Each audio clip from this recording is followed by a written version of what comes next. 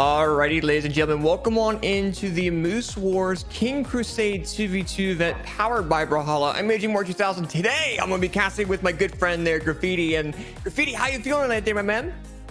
Hi. Today's been a little weird because we are starting Moose Wars at an earlier time than we are used to. So something about the clock in my body feels very kind of fight or flight about this. But still, I mean, we have a bunch of interesting... I was going through the bracket earlier as we were setting up for the stream, and I noticed some pretty interesting teams coming by and also some pretty interesting turn of events that always come with. Some things that I found pretty interesting, some teams I actually, I didn't recently check to see if they're in top 32, but some teams we might see are Cosmix and Cosmix and Glue, Kyryu and Hardy MJ, Bubs and Anime, Tiffany and Kaiser, and I'm pretty sure Balloon Boy and Mowgli got in, and also maybe Zakoi and Toast for Prez.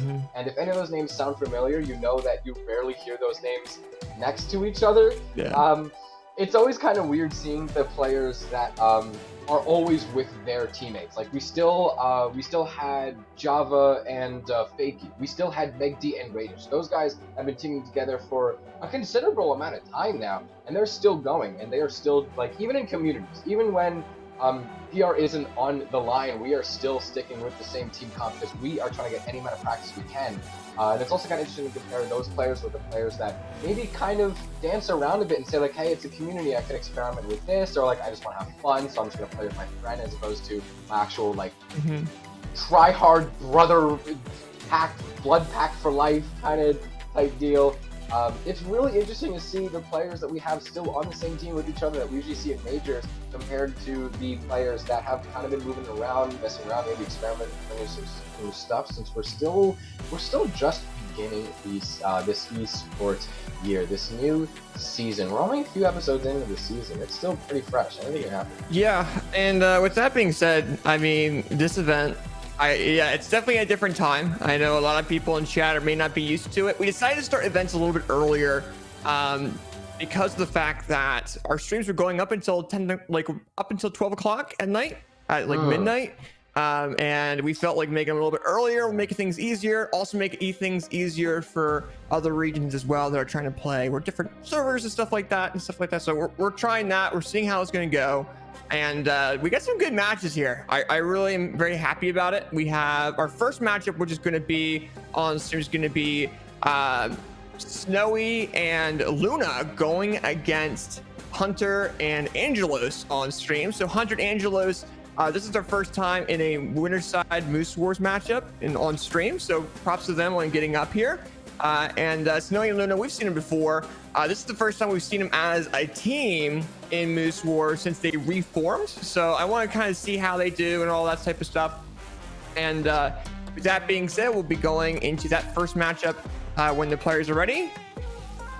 And I got the players to swap their names, and Luna's like, you can't mix up the king. So, but either way, they're good to go. They're going to go ahead and start off right now there, ladies and gentlemen. And we have Hunter and Angelos versus Snowy and Luna. PR number 1 against PR number 25.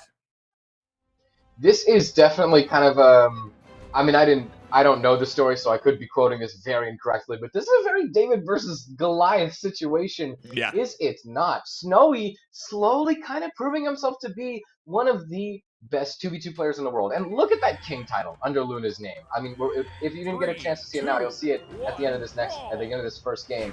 So we have one of the best 2v2s, and currently probably the best 1v1 player. That is one hell of a team to stand up to, and yet, so far this little introduction stands, Hunter and Angelos are not doing too bad, although that early stock would have been detrimental. Blue team is really trying to do anything they can to take an early stock, and it has worked, because once you get an early stock, you get for a 2v1, and they almost have that. Yeah, and with that being said there, these players are going straight into it. They're ready to have some fun here. We're seeing a lot of back and forth between them. At the moment, it looks like we're having Snowy and Luna kind of doing a lot more of this team control and neutral of the platform. However, we're seeing 100 Angelos actually knocking out Luna's second stock or first stock already. Things are going really fast paced, and that's how 2v2s are in general. And right at the moment, Luna, Snowy knocking out Angelos' second stock while also knocking Hunter's first stock. So right now, between both of the blue team members, they're currently going in with a 1 stock lead each over their opponents. You're seeing red team kind of trying to come back here a little bit, but at the moment, it does look like Snowy and Luna are trying to land some team combos here and there, just trying to get back into the flow of things, and just trying to keep this advantage that they have. But as we go into that, we are seeing Snowy trying to go in for the ground pound, Luna coming with that side air, and it looks like we're having Angelos getting knocked out of that final stock. Hunter now in a 2v1 situation against Snowy and Luna. And with that being said, Hunter tries to go in for that dare. So Luna tries to go in for the finishing knockout option, so does Snowy, but they're so comfortable in this situation right now, getting that 2-piece combo. And Hunter getting out of that second stock, now down to their final. And it's going to be definitely more so favored into Snowy and Luna right now. But Hunter's going to still play it the best that they possibly can. Goes in with some unarmed attacks. And that being said, I mean, we're seeing Hunter just trying to be able to dodge all these different aggressive attacks. Oh, gets a double hit combo on both blue team members. And with that being said, I mean, Hunter is trying to be like, okay, I'm trying to knock out Luna as well. At least if I can knock out Luna, I'll be happy. Actually goes a little bit more aggressive in towards Snowy. Oh, Snowy knocking out their own teammate. Hunter definitely succeeding on that final stock there. And is that it? Luna tries to get the Hunter, but then Snowy comes in, lands a hit, goes off ledge, and goes in aggressively. And Snowy and Luna going ahead and taking game number 1.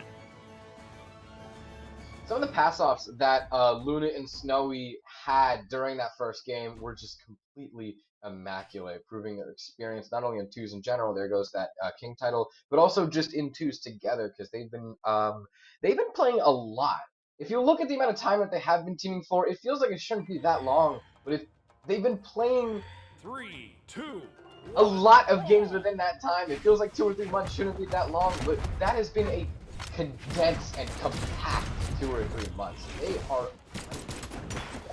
Yeah, and as we go into the second game, at the moment, I mean, things are getting a little bit aggressive here and there. And we're seeing Hunter and Angelo kind of going into the reds of their first stocks.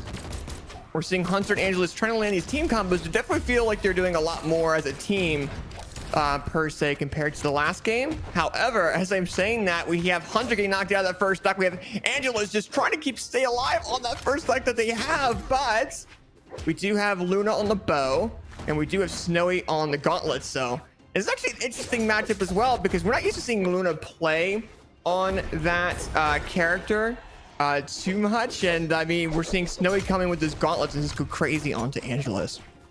At the minute, we're going into the minute mark. Snowy and Luna still on their first stocks. You're gonna see Angelos try to get these knockout options real quick, but it's getting definitely more so in favor of the blue team. Red team is doing a lot better than we did the first game, but now blue team's starting to make me eat my words. And that Diana pick that you brought up is actually a pretty interesting thing to mention, because we have seen Luna play a little bit of cross, especially in 2s, but rarely really ever blasters in 1s. And that bow, I mean, I'm pretty sure everybody, especially at this level that we're at right now, I'm pretty sure everybody has a Cody somewhere deep in the pocket. So it shouldn't be too much of like a huge surprise that Luna has some experience on both blasters and bow. But I don't think I've ever seen Luna play Diana, but either way, he's making it work pretty well, especially some of these offstage commits. Out of all 4 weapons on blue team, you feel like Snowy's, both of Snowy's combined would probably have a better chance off stage, but still, Luna has never been afraid to throw maybe it bites him in the back. He actually falls down that last stock. Red team has to be very careful because you can see how far that E6 sends, and also how far that attack almost sends up to the top of the screen. Red team needs to hold on to dear life just as they revoke that second stock from Snowy. They need to play some perfect gameplay in order to just take it 1-1. This is looking a little better. Yeah, for sure. And right now, I mean, this is definitely... Red team came back a lot, though, but not enough to the point where they can go ahead and win this game. I don't think they're being really aggressive, and Hunter's unable to come back to that platform. And Snowy and Luna take game number 2 on that character.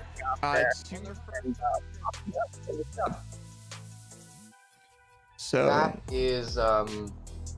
that does look okay for Red Team, because that game looked much better than it did that last game. You could tell halfway through the game, but Snowy still had his first stock. There was still a 3 on that board. They were just kind of messing around, and they were really going for more of a clip than anything. So the fact that they were able to last this long and bring their opponents down the last stock, although it is still a little scary, it does bode just a little bit better. We're going to look very carefully at the map swaps to see that we are actually not changing the map. It looks like they don't want to throw too many changing variables into the fray. They just want to pick one thing and learn it, and just see if they can get enough practice on this and warm up to this one situation. And maybe they're able to learn it, and who knows, them being taken game off of Snowy would just be fantastic. yeah, and right now, I mean, we're going into this next game here, and if you're Angelos and if you're Hunter, you got to be in the mindset of, okay, let's go ahead and try to do something different. Let's try to, I mean, they did very, very different going into that last game. I mean, they were able to come back from a 2-stock disadvantage as well. So if they can keep that same mindset going into this game, I mean, they could take a game off of Luna and Snowy. So we'll definitely have to see what kind of happens with that. But as we're going into this, Snowy and Luna just trying to go ahead and get some team combos onto one of the red team opponents. It's a nice little team combo, but swapping the opponents back and forth there a little bit in that one. We're seeing Hunter trying to do some attacks on platform, trying to use that bow neutral control as much as they possibly can, while also making sure that their teammate does not run into any attacks. Looks like at the current moment, we're seeing Hunter and Angelo getting low on those second stocks. We're seeing Angelo getting knocked off the ledge and is now down to their final stock. And so is Hunter as well, to the blue team's hand. Very nice job. And with that being said, I mean, can red team turn things around more into their favor like they did last game and be able to win it this time? Some of red team's conversions are definitely starting to come through, and also some of their positioning. They're really trying to get as much stage control as possible, especially during this temporary 1v2. Great way to start, but still, blue team immediately snags it back, and Luna was going high with that. Nasty detrimental if that was actually connecting the whole thing. So, as red team is just trying to scramble for any space that they can get, they are putting Snowy and Luna in a bit of a difficult situation, but still, they cannot take too many more hits of their own. As you can see, that lateral offstage combo, that vertical just, I mean, I would have stood up out of my chair after that. During set 1, mind you. We do have Luna at a double ledge guard. Luna go back and separate red team a little bit. This is going to be do or die for Hunter. Yeah, for sure. And with that being said, I mean, this is definitely a major deal for Hunter. I mean, I think blue team's very comfortable with where they're at. I mean, they're like, all right, we're gonna try to go ahead and end things off easily. We're seeing Luna landing signatures. We're seeing Snowy kind of getting off guard there. Them being very comfortable, and Luna and Snowy take this game very, very well. And that might be it. It's gonna be it. Snowy and Luna. Snowy representing Moonlit, Luna representing Hypnotic, winning 3-0 over Hunter and Angelo. It's very, very nice job from them. And I mean, overall though, Luna and Snowy's team combos coming in clutch, doing very, very well. And I mean, realistically, blue team was really focusing on Angelos. They realized that, and then Hunter went down to their final stock, and then I mean they were doing pretty well, but I mean when you're going against Snowy and Luna PR #1s there, it's a very big deal here. So you were just seeing that signature come out from Luna, and that knocks out. So very nice job. And with that being said, Luna and Snowy will be advancing further into the bracket. But what we're going to go ahead and do, ladies and gentlemen, just because we're having a technical issue, we're going to go ahead and go over to a small little break just to fix some things. And then when we come back, we're going to have Simba and Walshy versus Meg D and Radish up on stream. Seed 4 versus Seed 5. And this could be a very, very dope matchup. So we'll be right back, chat. Do not go away. And we'll come back and cast those next couple sets here.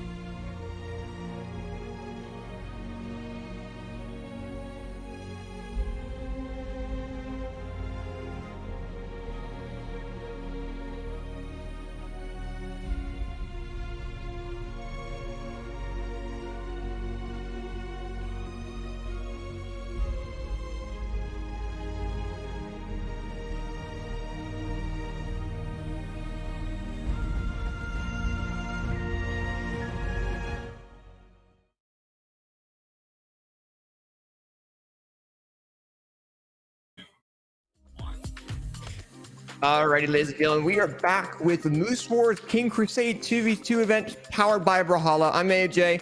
I'm casting with Graffiti, and we're back. We got things kind of working, and we got our next matchup ready to go, which is going to be Simba and Walshy versus Meg D and Radish. And Graffiti, how you feeling about that matchup, my man? This is a pretty good example of kind of the two different teams that I was talking about earlier. In fact, one of them I even used in my example of Megdi and Radish. They've been teaming together for a few months now, and they've definitely developed some synergy. I mean, they've made it this far, and you kind of can't really do that just off of a whim.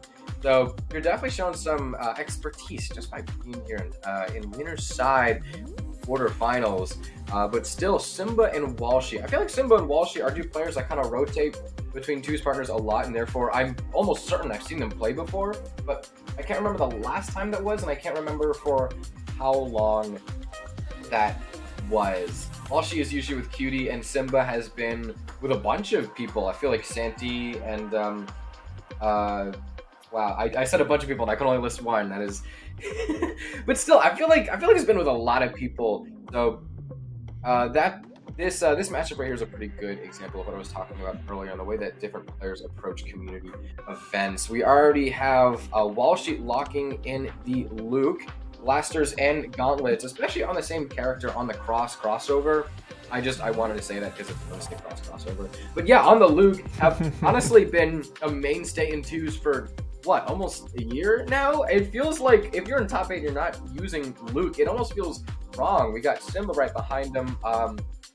Like I said, these could just be early picks, but either way, Simba locking in the Poe, crossovers, and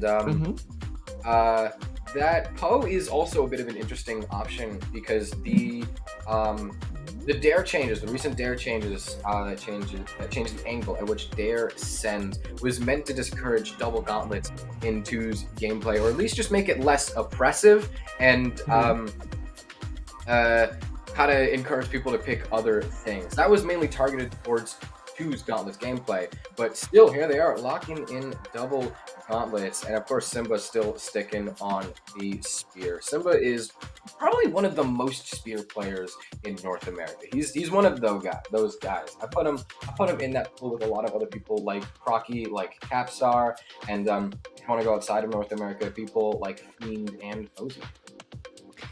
Yeah, and I think right now, at this current point, this is definitely going to be a good matchup as well. I mean, Simba and Walshy got 5th in the Winter Championship, went absolutely crazy, and then they're going against Meg D and Radish, who are a fairly newer team compared to some other matches that we've seen them, because we've actually seen in the past Simba and Walshy as a team all the way back from 2021, so they've played together before. They are just now, so to speak, coming back.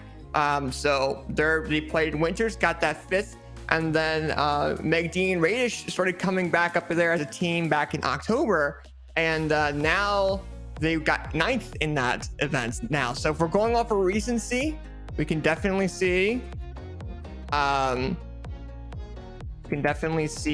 Simba and Walshy technically have that upper hand just because of that placement. So either way, though, they're going straight into it, and looks like they're going to knock out all but 3 maps, and it looks like the red team is going to be choosing either Apocalypse Demon Island or Small Fortress of Lions, and they choose Small Fortress of Lions. So with that being said, Radish and Meg D versus Walshy and Simba in game number 1 of our lovely tournament here, King's Crusade.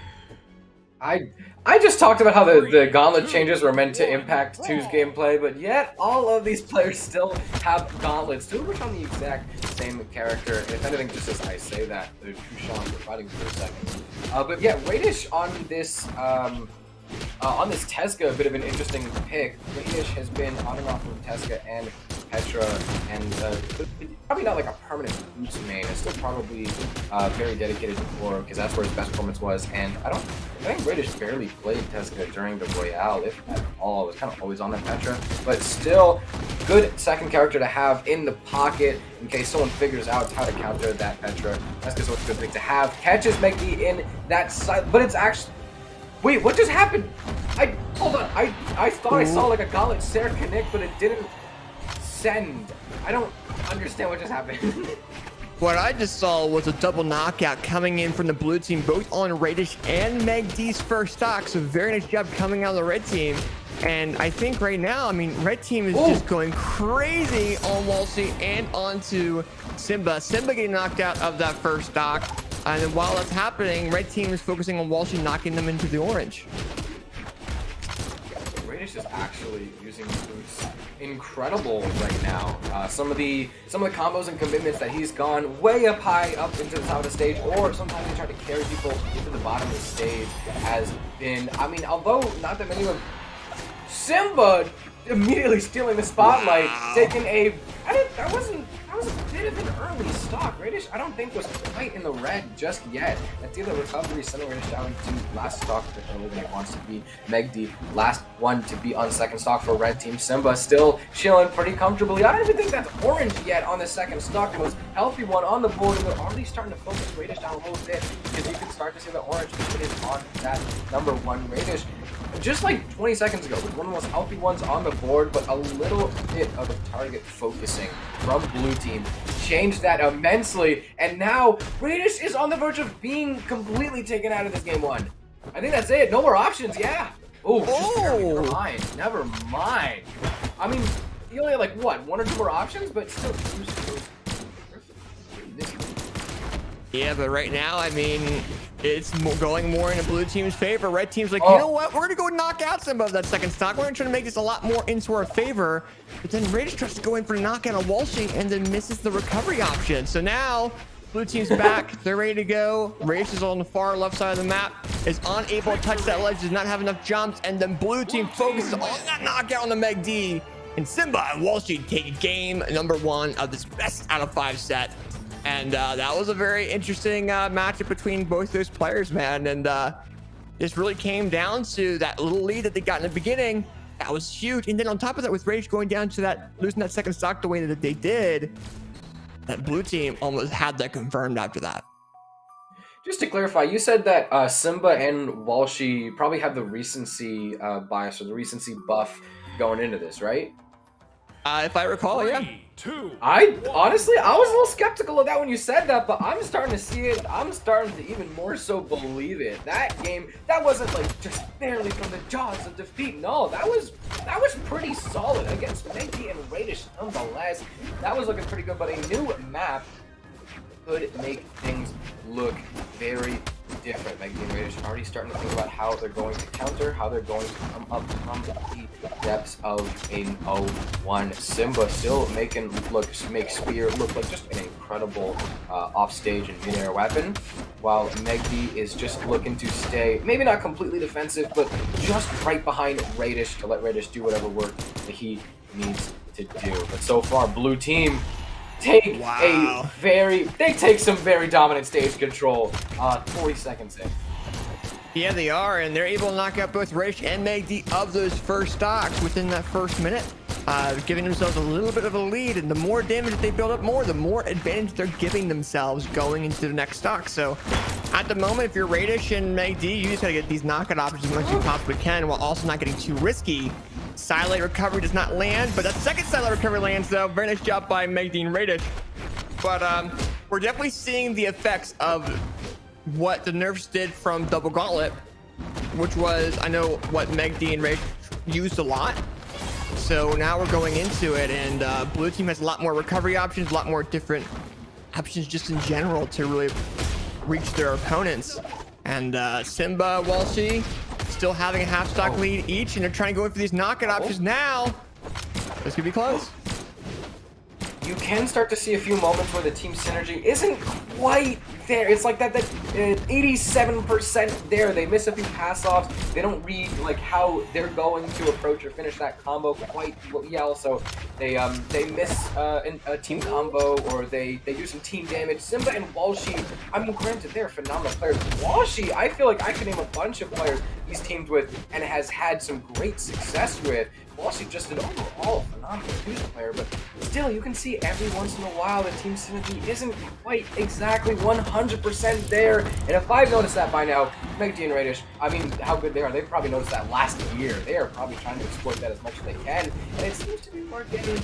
Not too bad, just still keeping an even game. I mean, switching to Demon Island is definitely going to help us feel a lot more confident on that. Compared to a few other stages, but Simba never count them out too early, going for the Sair all the way from above. He knows at the most risk of falling out of that second stock. Falls down to the last stock though. The hands is the result of this game is really going to be in the hands of how long Rangers is able to survive. Makes people need to protect his brand. He's going for the save! And right now, we do see the save from Megdi on the Radish. Radish trying to come back, but then we see Radish get knocked out of the final stock. Blue team trying to get game number 2. And we're just seeing Megdi getting launched around by blasters and spear. Simba missing that dare option, but tries to go off the bottom of the map, but wasn't able to follow up. But he's still getting a lot of damage in while being unarmed. Whoa, that just happened! What? We saw Walshy get saved by Simba's spear throw, and that just went into Simba and Walshy getting that lovely knockout and taking game number 2 over the red team, Radish and Megdi. But I mean, we're seeing Simba knocking out their teammates, but I mean, overall though, I mean, it didn't really matter. Yes, they were able to knock out they knocked out their teammates and stuff like that, but they just had such a big lead. Simba coming in with that signature on the Radish, and then we saw that knockout option by Simba, silent recovery landing, and they took game number 2. All right.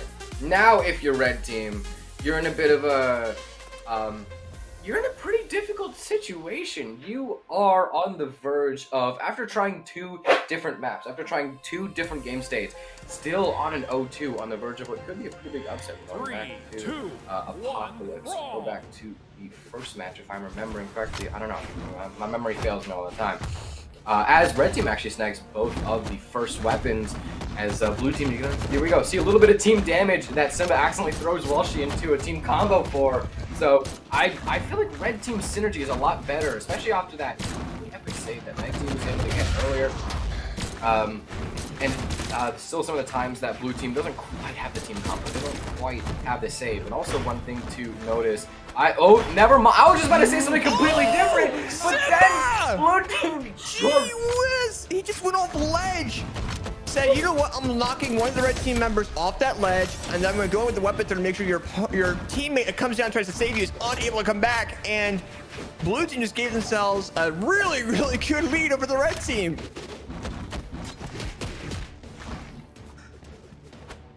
As blue team is starting to, they had a bit of trouble coming back from that double ledge guard. They're definitely respecting red team and trying to give them their space, but still never afraid to just rush in whenever they need to. You can see Simba. There's been a lot of times Simba has been launched up, almost been KO'd up at the top, and then still is never afraid to continue fighting, even though he's at huge risk of falling out of whatever stock he's at that point.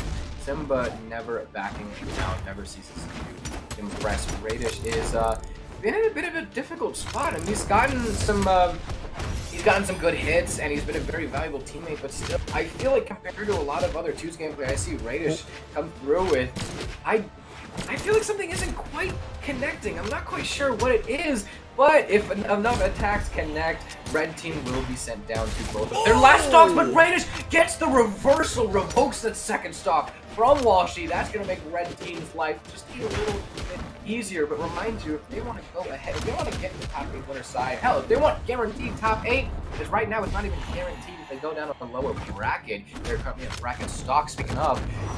They have to get a reverse 3-0 if they want guaranteed top 8. They can still get top 8 if you go to the lowest bracket. It's just going to be a lot more difficult for players like Simba. Well, yeah, and at the current moment, I mean, we're seeing the red team just trying to find some type of way of making amends here between both of these players, or both these teams, but blue team is up 1 entire stock with Simba still being on that second stock. Red team really needs to try to focus on it if they possibly can, or knock out Walshy to have a 2v1 situation. So right now, blue team definitely feels a lot more comfortable here. They're now floating in the air a little bit. They're trying to get some team combos on the platform here and there, but I mean, we're not really seeing a whole lot. We're seeing some side attacks here and there. Then we see Simba with the helicopter grab and hits both players. launches them off the sides. We see Simba coming with that nice little 2-piece as well. But overall, man, I mean, red team's just trying to not get knocked down. As I say that, Radish gets knocked out there by Simba's unarmed side signature, catching them off guard. At the moment, Simba comes with a jump side air. Is it over? It is over. There it is. Indeed. And Simba and Walshy take game number 3 over Meg D and Radish. And realistically, I mean, Simba and Walshy's synergy definitely was shown there. We could definitely see it going into this game. Simba comes with that grab pound on the Meg D, but then that weapon throw that we talked about just landed on them like crazy, and they were still able to come back to that platform. But overall, though, Walshy and Simba having that neutral platform control and took it with stride and got their advantage. And as soon as he knocked out Radish, Meg D was in a bad spot and didn't have enough jumps to come back. 2 back-to-back 3-0s. One hell of a way to start the stream, especially considering that one of them, I'm pretty sure, if I could double check the seeding, is a bit of an upset. Simba and Walshy having a very comfortably confirmed, I'm pretty sure that's confirmed top 6, because even if they get out in lower bracket and semis, that puts them in a pretty good spot in the bracket. So, I bet they're feeling pretty good right now to having taken down such opponents like Meg D and Radish. But they also just made everybody's life in lower bracket a lot more difficult, because you do not want to go up against Meg D and Radish. Trust me. I mean, I don't know if it's experience. Just my sources believe me. My source is dude, trust me. Up next, we have actually a pretty interesting matchup. We got Dog and Cutie versus Jet, Bean, and Clem. So Dog and Cutie is a fairly newer team, so to speak. I mean, originally we used to see Dog, an anime fan team, a little bit. So now with Dog and Cutie, they're going into this matchup. They're going to try to see how they do, but they're going against Jetbean and Clem, and I know chat knows who Jetbean and Clem are because of what they did in winter. So I don't know it's going to be an interesting matchup overall. I mean, it's going to be seed 2 versus seed 7, Dog and Cutie being the higher seed. And I don't know. I mean, Jetbean and Clem, I definitely think they can win this matchup. This comes down to the team synergy that they have.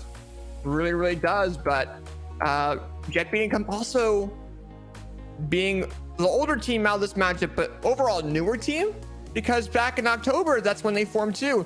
Back in Monster Mash of Moose Wars, they played their first event and got 9th. They went into Winter Championships. They got 5th in Winters. Went 5th. So I don't know. I'm going to say Jetbean and Clem are going to be the team that is going to be the one you're going to keep an eye on just because of the Winter Championship placement.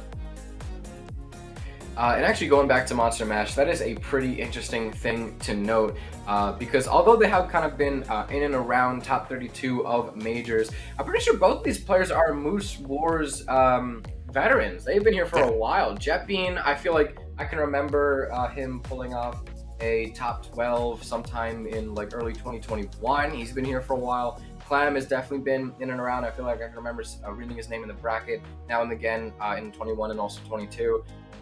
If memory serves me right, I'm pretty sure they are also Moose Wars veterans. They are not only just used to, but probably pretty comfortable to being in this spot. Probably even especially against opponents like Cutie and Dog. And the fact that this is a pretty new team is important to note, because with their respective teams, when Dog was teaming with Anime, when Cutie was teaming with Walshy, both of them had a great success. They are just outstanding twos players. But if you put 2 outstanding twos players with each other, where they're not used to teaming with that person, you can get some interesting results, and I'm very interested to see how this goes, as we have Clem and Dog, 2 very big threats with blasters. Very dangerous game, trying to 1v1 each other on the side of the stage. Oh! Clem coming in with that recovery knockout on a Cutie off that ceiling, giving that blue team a little bit of a lead that they need. And right now, I mean, Cutie comes back, just going to try to knock out Clem and make amends, but that was definitely a good way of knocking out, especially off the ceiling of this map as well. Cutie trying to do the same thing on the Jetbean, but gets that side air on the Clem. So overall, red team just has the control. Clem's still alive. Jet Bean's going crazy on those battle boots. Oh my Clem God. knocks out Dog, and Lem is following through with Jet Bean trying to knock out Cutie. And Jet Bean saves Cutie and lands that signature, but not, and also loses their first stock. You can see Dog doesn't even try to convert anything off of that lone sidelight. Doesn't have Clem downloaded. Clem has taken 3 of your stocks only just before losing their first, and you still don't even really have them downloaded. That is just an insane display coming into game 1. Jet Bean and Clem, and also, yeah, Jet Bean never too far behind. Always, I mean, I feel like I can definitely see the offensive defensive position that they are trying to set themselves up for. Holy! But it might not be enough. I don't know, but right now, Jet Bean comes back. Clem gets knocked out of their second stock by Jet Bean's hand. Jet Bean's doing a little bit of team damage here onto their teammates, so they have to be very wary of that. But red team with that team combo was able to make amends, but Clem's like, you know what, my axe is going to go straight into Dog's face. Gets that recovery onto Dog, and red team is in a one stock all situation. Jet Bean's still on their second, but Clem's going for the risky stuff, and it's landing. Falling down to their last stock. Check out Cutie. Cutie's second stock went by very quickly, and thus has had to ride a lot of time on the last stock. And just like I said, this probably sounds familiar from in previous game I said, but it's gonna come down a lot to Dog. Protect their friend, as Cutie needs to stay alive for as long as possible and starting to get some work done on a Clam is gonna be a good way to start it, as Jet Bean absolutely was some team damage. But their first half of the game, they were in lead for the first half.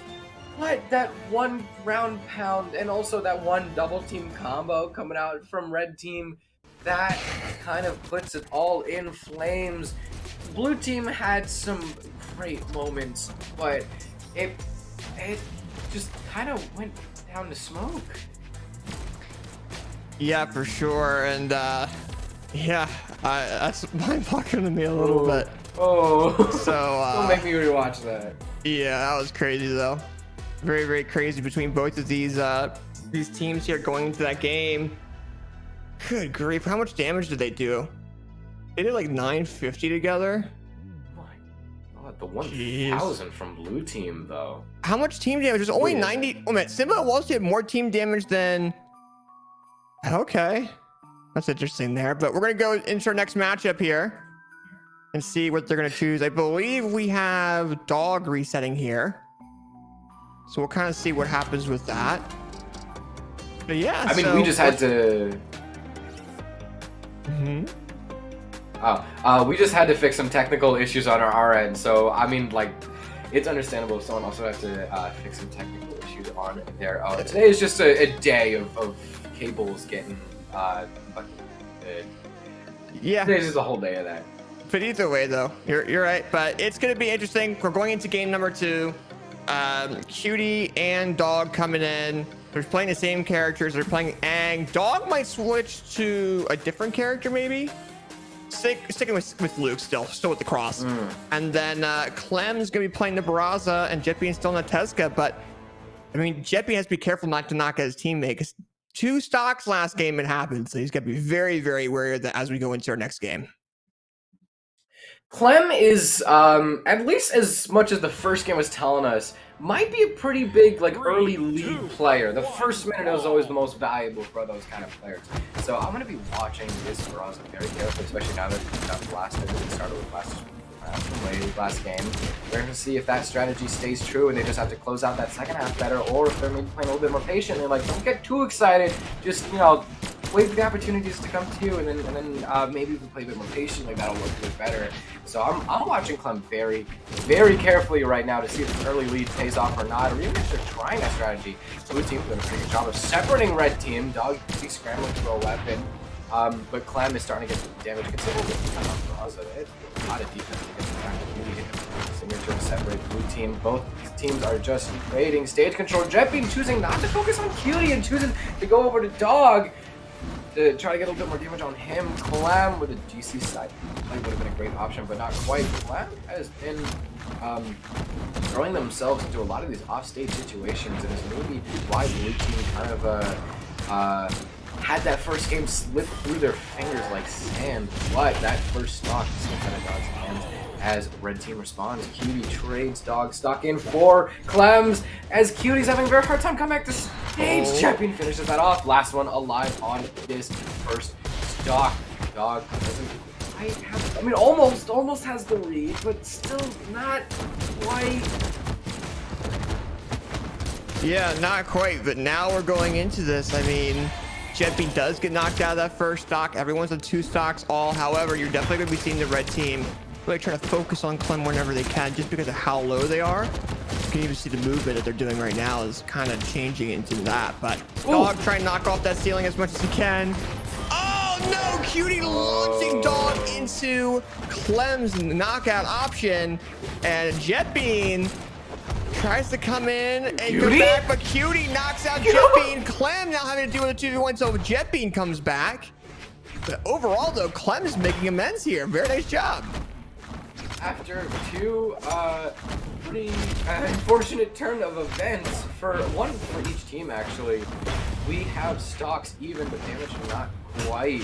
Cutie and Clam just about fall down to that last stock. Jetbean not looking too good. If they really want to bring this to 1-1 and prove why they were in the lead during the first half, Dog with a very well-timed dodge does mean that it's going to be out of options for a little bit. Falls out of the game. Cutie has a stressful 2v1 to follow up with. Getting that first stock off. That is going to start Jetbean just trying to stay strong. As Jetbean staying back a bit, actually pretty smart team formation, making sure that the healthiest one alive is still trying to get the most work done. Jet and Cutie, you can see both spot dodging at the same time, being a little hesitant about approaching each other, as this is not good for Cutie. I know that like being on the 2 side of a 2v1 is usually like the easier side, but they are closing. That's a good way to go. That was a good way to go. Jetbean and Clem close that 2v1 out pretty swiftly, actually. I know that being, like I said, the 2v1 is usually pretty easy, but they did that faster than I've seen quite a few other 2v1s happen. Red team is going to want to try to avoid that 2v1, or else that is basically game over. But still, this is a cool way to end the game. Look at Cutie go. Yeah, he's like, oh, I'm going to die, but I'm also going to make sure I knock out one of the fucking opponents while I go down there. So going into the next game, they're back onto Apocalypse here. Let's see what happens here going forward. I mean, we see Jetbean playing on those battle boots. We see Clem on the axe. We're seeing Dog and Cutie on the double, on the blasters and on the gauntlets. And I can kind of throwing the blue team around right now. What the? What? Lands on the both blue team members.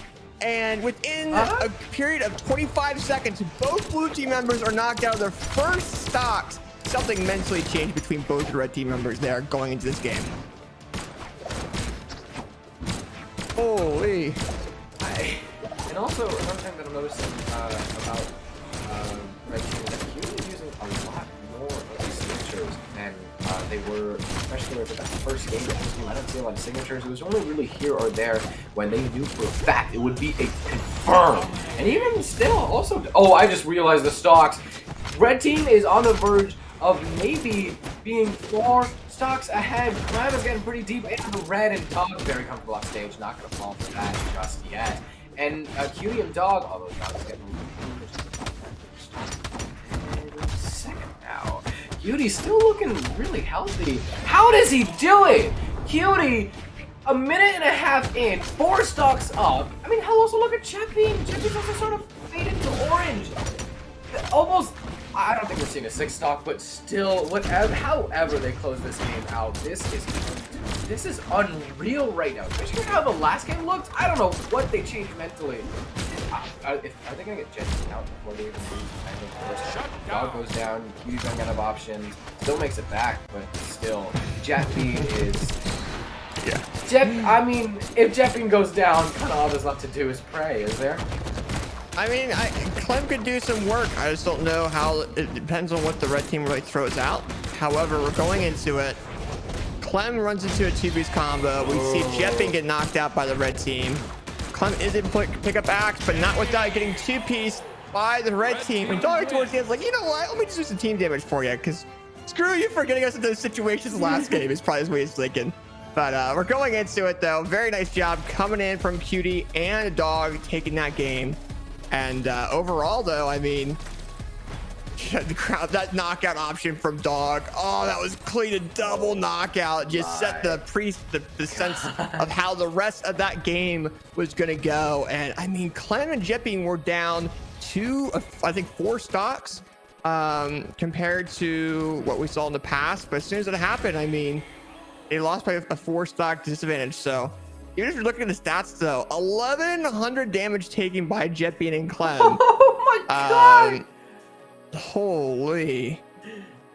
I mean, it just came down to, and I don't know. I mean, like, I'm confused by it because we saw those previous games, right? So I don't know. We're going into game number 4. Dog and Cutie are up 1. What will Clem and Jetbean do to make things a little bit more easier for themselves? What they are going to do is that they're going to try and change a lot. They're going to throw a lot of changing variables out right in this way. There's a completely different map and also a completely different character. Look at that. Pretty sure that's the Winter Holiday Onyx, is it not? Coming out. I recall, yeah. That's going to be it. Yeah, coming out to play for game 4, and also Clem. I mean, this game is looking a lot better than this last one. I don't know what just happened that last game. The fact that they were on the verge of being 5 stocks up from their opponent, but still basically sudden death on their first stock. Dog is the first to go. Cutie looking to trade Dog in for Jetbean, but still not quite gonna work. Actually, maybe never mind. Cutie just trying to play on the 2v1, careful, and is able to seal the stock, but Clem with the save. Actually, being for Cutie focusing very hard on the Jetbean as Cutie stock falls at the same time as Clem. I might be catching on as to how Red Team is trying to focus and trade and play around with Blue Team and how to target swap. Target swapping is a very underrated and yet difficult skill to really talk about that much. You can see there we go. Some more signatures coming out. They haven't been using that many signatures this game, but hey, maybe it's a little too early to tell. Blue Team's starting to take some pretty good stage control, knocking Dog down to last stock, while everyone else is looking not too bad on the second stock. Dangerous Clem was for this Cutie and Jet, and he's second now. Could be falling down to that last stock. Yeah, for sure. And right now, I mean, we see Jetbean and Clem getting knocked out there by Dog with those gauntlets. And I mean, if you're a Red Team, you're feeling a lot more comfortable, but not as comfortable as you've seen in the previous games. So at the moment, Clem is low. Or, I'm sorry, Cutie is low on that second stock. As long as they have that, they have a little bit of an advantage, but not if the Blue Team is able to knock out Dog off that corner. But Cutie does get knocked out of that second stock. Dog now having to deal with a 2v1 situation. Clem with the recovery on the Dog. And then Blue Team comes back, tries to land a team combo back and forth. They're trying to win this game. It is even between both of the teams right now.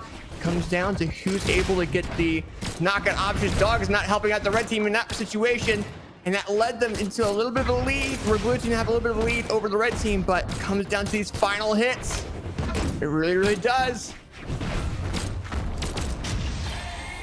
Clem is on bracket stock. Jetbean just has to sit in the VC and watch as hope, maybe, just maybe, Clem can bring us to a game 5. Desig will turn this into a 1v1. Dog trying to dash chance berry. Blasters might be able to outrange College and take us to a game 5. Absolutely. We're going into game number 5 between both of these teams here. This is definitely what the Blue Team really, really wanted. I mean, compared to the previous games that we had, man, that was huge. So going to game number 5, damage was relatively even all the way down into that final situation. But I mean, Dogging and Cutie, they went into it and they went to that final stock. And then I think Dog landed an attack on their teammate, which was Cutie. And kind of let them into this weird preset of the overall feel of the matchup, and Jetbean and Clem took advantage of it and got that game. So we're going to game number 5 here. Let's see what happens. But right now, I mean, it's we're seeing a lot of back and forth by the Red Team with double gauntlet.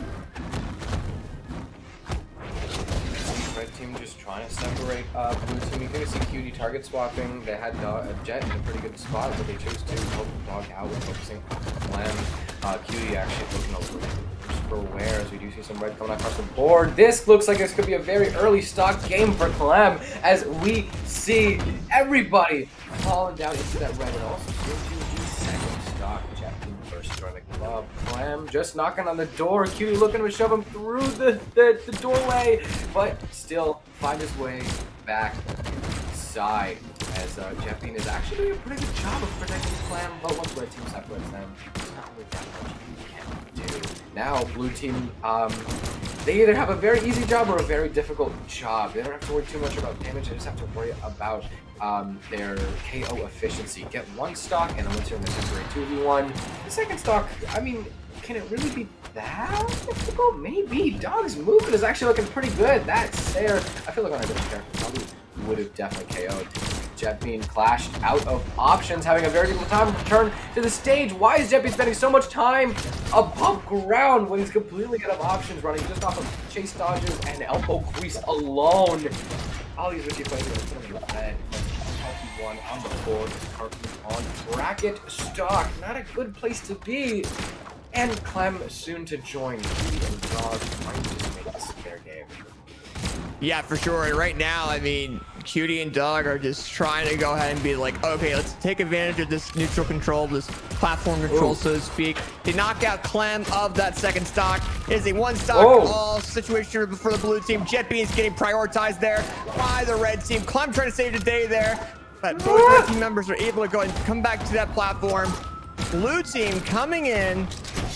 Gets that signature on a Dog. Dog and Cody are still in the second stocks. Clem and Jetbean need to get these knockout options right now.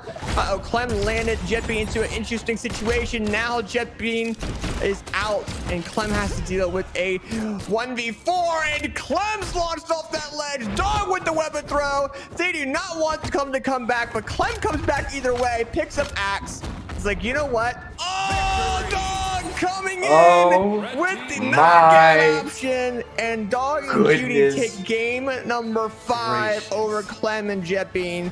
But man, that was a fantastic matchup between both these players, and it came down to, I mean, Cody and Dog really showed their team synergy off that ledge. And then, but the only thing is, as soon as Clem landed that side air on the Jetbean, things kind of changed pace for Jetbean. Jetbean ran into that recovery, and Dog was able to get that weapon throw. So very nice job coming out of Dog and Cody. They'll be advancing further into the bracket. They'll be going, I believe, against our next matchup, which is going to be Phazon and Cody Travis versus Santi and Lampy. That's gonna be a tongue twister when we get into the matchup. Santi and Lampy. Oh, I love it. Oh my goodness. The players of Santi and Lampy. Okay, now that I'm actually trying it, yeah, it is kind of difficult. The players of Santi and Lampy are going to be a pretty interesting matchup. They're both players that have had some pretty good success in ones, but with very different stories. Lampy has kind of been, in and around in communities recently, and it's only, or not even recently, for a while, but it's only really recently until Lampy has really started to kind of ascend to a new level, really started to put his name out there, really started to, maybe cause some upsets in pools. Lampy recently has been on a pretty nice grind. While Santi has been a high-level player for years. I'm tempted to say millennia. This guy, if you go back to old tournaments, like old top 8 sets in like 2018, I think I want to say, you can still find his name littered amongst the top 8 or 2. The man knows his way around a tournament. And they've definitely found some pretty comfortable spots in 2s, but not really to the extent that Phazon and Cody Travis have. I mean, they're both very accomplished ones players. I mean, Cody literally won BCX 2021. So during the North America, when it was all regional, all online, Cody Travis won that. And they're both very accomplished ones players.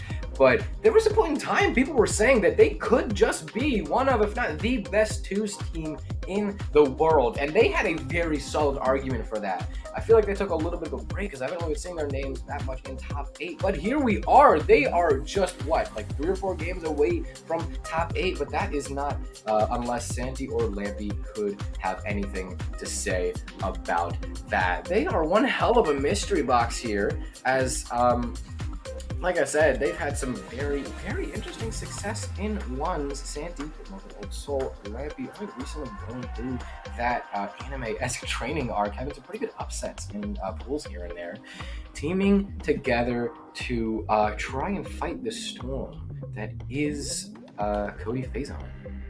Yeah, for sure. Cody and Phazon, I mean, they're Moose Wars winners. I mean, they won. I remember they won Moose Wars Cyber Showdown. They won the finale of that series, right? And then ever since then, since of 2021, every time they've teamed, they've gotten top 5 of every event that they played. And then also, Cody and Phazon got second in the Winter Championship. So a lot's riding on Cody and Phazon right now just because of how well they did when it came down to Winters. And Santi and Lampy are a fairly new team, so if they beat Cody and Phazon here, is definitely going to be a very interesting overall situation. But we'll have to see. We'll definitely have to see what happens with that. But that being said, I believe we're just waiting for me to go ahead and give the players the go ahead. But yeah, I mean, I don't know. Cody and Phazon, I mean, they're known for being crazy, so. You are definitely right about one thing that you said, that Cody and Phazon, they're on a bit of a comeback. I feel like there was a bit of a break sometime in the past few months where I don't really see them as much, but still, over the course of the past few weeks, I've been seeing their name a lot more and more, and that comeback, they're definitely trying to come back to their former glory of when they were in the running to be one of the best twos teams in the world. They're definitely trying to chase that down, and Santi and Lampy could just be one more obstacle in their way in a very, very long journey. But still, I am really excited to see how oh, there it is. First of many, probably. I'm still very excited to see how Santi and Lampy play together, because they've had some very I'm sorry, okay?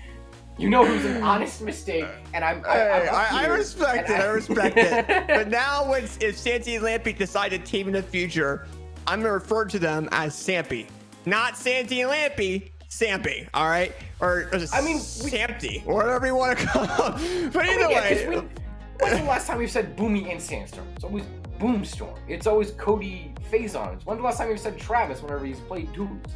I'm on the Sampy train. I'm all right with that. You're so stupid. I love that. But the other players are going in. Oh my gosh. Phazon with the Vow, Cody with the Barraza, the things that we know them for. Santi on the Vow that we know them for too. And then Lampy is going to be playing on that Luke crossover skin for Cross. So we're going into it. I mean, most of these players, we know them for their characters. So we're seeing a lot of sword, a lot of gauntlet. I think realistically, Cody's the outlier here with the axe. So we're going on to Apocalypse. Going to game number 1. Let's see how it goes. Yeah, the only surprise of the character picks being Lampy, but not too surprising, as Luke has been a staple, and not even just Cross, specifically Luke, weirdly enough, has been a staple in twos for quite a few months. Opening in little introductory dances, everybody trying to download each other. Red team just trying to get the hang of, like, okay, well, how does this blue team you say will work? What am I supposed to do to fight into this? As the game is still very even. First few clashes for stage control, not really going to any one team's way in particular, but Lampy has either read pretty well or just showing off some very good reaction times, punishing or reading that spot dodge.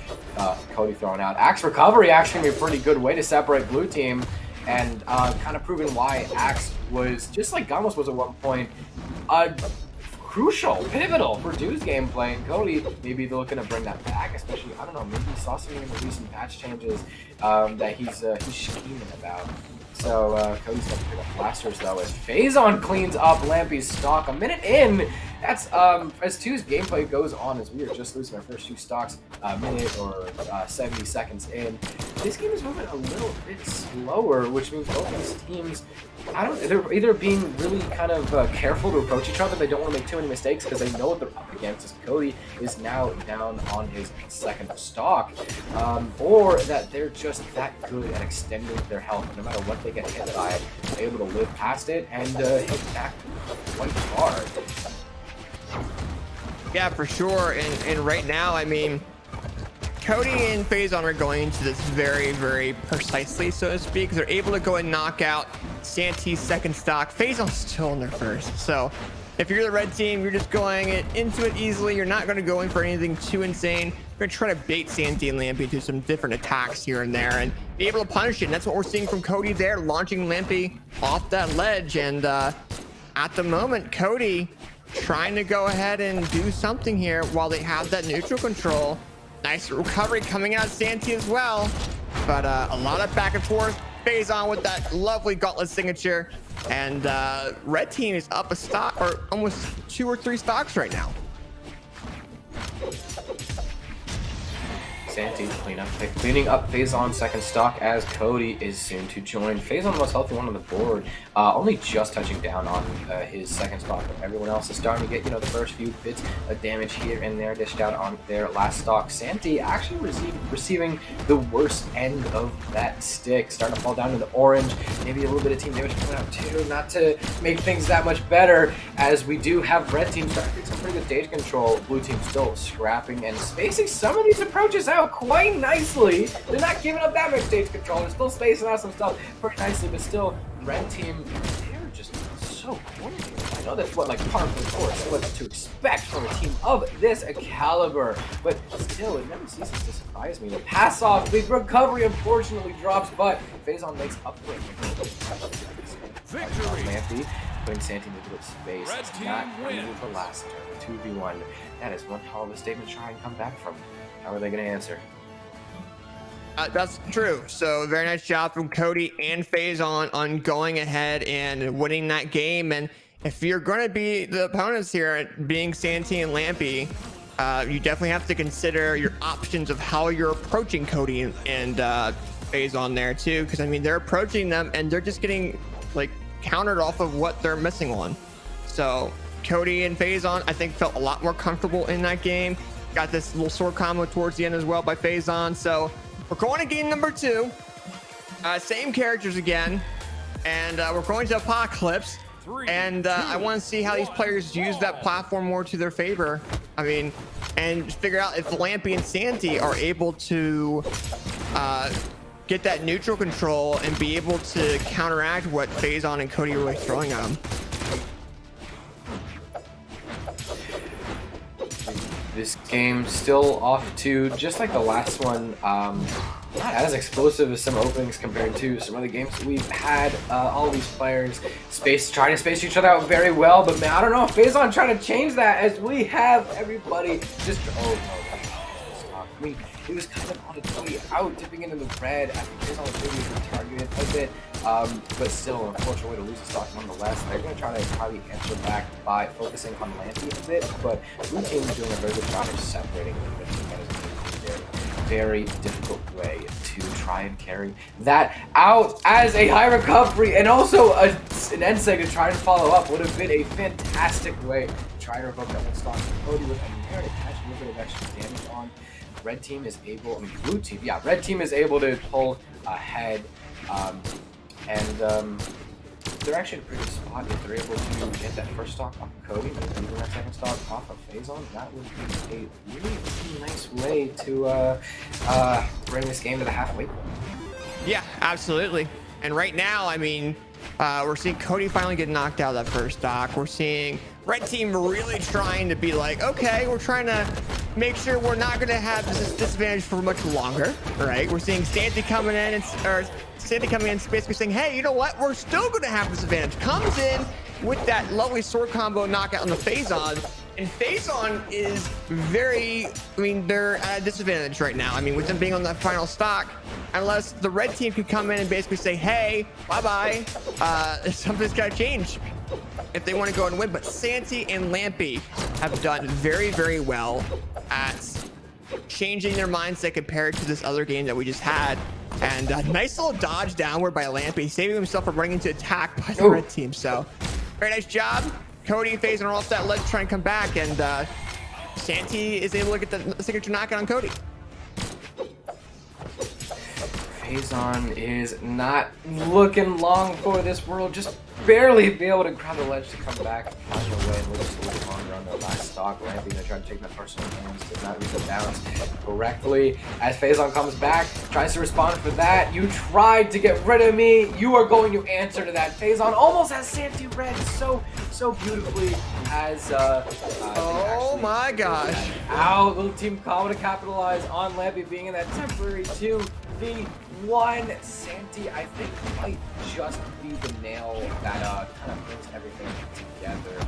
As, I mean, even if they fall down, I mean, which they didn't, even if they were about to fall down to that 2v1, Santi would have been very doable for Santi, considering that they are pretty healthy on that last stock, but it ends up being Lampy. Considering how damaged Lampy was on that last stock, that was getting close to barbecue sauce red. Still is able to close that game out. Yeah, for sure. Very nice job coming from Santi and Lampy. Really saying, hey, I know what you're throwing at me there, Phazon and Cody. Let's counteract that. And they got that very nicely and takes game number 2. And overall, though, I mean, the blue team did 1,100 damage against the red team. I mean, red team definitely held their stocks a lot more compared to what we've seen tonight. But we've been seeing a lot of people get knocked out around the 1,100 or more so around the 1,000 mark, right? 500 damage is an average, so to speak, knockout option. So, but overall though, very nice job coming in from Santi Lampy. And then we're going into game number 3, Small Fortress of Lions. And we'll see how this game goes. It's 1-on-1 right now. We're taking quite a tour this set. We've seen quite a few maps, haven't we? Absolutely, we have, for sure. Oh, Santi! Oh my goodness! Oh my gracious, gosh. taking a 15-second stock off the side of the stage. Santi is gonna have to live the rest of this game with just 2 stocks. All over. Still trying to make it work. Getting some very nice punishes onto red team as they're trying to focus a little bit more onto Lampy as Cody is here. Side sneak, I mean not side sneak, Sarah into the recovery to revoke that first stock from Lampy. Phazon, I mean, how Phazon's looking like Pugsy right now. How well he's able to extend these stocks. Though regardless of his Legends defense, it takes a bare, just a little bit above the bottom of the stage to send it down. Even then, his teammate Cody still working 2 damage, orange on that first stock. Santi really starting to pay for the consequences of falling out of that first stock very early. But regardless, blue team is taking some pretty nice control center stage. Cody is going to try to revoke that first stock from Santi as red team is able to snag center stage back away from their grasps. But still, red team able to respond. Their punishes so far have been great. Blue team can't really focus on one player more so than the other, or else the other player left is just going to punish whatever blue team is going to try to do as they are on last stock. Well, Cody has dropped down for second. Yeah, I mean, it's just kind of bread and butter for Cody and Phazon. I mean, they're used to these team combos. They don't really drop them very easily. So if you're the blue team, you got to be really careful of that. You got to be really careful. If you give the red team control of the map and you're leaving yourselves in the air, you're going to get punished very, very hard. So you're seeing Lampy, we're seeing Santi really try to get it. But as they try to, Cody knocks out Santi as a final stock. Lampy now having to deal with a 2v1 is able to knock out Cody of their first stock and knock out Phazon of their second before getting even punished for any of that. Lampy? And I know Lampy's going crazy. Look at him go with these gauntlets. And I mean, he's really approaching Cody and Phazon very, very well. And they're exchanging back and forth, but they're doing pretty good right now. Oh, I would have been so excited if Lampy was going to take another stock or two. But still, let it be known, we have what, like 100, 200 people here. We have a good 200 people here to vouch that Lampy was able to get a double KO in a 2v1 against Phazon and Cody Travis. Yeah, for sure. Very nice job coming out of Cody and Phazon there. And like I said, it's their bread and butter. They're used to it. They're used to these team combos.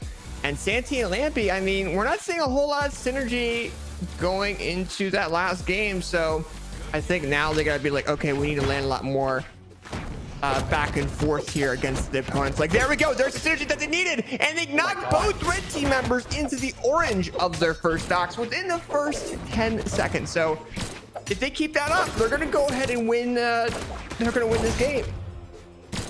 Reminder, Santi and Lampy need to win this game just to bring it to game 5. Phazon's punishes have just been high tier this entire set. Never letting blue team run away with too much unexcused damage on the friend, but still.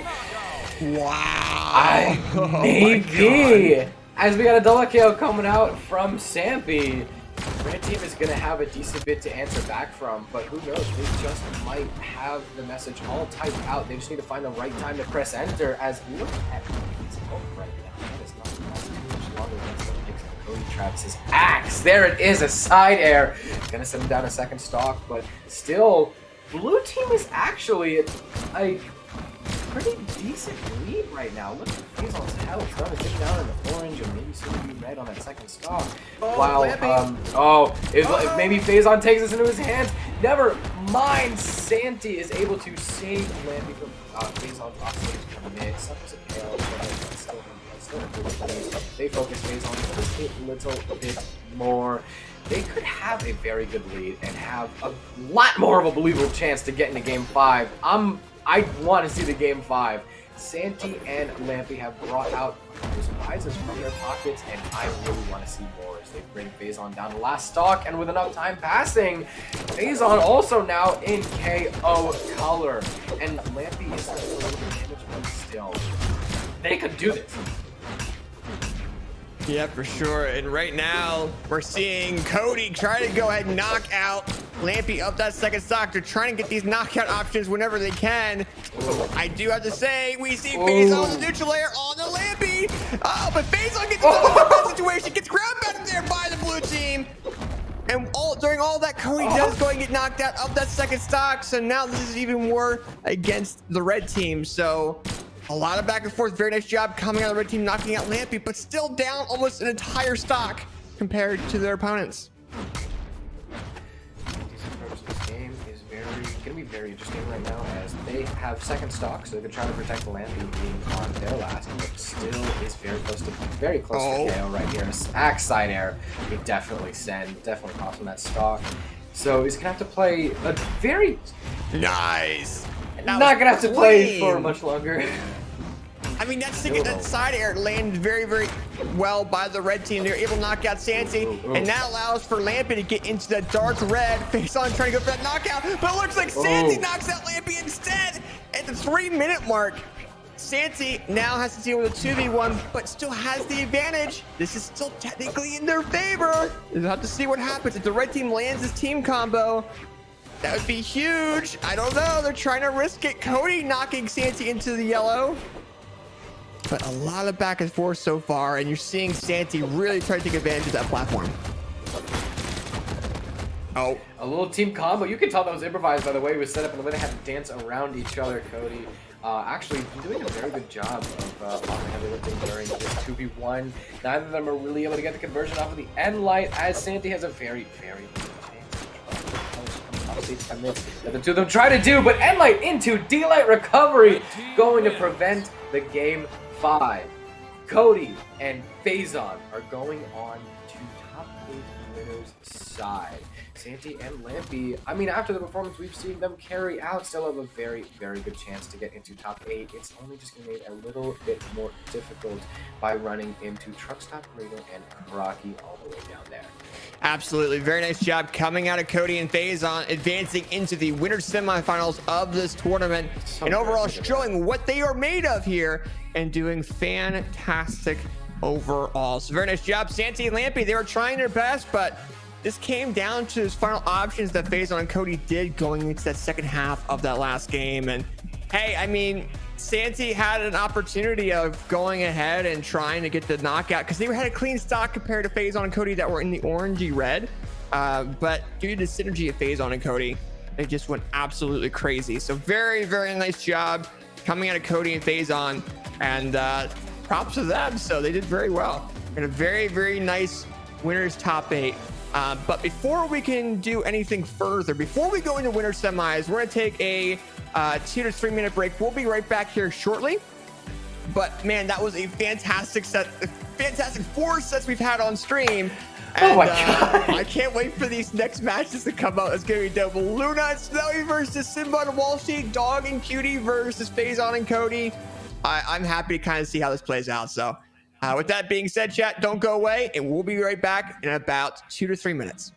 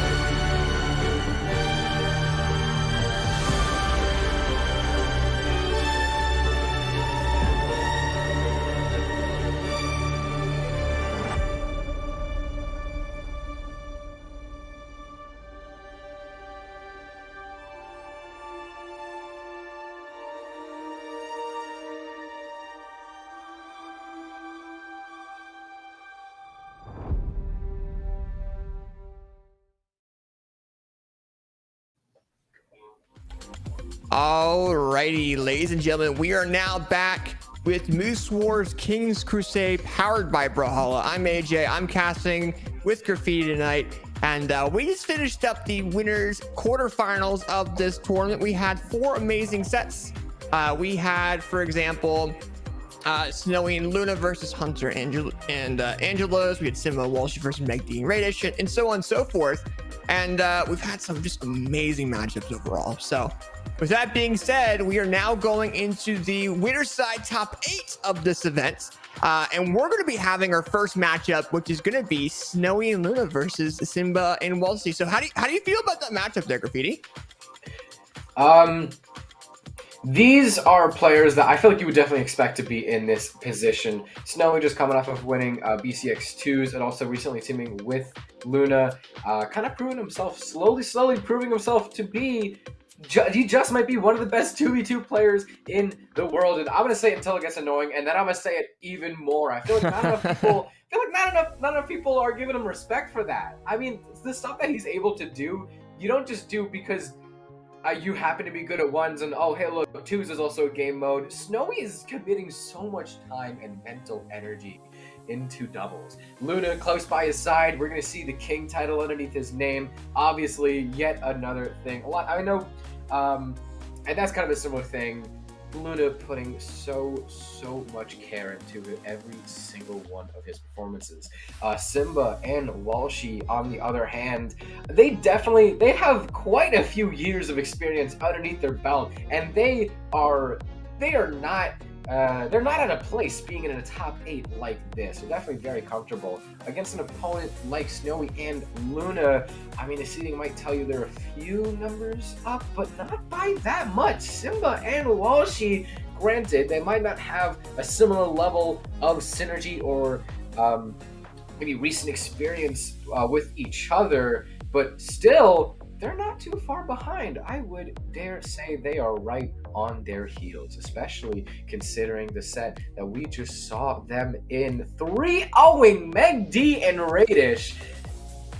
I'd say they're not too far behind. I'm if we had voting like the Twitch point voting, do we have that? I want to see it 50-50. I really want to see here's the thing, predictions are about to go up right now, actually. Ooh. Speaking of it, so we'll definitely have to see how that overall turns out. Chat, keep it even.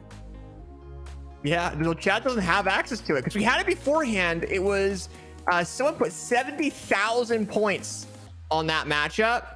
And yeah, so that's what happened. So I do know it was more 70,000 points on Luna and Snowy, if I recall. But we'll have to see if they do it once again, though. So Simba and Walshy versus Snowy and Luna. Predictions are about to go up in a Twitch chat for him. Let's see what happens. I'm reading Twitch chat. Who do we got in here? We got was it Marsimu? We got It's Ricky. How you guys doing? Why Santy? Small Nick SSD, Dragon the best. Welcome on in, everyone. And yeah, so with that being said, we're just waiting for the players to hop on in and we'll be good to go. I think we're waiting on Luna at the moment, but we'll see. So let's see where this prediction's at right now. 27k on Luna and Snowy right now. I don't know if this upset happens, you guys are gonna get absolutely destroyed for it.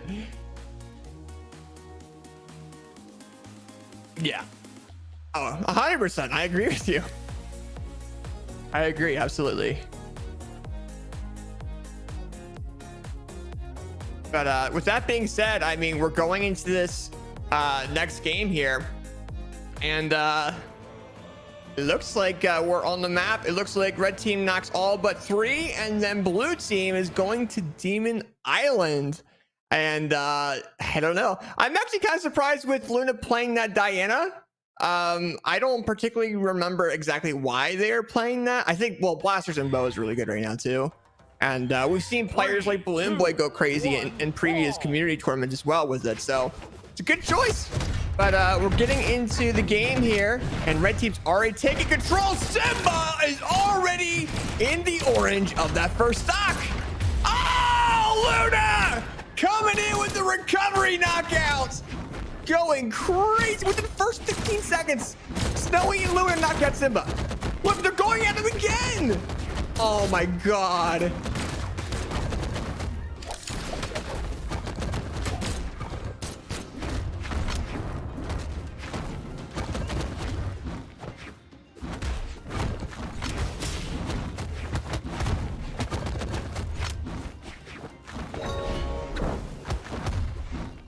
Oh my gosh.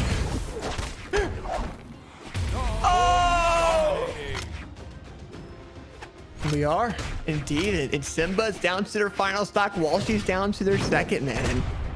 This is good stuff to see. I like seeing like this fast-paced from Luna and Snowy, but if you're Simba and you're Walshy, you gotta be thinking completely different right now. It's like, what do we do? What do we do? What do we do? Oh, Luna with the weapon throw. It's Walshy. He tried going down and kind of dodged it away and got punished for it. And then Snowy's gone. Simba's gone. Red team is a 5v1 situation right now. Luna's like, you know what? Let me just go knock you out real quick. Walshy's trying to do stuff, but oh my gosh. That would have been great. Shut down. Yeah, I think Snowy's like, yeah, I'm gonna let you face Luna. They're still doing those pass-offs.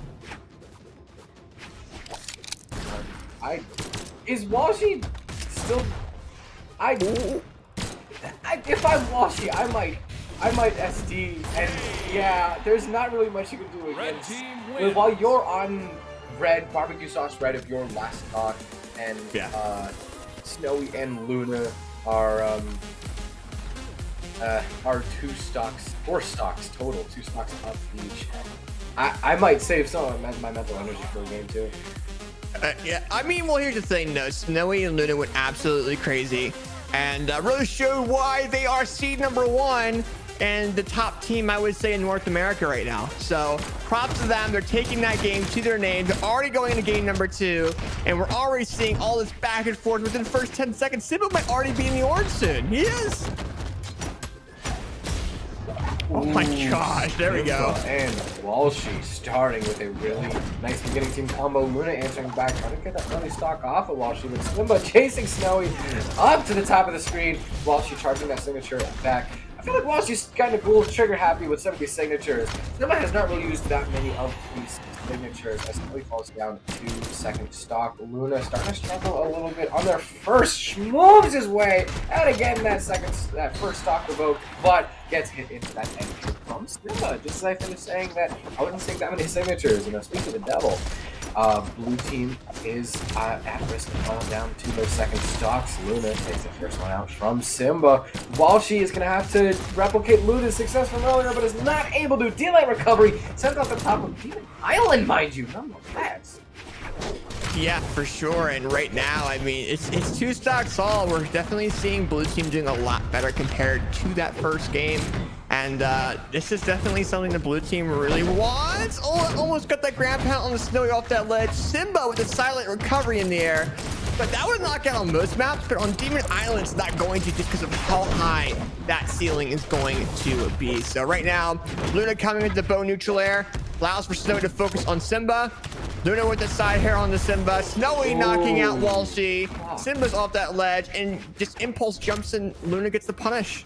But still Simba's able to come back. Oh, double KO going to immediately sway the game. Simba, Blue team's at a bit of a weird spot right now because never mind.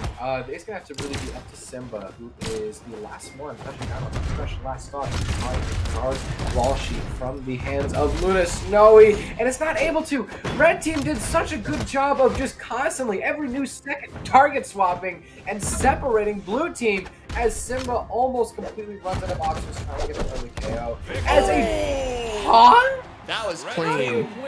that Neutralite with gauntlets launches Simba into the air and allows for Luna to do a gravity cancel side signature, and that's how you get the punish. So very nice job coming in from Luna and Snowy. And here's the thing, Walshy and Simba were doing very good. They went down to 1 stock all, and then Walshy just ran into a team combo by Luna and Snowy, and Simba wasn't able to kind of step in there and be like, hey, let's get you out of there. And Snowy and Luna to game number 2, and we're going to game number 3 on small Fortress of Lions. And with this map being lower than Demon Island, they might have a better option of knocking off that ceiling.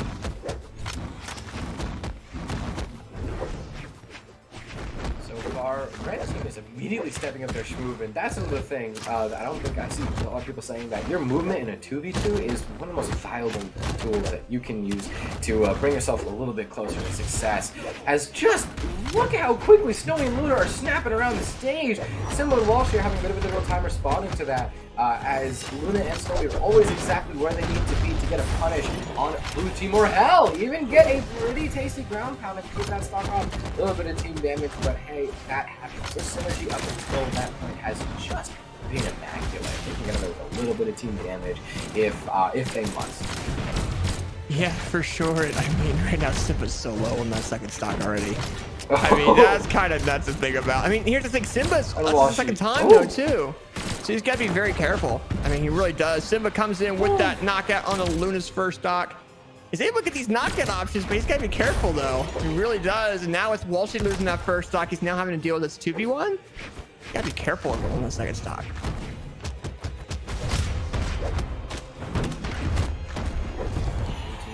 Step up a little bit, is able to even up stocks, has Luna in temporary 2v1, not quite able to get the combo. The Nair misses the Nair conversion, as Simba able to get the chase dodge to come back his way from a Pogo edge guard, going to put Snowy down the last stock as and Simba get the double while she comes in.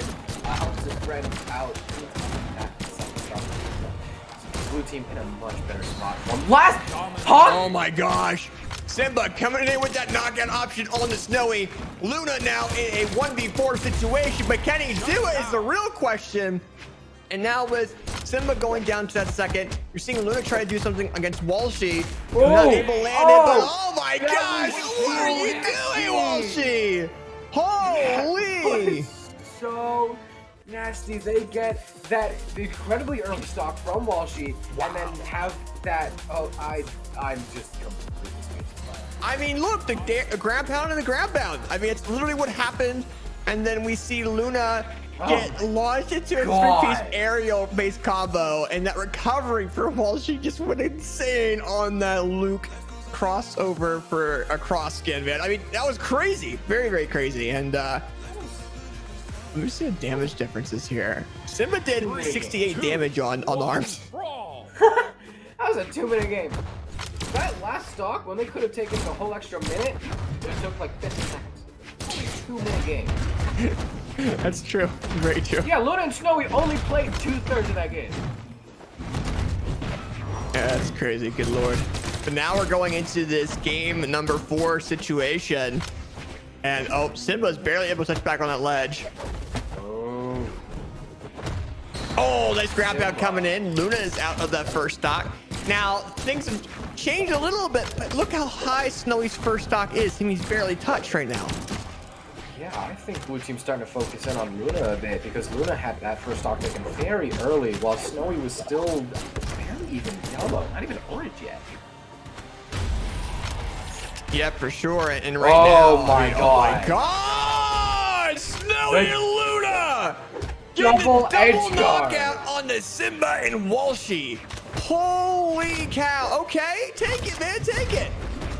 They are so confident off stage. That double edge guard gonna be like very difficult for the Blue Team. Snowy with his cannon stepping in. We haven't seen too much of any huge cannon strings, as Luna with an N-Sig going to smash that stop away from the Walshy. With all the gamer that Snowy is piled up onto Simba, I'm not sure if I see that second stock lasting too much longer. That is, unless Walshy is able to protect their friend. Snowy, 2.5 minutes in, or a minute and a half in the game, still on the first stock. Walshy looking to take that in his own hands. Button off stage play, going to send Luna down the last stock. And a recovery takes Snowy down to second stock. The game isn't quite even, but it is as close as the Blue Team could have possibly made it. They capitalized beautifully. And as you say that, Luna comes in with that unarmed recovery, knocking out Simba of that second stock. And I mean, if you're Walshy right now, you can't be extremely aggressive against the red team, but you also cannot allow for your teammate to get into combos. And that's what's happening right now. Simba is out. Walshy is off the ledge. The neutral air front. Oh! you not fucking win that? That not was have to do all that. fantastic coming in from Snowy and Luna.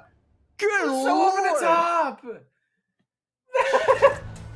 I want to see that on replay. Let's see it. I'm microwaving some popcorn for that. Okay, so we got this double edge guard, which is just fantastic. Luna taking the lead, Snowy right behind him. Then we got this little separation here. Here we and go. Luna, both Luna and Snowy are running out of options very quickly this moment. They still make it back. Simba just runs out of options naturally. And what happened? Oh! Double weapon throw. Oh! Both the weapon throws hit. I'm hitting all my plosives today. Both the weapon throws hit, while the dare also connects. And Good that, lord. oh, you did not have to do all that. That was so much. Hey, I mean, props to the players, man. That was a very interesting matchup overall. But I mean, Luna and Snowy, even in the first game, were going crazy. Really, really were. So props to them. That was a fantastic matchup overall. And we got some interesting clips out of that. Props to Snowy and Luna on doing that. But hey, Simba Walsh, you still won a game off of Snowy and Luna. They tried their best, but with how they were playing, I mean, they had a rough time in general. I mean, and I don't blame them. I mean, they're also going against seed number 1. So it's not an easy task to beat. So either way, props to them.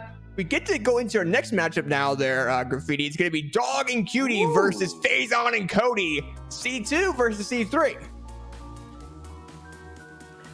That is, I mean, I don't think you could have asked for anything better, really.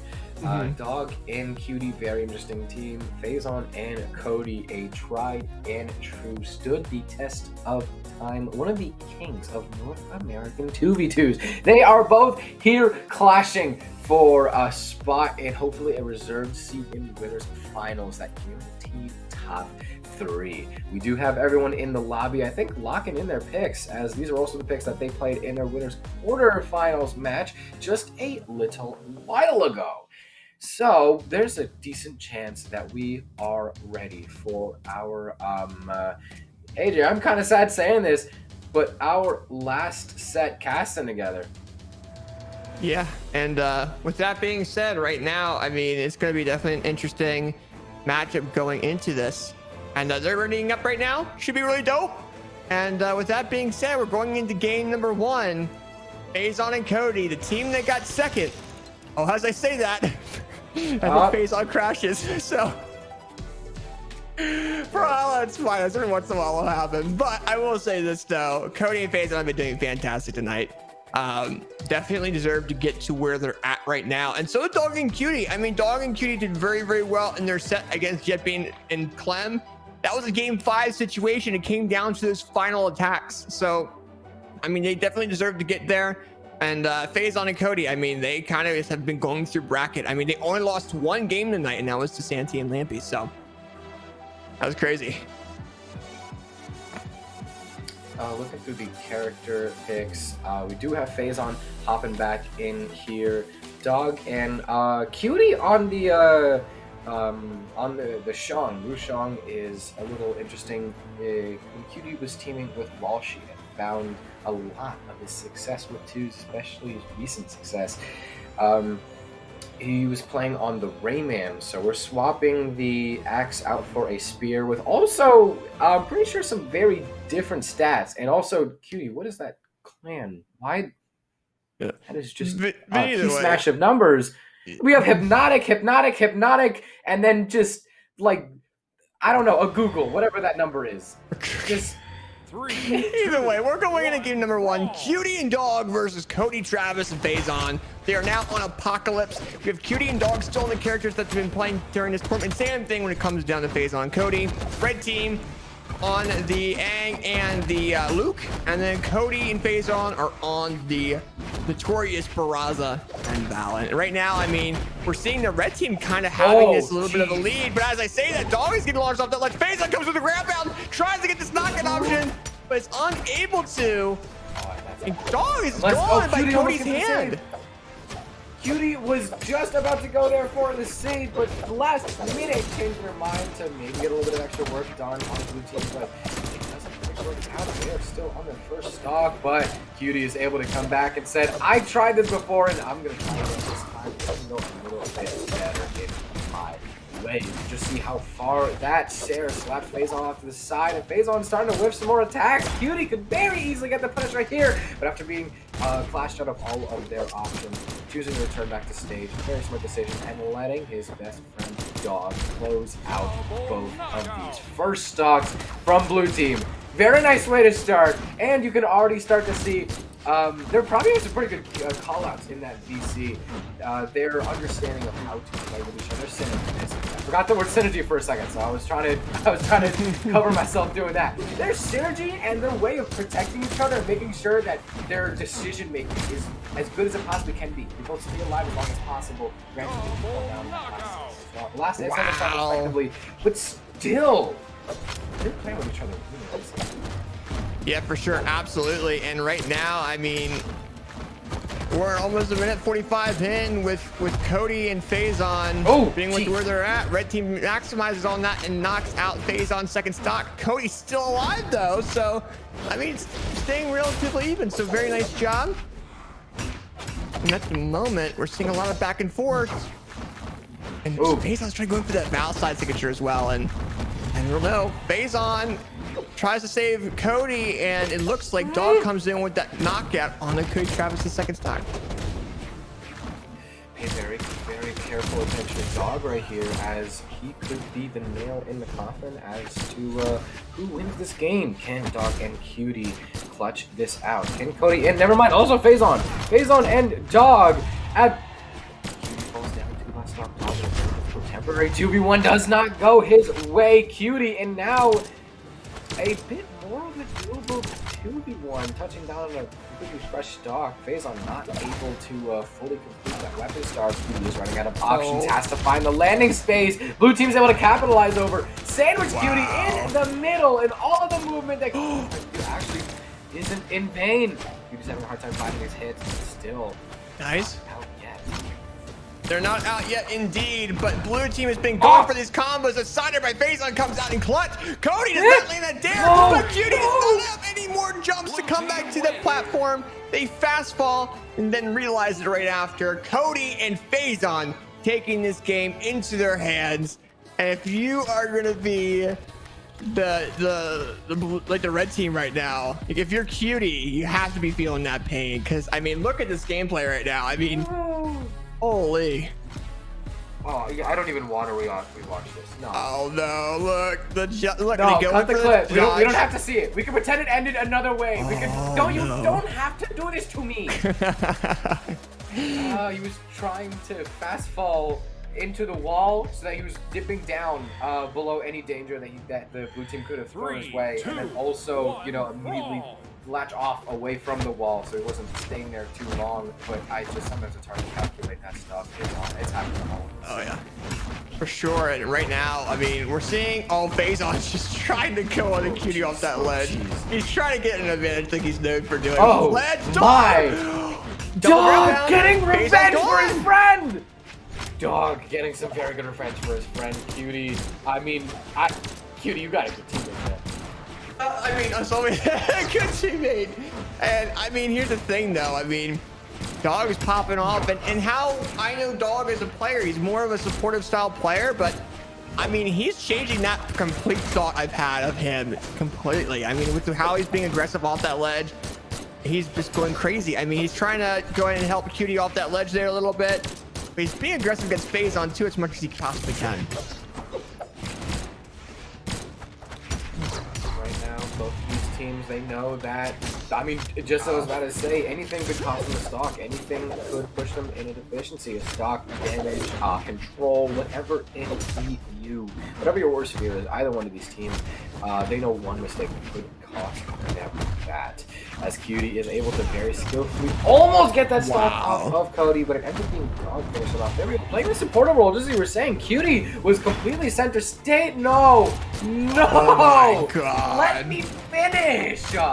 Cutie was completely center stage for a bit, trying to get as much damage as possible. Almost gets the KO on Cody until Dog definitely gets the KO on to Cody. And still Dog is trying to. This game is happening so fast. but what's happening? I mean, it's a lot of back and forth, and we're seeing realistically blue team having this little bit of a lead and really controlling this matchup so far in this set or this game. And as I say that, red team comes and knocks out Phazon and then launches Cody into the air. Good. And right now, nice save coming in from the red team. And Cutie trying to save Dog from getting knocked out off that ledge, but also Cutie's also on their final stock, so Dog has to be filling that role. Gets that side light in on the Cody. Cody's gonna try to use that range of axe very quickly here, and we'll have to see what happens. Dog is such a good player. Yeah. So is Cutie. And as I say that, Cutie tries to hit Cody, and the Dog just... I mean, that's a... Oh! That would have been using this Again! Comes out of that last dog. Dog, this is me. Okay, so Dog's path right here would be to, I was just about to say, not lose that second stock soon enough, but to maybe try to get through the Cody. The Cody and Phazon have probably been in this exact situation so many times to play where they know Cody is probably supposed to go ahead a little bit and protect Cody, but maybe not. Maybe they just aren't that efficient and that consistent too. These players are so consistent with their ability to team combo and maximize off of any bits of damage they can pick up. Cody and Phazon don't play off of chip damage. They play off of entire team combos. They don't play off of 10 damage. They play off of 50. Yeah, for sure. And right now, as we're seeing it, man, I mean, blue team was able to knock Dog into their final stock, and with their synergy that they're known for, with the experience they have as a team, they're able to go ahead and knock Dog into the red. Phazon's sword launched Cody, or launched Dog into Cody's recovery off of that too. And man, I mean, that was a very nutty gameplay overall. I do have to say this though. I do have to say this before we get into this next game. Overall, this outside of Cutie, I mean, most of the players tonight have been going in with both weapons. We're not seeing like one person stick with one weapon at all. So we'll definitely have to see what happens here. But right now, I mean, see what happens going into this game number 2. 3. Actually, now that you mention it, picking up the gauntlets and trying to do some work with that for a little bit, but probably when a spear drops, you might see that come out. And finds a pretty good signature to pick up, putting Phazon in a pretty dangerous spot. Cutie doesn't quite have Phazon today. Still happy with these signatures. There is a weapon. Cutie, blue team actually stars. They caught onto that just like you did. Gonna try to make sure that Cutie can't get the spear, and who knows, maybe he can get off the top. That's okay. To that, as Dog actually, that was some really good synergy right there. Dog is using some signatures to threaten the ledge, make it very difficult for him to come back, and Cutie steps back. There's a reaction time from Cutie too. I know I say that Dog is a great team player, but Cutie's skill overall is also just so good. Red team is able to answer back though, and any stocks that blue team were able to grab just now, it wasn't completely all for nothing.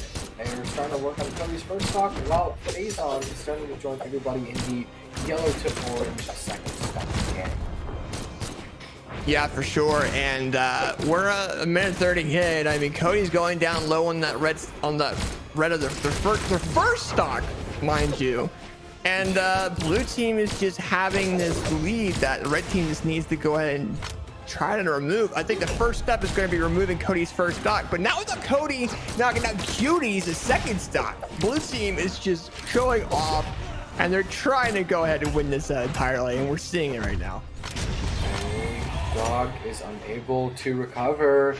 That means him and Cutie are currently on bracket stock, but they do answer the fall nicely. Cody is really digging for that KO off the stage of Dog. Dog just barely able to touch back. You know, the walls need just to touch the actual stage. You said your jump's be very thin. Phazon almost completely annihilated Cutie's last stock over there. Dog's starting to feel some of that wear and tear of being in the winner bracket with such demons for so long, as blue team is still looking pretty healthy on their second and last stocks respectively, as red team starting to dip into that KO color. I'm starting to smell a barbecue happening out from these from the Shang and the Luke. Yeah, for sure. And right now, I mean, oh, it's gonna get crazy. Phazon with that weapon throw on a Cutie. Oh, it's gonna be a knockout. It's all of Cutie's options. Oh, Dog tried to save him. Dog tried to go down for the save because he knew that Cutie was out of options, but the good team player I was praising him for earlier kind of bites him in the back for that. Yeah, for sure. And that was just crazy overall coming in from the blue team, and they just took advantage of whatever they were given, and Dog gets launched off that ledge in that second stock. You see that there. I mean, we saw double knockout in that replay. Double weapon. Oh my god, the weapon throw into that recovery. That recovery launched Cutie to the right side, and then Dog tries to save him. Good grief. So wow. With that, when all is said and done, that 3-0 is going to land them in winners finals to face off against Snowy and Luna, and we will be coming back very shortly to broadcast the rest of top 8. But until we do, I'm gonna give y'all some updates of what's been going on throughout the bracket. If you go back to top 32, we saw Megdi and Radish fall down to an 0-3. They then 3-1 their way into top 8. Hunter and Angelos unfortunately are out, as we have Blubs in Anime taking their spot in lower round 1 elimination. Santi and Lampy are able to fight their way back, and they are now back in it to win it. They still have a fighting chance. Meanwhile, Jetbean and Clem, they have a 3. All of the lower bracket sets to get into top 8 have been 3-1s. That's a really funny coincidence if you just want to look down top 32. But yeah, Jetbean and Clem, they're still here. They're still here to tango. So that will make up the portion of our lower bracket. Meanwhile, Simba and Walshy and also Dog and Cutie await their lower bracket opponents respectively. With that being said, AJ, if there's anything else that you want to say before we say yeah, absolutely. Yeah. I mean, right now we had an amazing winners quarterfinals. We've had an amazing winners semifinals. Some really, really cool clips coming in, especially in the semifinals. And we're gonna have some amazing gameplay, amazing clips for you guys as well on stream going into our losers matchups here. We're gonna go into the elimination top 8. Wubs and Anime Fan versus Megdi and Rage. That's gonna be cool. Wubs and Anime Fan haven't been up here yet, right? And then Jetbean and Clem is back to go against Santi and Lampy. The Sampy. We're gonna call them the Sampy team, okay? And they're going crazy. The Sampy. The Sampies. Let's go. That sounds so bad, but the Sampies. It feels better. It's just Sampy. With that being said, though, we'll be right back in about a couple minutes. I gotta go. We're gonna go do a caster swap, and then we will be back here very shortly.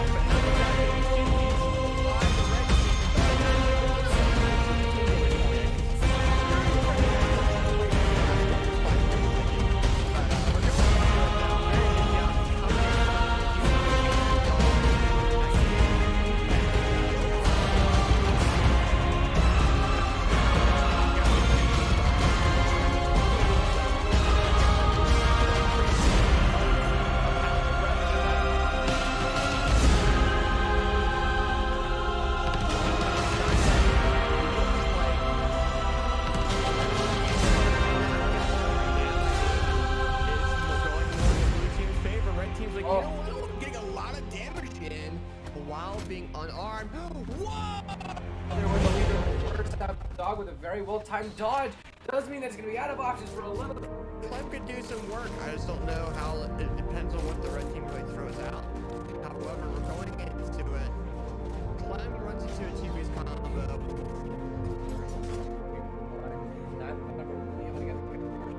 And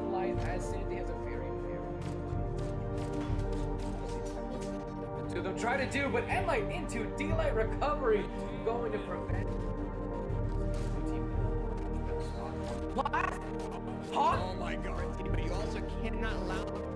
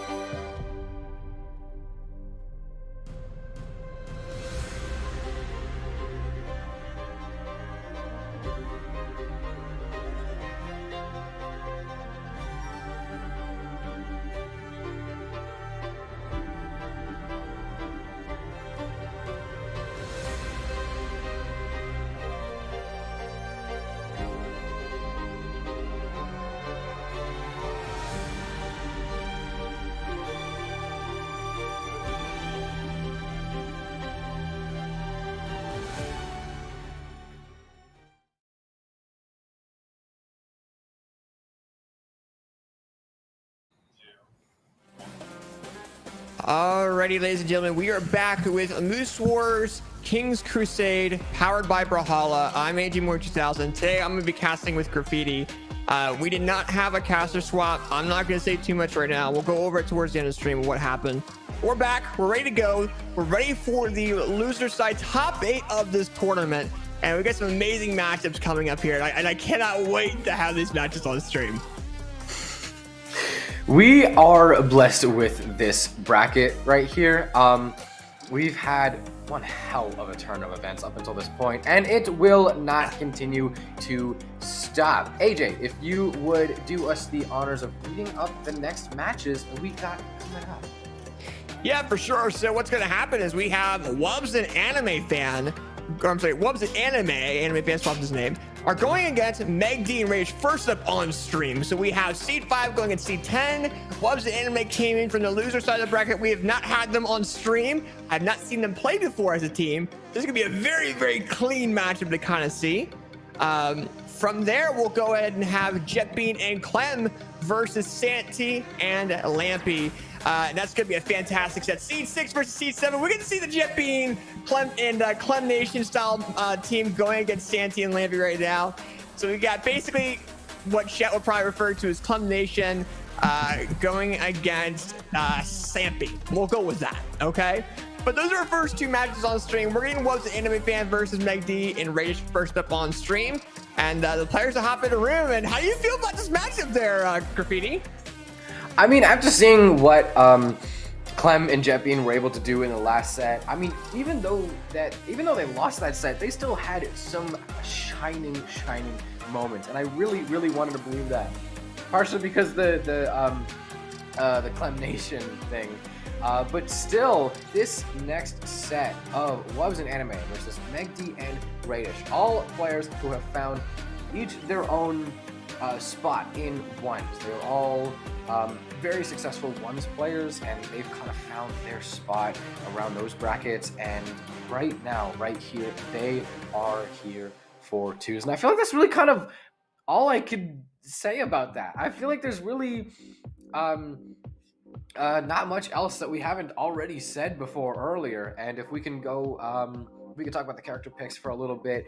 Wubs is on Barraza, and Anime is on Ulgrim. 2 picks that we don't really see them play that much. And also Lance is not that common in North American twos. We see it come out to play a little bit in South America. It's definitely been a staple of the European twos gameplay, and you know, it's been in and out of Southeast Asia and also Australia. But I feel like out of all of the regions, North America uses Lance in twos probably the least, outside of a few examples of like maybe Kostelix or maybe Glue, and even sometimes then I feel like I can remember a few times they've swapped off of Lance.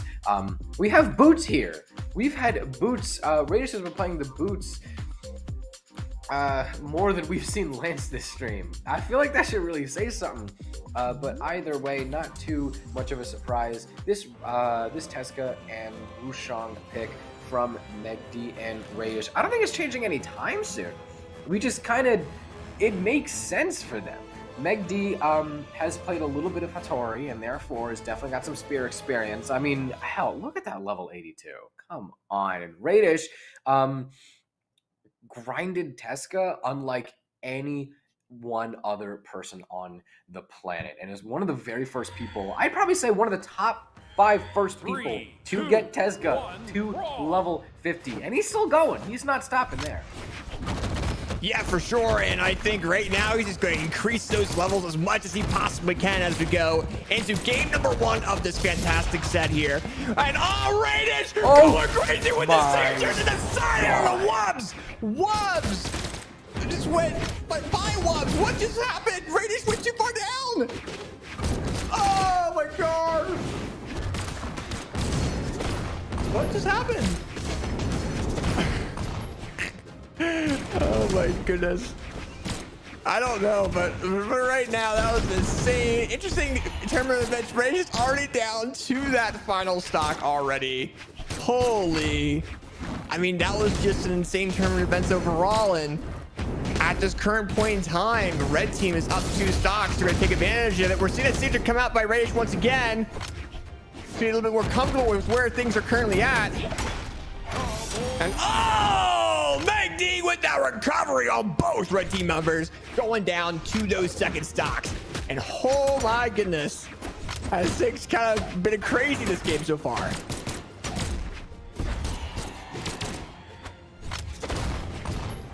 At the moment, Radish going down to that final stock. Wobb's trying to go ahead and get the knockout option. Anime fan says, you know what? I'm going to do it. You're not coming back. You're going to let Meg D deal with this 1v2 situation. And Meg D can do it, but it's a lot of work here. We've seen him come back from things such as this. But with how Anime Fan and Wubbs are playing, Meg D was barely able to come back out of those options from the red team. Silent neutral air. Oh, Wubbs coming in with that recovery with blasters. Red team up 3 stocks over Meg D. Can he come back and make amends here? That Cider comes in. That signature does not land though. Red team trying to take that control of that platform at this current point in time. And oh! It's getting close. It's getting close. That dare's missing. It misses again. Meg D trying to do something. That signature comes out. We see Wubbs going off the ledge. And Meg D landing that signature in that neutral air weapons right there. Oh, he wants to collect the red team. God. And right now, Anime Fan's like, you know what? You're not going in for this again. We're going to try to get you with this. Meg D does a nice dodge. Make sure he does not get hit by a down signature. But red team now with that platform control.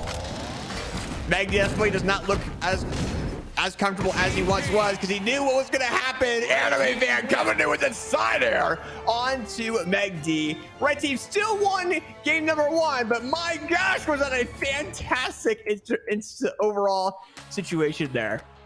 It would have been really funny if that game, after all of Meg D's efforts, after one hell of a clip, that 2v1 clip, if it just ended from that Ulgrim D6 skill check. Holy, but right now, I mean, that was just a crazy matchup. So, but yeah, overall though, I mean, at this current point in time, we're seeing Wubbs and Anime Fan taking game number 1. They're going to keep it to their name. And we'll see what kind of happens here as we go into game number 2. Also, the Hypnotic rep. Hypnotic is eating good tonight. Unfortunately, one of them will have to fall out of the bracket right now, but who it is really up for debate because that game, it was, I feel like, although Wubbs and Anime took that last little bit pretty triumphantly, it's still, all right, and right now, at this current point in time, we'll definitely have to see kind of what happens going forward. We're at the 15-second mark. At this current point in time, we're seeing Anime Fan going crazy with that Ulgrim lance so far. And we're seeing a lot of back and forth by Blue Team. And Wubbs is already off the ledge. He's already gone out that first time. Anime Fan with a cider on Meg D. Oh my goodness, the back and forth coming in from both teams right now has been absolutely fantastic. Blue team now, I mean red team now has some pretty good stage control as they have blue team separated very well. Wubbs not stopping up until anything or trying to get that second stock off of Meg to at least try to get whatever damage he can to on that Shang. Wubbs and Anime and oh, I'm so tempted. I'm so used to saying Anime Fan. I'm so used to saying that. Wubbs is starting to be a very, very pivotal point of this game because if they fall down to last stock, that is really going to make Red Team crumble a little bit, especially after the game that they just recently had. You can even notice they're being pretty picky and choosing about when they're choosing to commit, when they're choosing to throw themselves into the fray.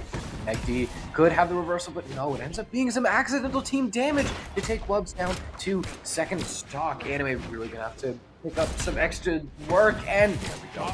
Down to last stock is dominating on a KO streak. Radish staring at the stage, very interesting option, and it's not able to convert that into anything.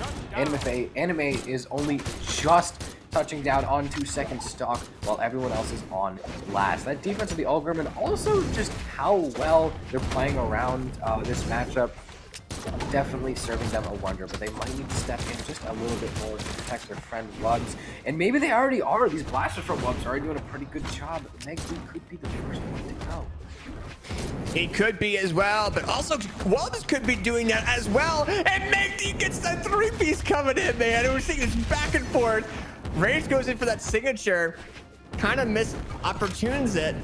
And at the moment, I mean, we're seeing a lot of back and forth. Blue team needs to go ahead and knock out Wubs, at least if they want to go ahead and win this game. They can allow the red team to land these team combos that they're throwing out against the blue team, because look at it. I mean, we got both blue team members or in the orange or in the red. This is not a state where they want to be, but my gosh, they're going to try their best to go ahead and win this game. Oh, Wubs gone. Oh, blue team went crazy with that 3-piece, and that as soon as Rage picked up his battle boots, he went straight into that combo without even touching the ground. This is still very doable for Anime. You can see how far, just how far that Sarah sends Magdy. Raiders still building up damage pretty quickly, mind you, on those boots. Right, it's kind of hard to tell what blue team's strategy is, as they are basically such. Magdy going, oh my goodness, wow, gracious. Just they turned it in their favor. Hey, they turned it in their favor. That's the main thing. That team went crazy, especially with they had a decent deficit that they had to come back from. And then as soon as Anime Fan came back, ran into that combo by the blue team, that team combo right afterwards. Oh, lordy. And then Rage comes in with that follow-up. Oh, the dodge is out. You can see the dodge is wasted, so they know they shouldn't be too afraid to approach, because what is Anime gonna do? Dodge out? I love the spacing that they're doing in between the combos too. Look at that! Oh my god! Jeez. Day in, day out. Textbook. That was so clean. As you watch more and more into that clip, you realize how big of a clip that was. But my goodness, we're going into game number 2. We're going into this next game here. I'm sorry. And Wubs the Anime Fan are going to try to get that lead again, but try to keep it.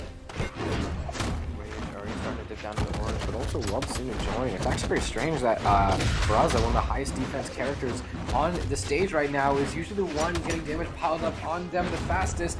Anime is holding on to these stocks very well though, and Magdy hanging back a little bit just behind Radish, only to really follow up after the minute Radish is able to commit to. That, okay, a trade is going to open up this game 45 seconds in. Anime actually starting to fall in a bit of a difficult spot. Magdy holding onto that stock very well. Radish is starting to fall into a bit of trouble, as I think Red Team is just kind of focusing this Tezca right now. He is for sure, and right now, I mean, Radish. Side air comes in on the Anime Fan. Anime Fan's out of the first stock. And there we go. Wubs coming in with that knockout option onto Magdy, and then Anime Fan comes in with a knockout there on the Radish. Radish now coming back down to that final stock. And at this current point in time, Red Team needs to go ahead. I mean, they're holding themselves up very well. Cider coming in, back and forth. There we go. Recovery comes in. And at this current point in time, Dare comes in by Anime Fan. Neutralite misses that Dare. A lot of back and forth right now. Currently, Red Team could have Blue Team in a pretty difficult spot, as they are able to gain some pretty good stage control. A D-Sig is going to revoke that second stock from Magdy. Wubs needs to stay alive as long as they can, but a recovery not going to allow that to happen. Radish, though, I think is going to really be the rubber band that holds everything together right now. If Magdy is able to keep his friend alive, then they would keep this as a 2v2 and not as a 1v1. We saw how good Magdy is in a 2v1. Don't let that go understated. The man knows his movement, but still a Pogo Dare into a Sare will be a good way to keep this game even, or at least as close to even as Blue Team could possibly hold on to. Yeah, for sure. And right now, man, I mean, Red Team is just keeping this advantage as much as they can. But look at Wubs. He's already in the red of the final stock. Rage is now gone. Red Team trying to keep that lead.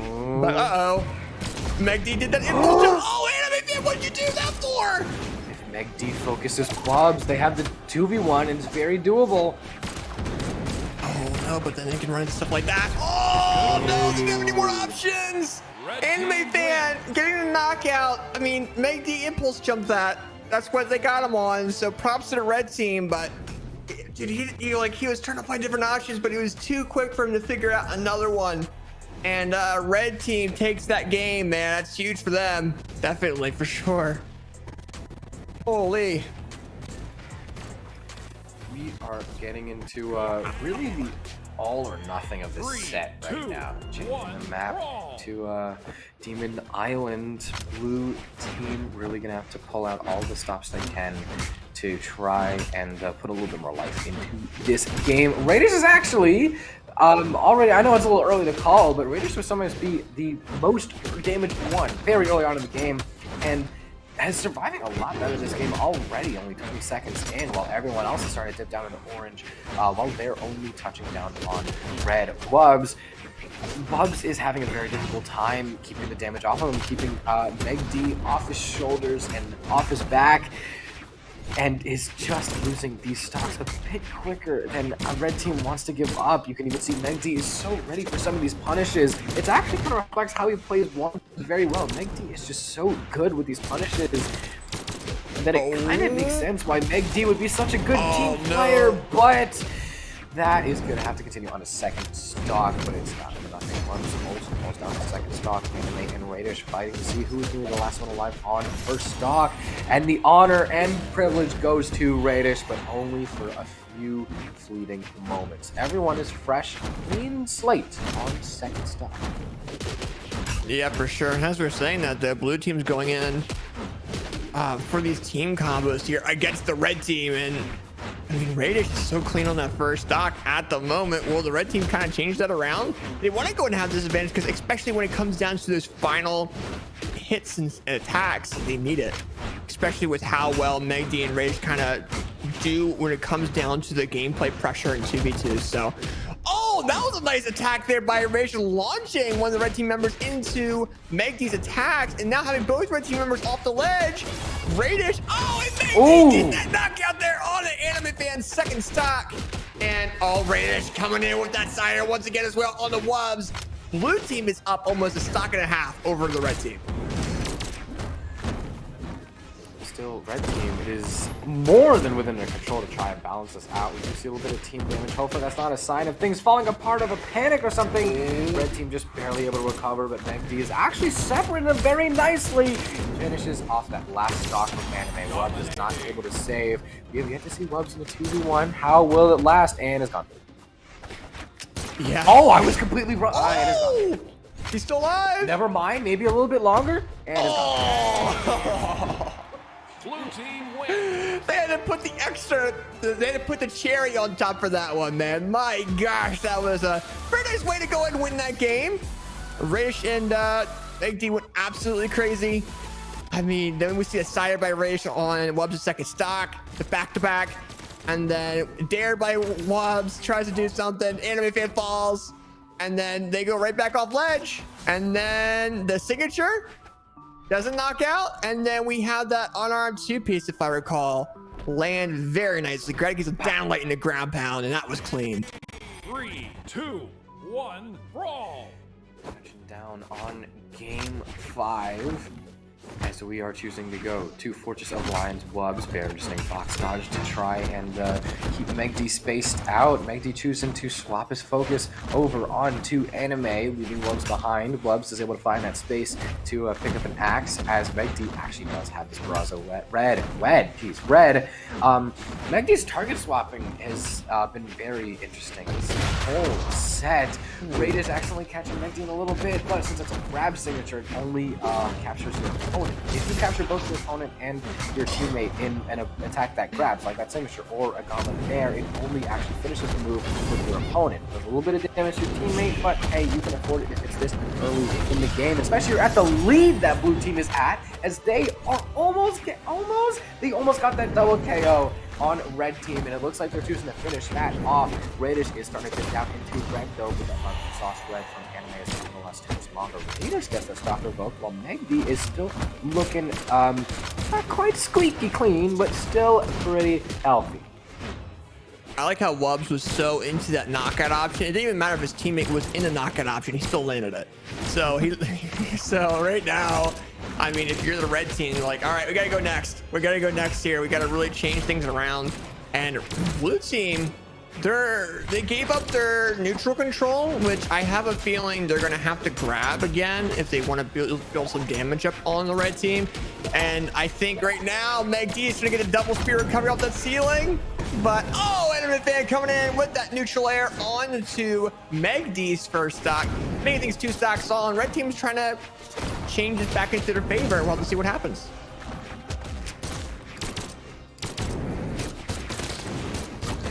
So far, everyone but Meg D starting to enter KO collar. We're gonna have to see who falls out first. Is it gonna be Radish? Is it going to be Anime?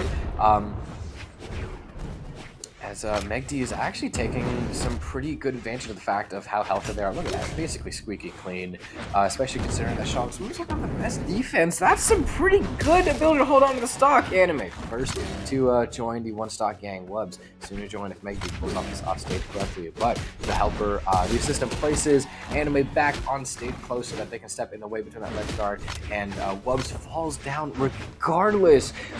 Red team is in bracket stock. The first half of the stream was winner's bracket. That has all changed. When you're playing in winner's brackets, players have this thing of like, oh, I got a second chance. I got a safety net. This is the second chance. This is the safety net. And you don't want to give that to Wade, like hitting your teammate in a desync, almost KOing him out of that second stock. Still, Raiders holding on to the second stock is looking phenomenal as it almost completely outlived Anime's last stock. And Nair is going to actually cause Meg to overcommit. And now stocks are even, but not quite damaged. This is going to take one hell of a miracle and a prayer and for Red Team to scrape by.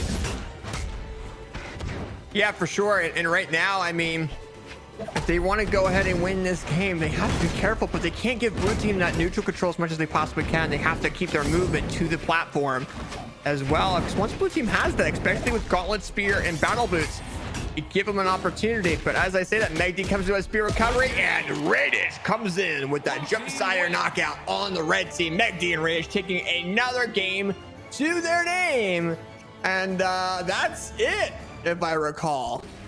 Holy, that was a game 5 situation. Oh my goodness. Great. Game 5s are always such a treat, aren't they? Indeed, and we saw that, and it came down to the wire. So props to Meg D and Rich on winning that set 3 and 2. Props to them, man. I mean, that was a very, very nice overall set that we had. A lot of exchanges back and forth. So props to them, man. Very much props to them. And with that being said, that is going to be that set there. And we're going to go ahead and get ready for our next matchup, which is going to be Jetbean and Clem versus Santi and Lampy. The Clem Nation versus Sampy. That's what I've chosen tonight, okay? That's what we chose for release tonight. And I don't know. I think that's going to be a very interesting set overall. But how do you feel about there, Graffiti? Both these players are coming from a pretty similar spot where they got knocked down in lower quarters and then kind of had to work their way back up to top 8. Granted, still in the lower side, they still are proving that they are here, because of all the teams that we saw got knocked out of lower quarters, only one of them didn't make it to top 8. And that is just a scary reminder that it's never over. Someone could still take your spot. Luckily, Clem Nation and Sampy are able to claw their way back up to this spot. We do have the players locking in their picks. Not many surprises other than one. AJ, are you seeing what I'm seeing right now? I don't know. I'll have to check it. Jetbean's on. Yeah. Greatsword. Okay. Jetbean's on Negan. So yeah, they're on the J-In crossover. Yeah, that's gonna be interesting, especially twos. You don't see a lot of Greatsword from twos. The only person I've seen have Greatsword in twos is going to be Hardy MJ. That's pretty much all I've really seen. So now we're going into this game number 1 on especially on Miami 3, Dome, 2, where 1, that's the weapon that you need a lot of platform control for. I mean, that's how you do your damage build up. And when you also have to include the platforms in mind as well, it's like, okay, well, will these players, will these opponents be able to go through, like, fastball through these platforms and catch me off guard? Right now, as we have the opening few engagements of the game, it is very, very even, but who knows, any one of these oranges could dip down into a red very soon enough. It's hard to tell who is focusing who just yet. We're all just kind of scampering around for any amount of stage control we can get. So far, blue team is going to start off with a pretty healthy game state as they had to chase Santi out of that 2v1 while they were waiting for Lampi to come back to stage, and even then it might. All the movement that Santi had to pull out of the pocket to try and avoid that 2v1, it might be going away soon. No, Lampi is actually stepping right back into the fray, trying to protect her friend, and Santi's movement is looking pretty good while never being afraid to shy away. And while never shying away from a punish or two while they're able to grab it. Clem's gonna fall down to that second stock. Lampi barely taking any damage. This is actually looking very good for red team, although they are, for a while they're at a deficiency, but they just played so fantastic. Santi, with the movement of, that was probably starting to step closer to blue. Mesh movement was looking very nice, and also Lampi, neither of them were really getting hit that much. They were both just playing Brawlhalla. It was wonderful to watch.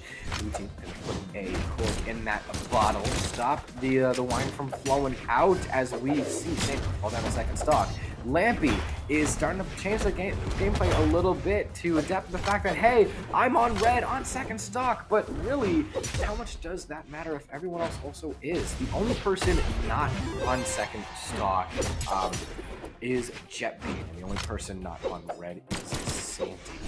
Jetbeam, this greatsword finally starting to do a little bit of grooving, but it hits Clem out of the way. So this, such a big weapon, such a big hulking weapon. You know, you can call it a heavy weapon in terms of this game.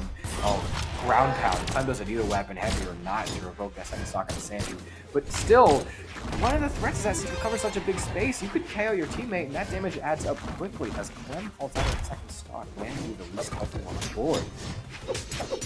Yeah, for sure. And I mean, blue team, if you're going in this game, you gotta be feeling comfortable. I mean, you already have Lampi in the red of that final stock. If you're able to go and knock out Lampi like Clem is trying to do, then realistically, you have a 2v1 situation. But as I say that though, Lampi launches Clem into the orange. I mean, Santi's doing pretty well at kind of doing damage buildup whenever they can, and Lampi's doing very well holding their stock. And as I say that, they get launched off that ledge. I'm not going to say any more, but oh, what just happened there? Lampi's in the air. He's able to come back, but not without Clem doing that jump sider knockout. Santi launching Jetbeam in the air. Clem might be able to come back. Oh, he might. Oh, Jetbeam going crazy. Very nice job. And Clem and Jetbeam taking this game to their land. That was awesome to see, especially from these teams. As fantastic as that game was, we could already start to see, I'm gonna be honest, we could already start to see some holes in the armor of this team. There was a few times when Jetbeam would go for a pretty bold greatsword commit, only for it to hit his teammate, and Clem would have to suffer a bit of extra damage that could have been avoided. There's also been some times when Santi and Lampi, both just on their own, had such good spacing, such good positioning, such good movement that they could not be touched, and Jetbeam and Clem would have to go a considerable span of time without actually being able to land any significant attacks other than, like, maybe, I don't know, a quick nair as a little chip damage here and there.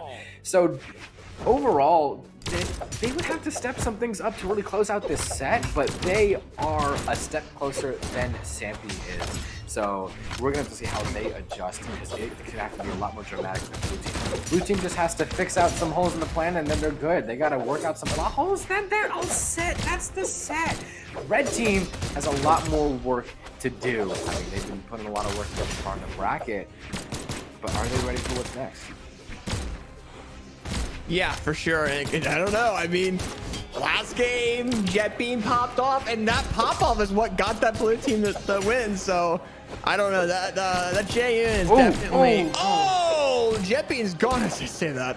I used to be quiet a little bit more, but right now Lampy comes in knocking out Clem's first stock.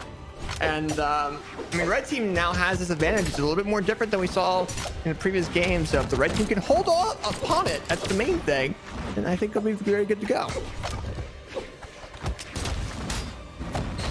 Jeppy, there we go. Jeppy is actually starting to get his stuff together quite nicely. He's been hitting Clem less and less, and has been using a few more signatures, but when he has, they have been connecting.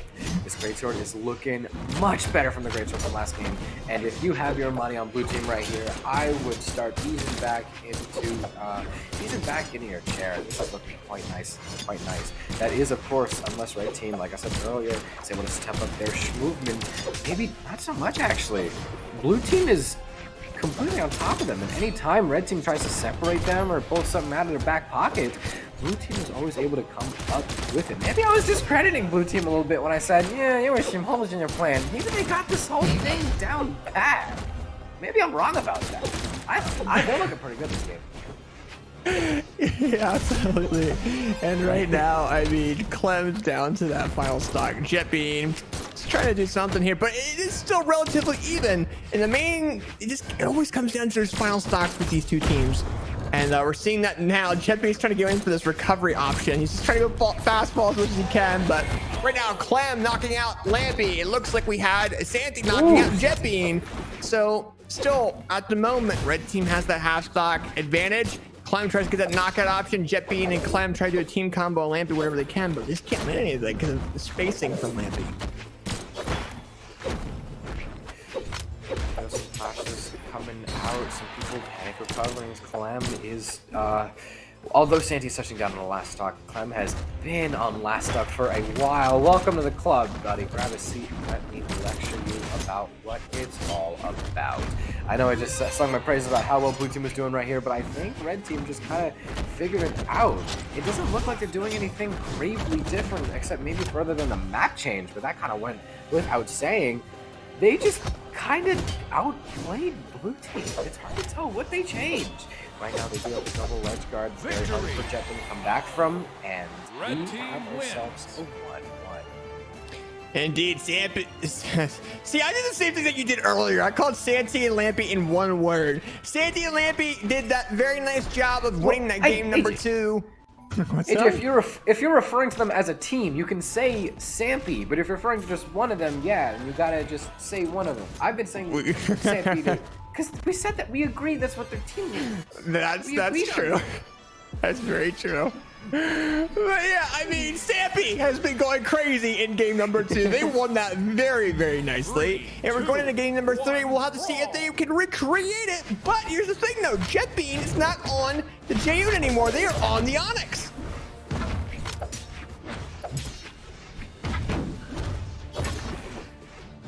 The Onyx is an interesting change. No common weapons, which is weird because the greatsword was actually starting to pick up some pace last game. It was looking, like I said, much better. That means game 2 greatsword was far better. Now, I would have been really excited to see that again, but hey, we saw Stony play Onyx earlier. I think on the exact same skin, if I'm not wrong.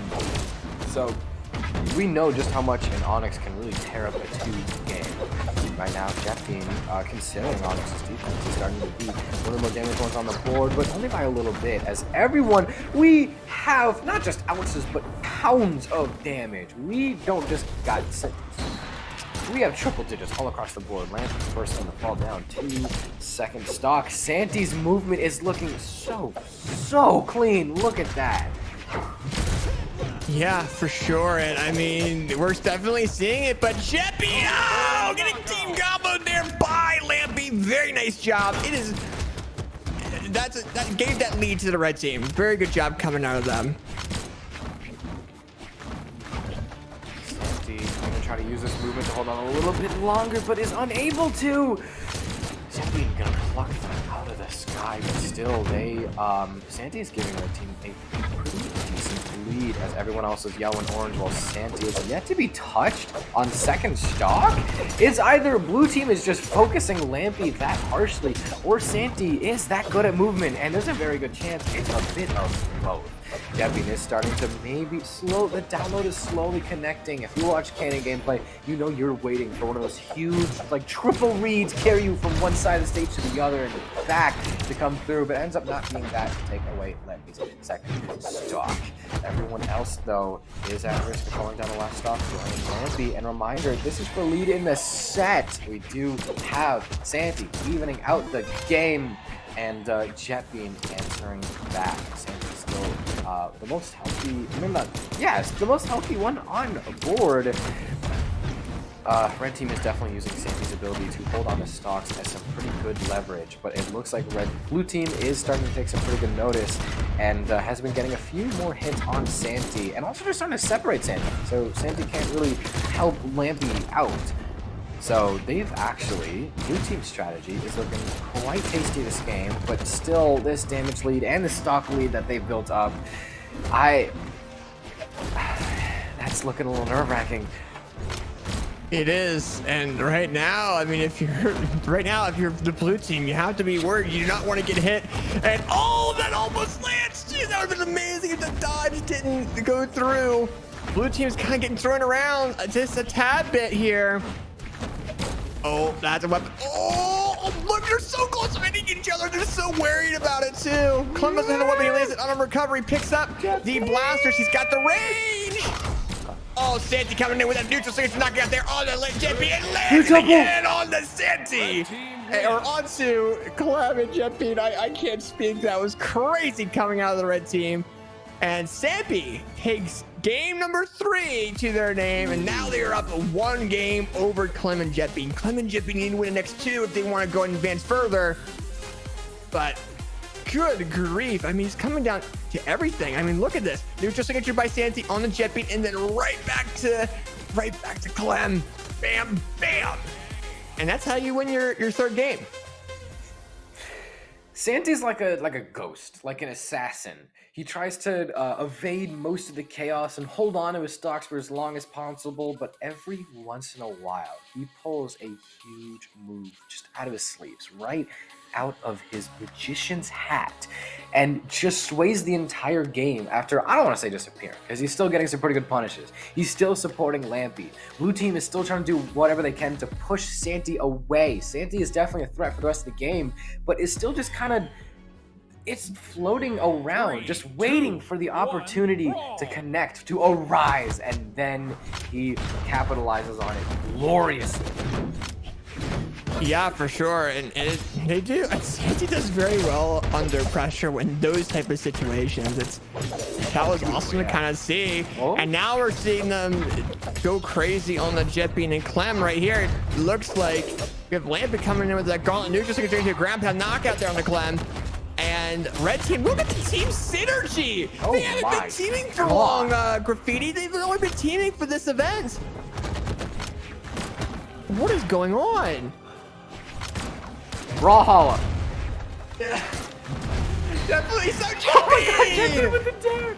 Sarah also come back. Santi can't get the reversal or the edge guard. Santi's still very healthy. Oh, look at that yellow on second stock. Everyone wants to see the red on first or orange on second. So yeah, Santi's ability to just kind of float around, outspace everything is really serving red team a wonder right now, but still, Jetbean starting to pick up the aggression, starting to prove us that maybe Cannon is the way to go. Gets separate from his teammate a little bit, but hey, Clem can manage his own. The moment Jetbean gets separated, Clem is able to handle a bit of his own. If anything, Jetbean is now suffering even more from his teammate. Clem's able to last.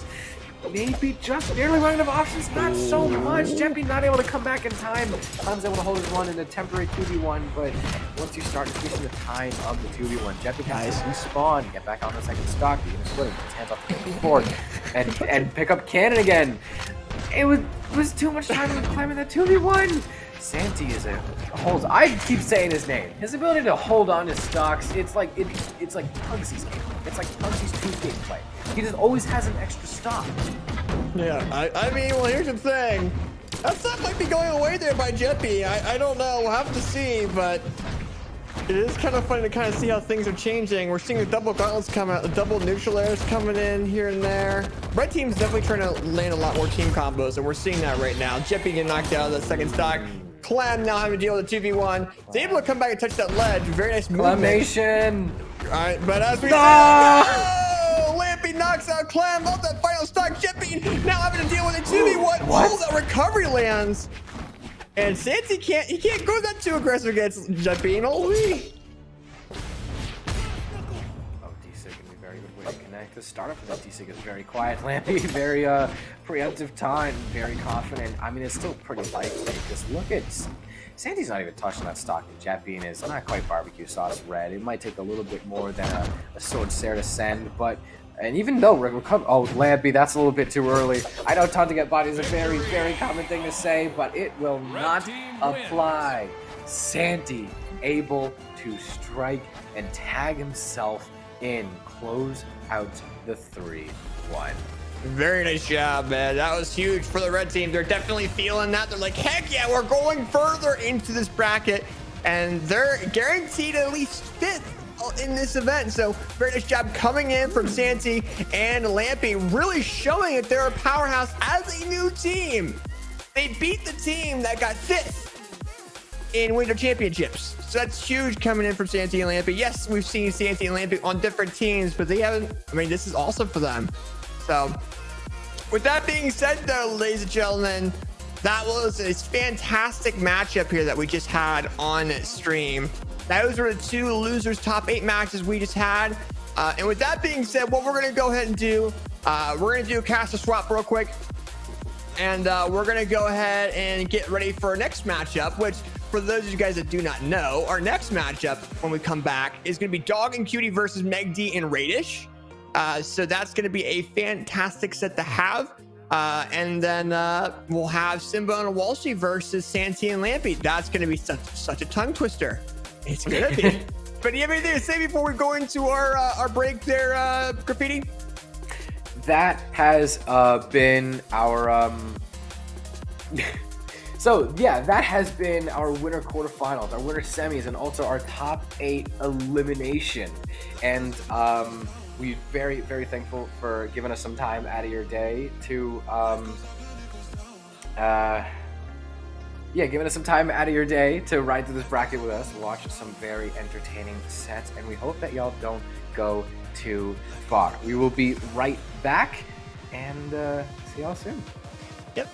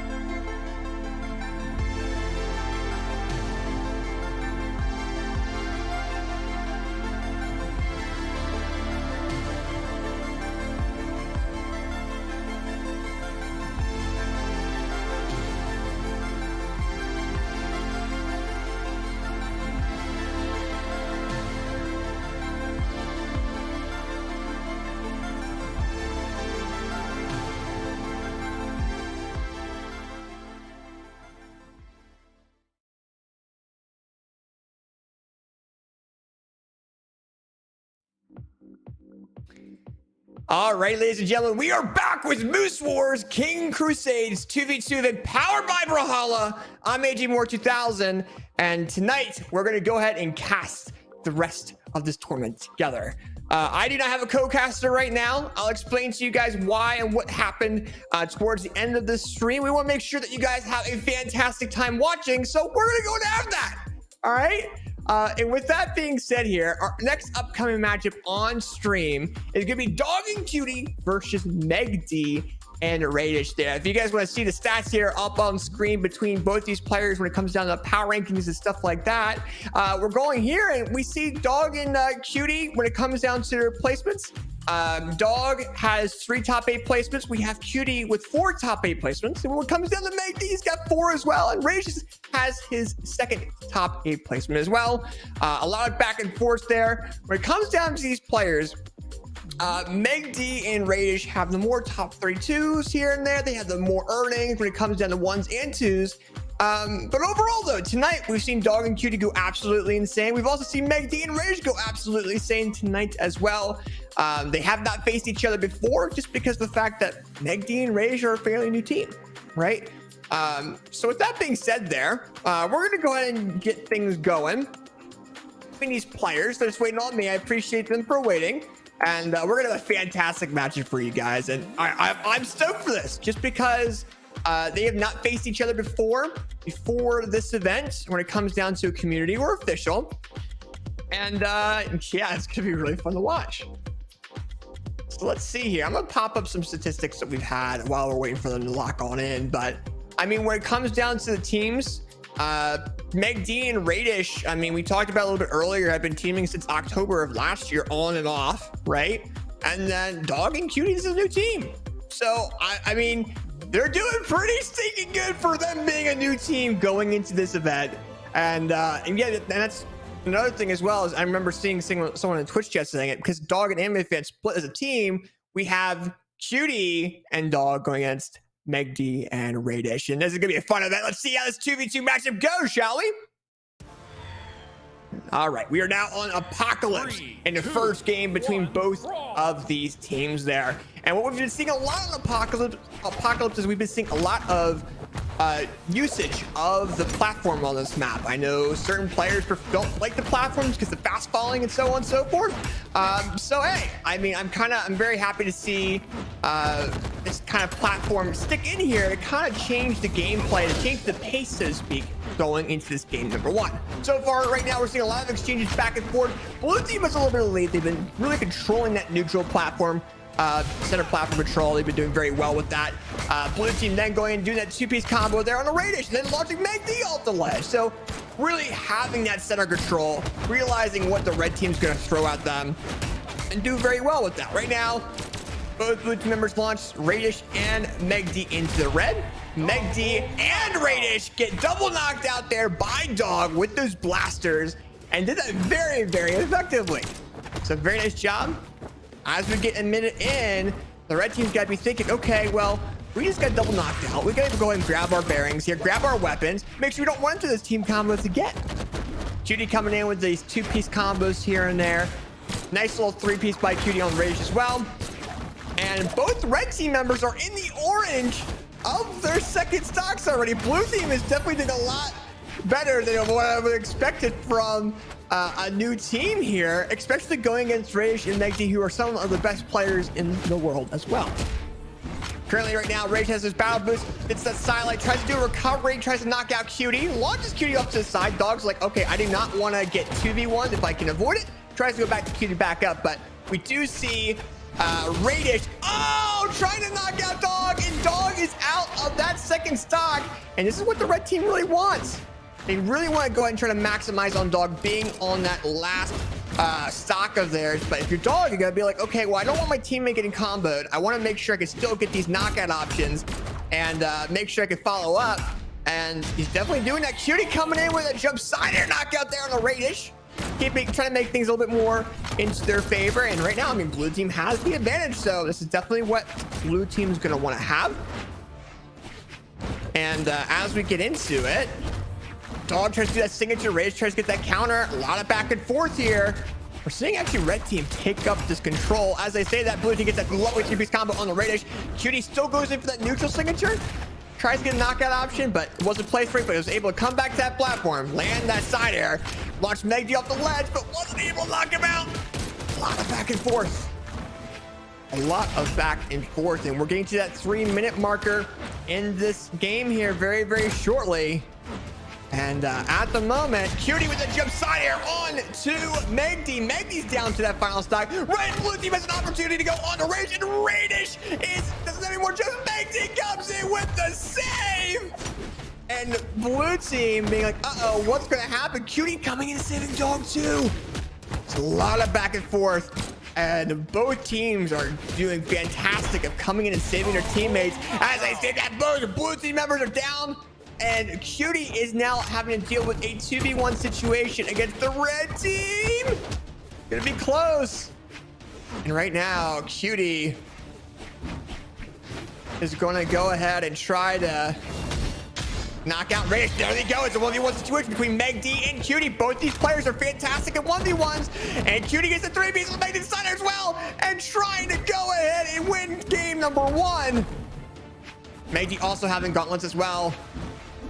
Doing very, very well with them. It is both players are in orange at this current point in time. Dare coming in.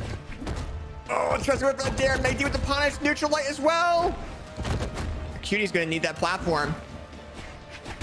Cutie's gonna need that platform. I'm gonna try to use it. There they go. Did you do the weapon throw? Right now, Cider coming from Cutie needs to get this punishing knockout. Silent recovery, Cutie getting game number 1 over Megdy and Radish. And Cutie basically just proved to everyone that yes, he is the better gauntlet player when it comes down to 2v1 situations. Very nice job coming in. And my gosh, I mean, look, I mean, Radish and Megdy were doing team combos left and right, but Dog and Cutie, look at the, like they ran into the double combo. But I mean, even when you go down to these final clips here, look at this. I mean, silent recovery comes in, and silent recovery on gauntlets is one of the main options we've seen come in with knocking out.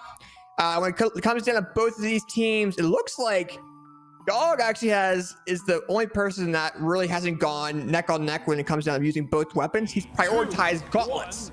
And hey, I mean, if it works, it works. And at this point in time, we're going into game number 2 with Cutie and Dog up a game over Megdy and Radish as well. So, we get a lot of back and forth between both the teams at this current point in time. And that platform, man, I think now blue team realized that platform is going to catch Megdy off guard a lot. But, I mean, they're not able to really take advantage of it while both red team members are there. They're kind of trying to bring both blue team members off the ledge. Oh, Cutie goes full to risky off that corner. Neutral light comes in. Oh, misses the signature barely. Oh, okay. Cutie throws Dog and without a weapon. Nice recovery by Cutie. Was able to save their teammate without them getting punished fully. They did get hit. Oh, Dog! Fantastic cross signature there onto Radish. Radish going down to that second stock. And if you're blue team, you really want to get this knockout. They go and knock out Megdy's first stock as well. And now they're just going to try to keep this advantage as much as they possibly can. Right now, Ray's coming in with that recovering knockout option. Dog by themselves here does not want to have to deal with a 2v1. Does not want to lose that final stock. But oh, Megdy comes in and says, you know what? Yes, you may have knocked Ray's into the orange. You may have done that. But the main thing is, I'm able to knock out that first stock of yours. You don't want to keep on having a disadvantage. And that was a good way of going about it. Cutie coming with a silent neutral air, tries to knock out Radish. I mean, hey, here's the thing. Blue team can take advantage of that as much as they want to at this point. Neutral light misses. Jump side air misses as well.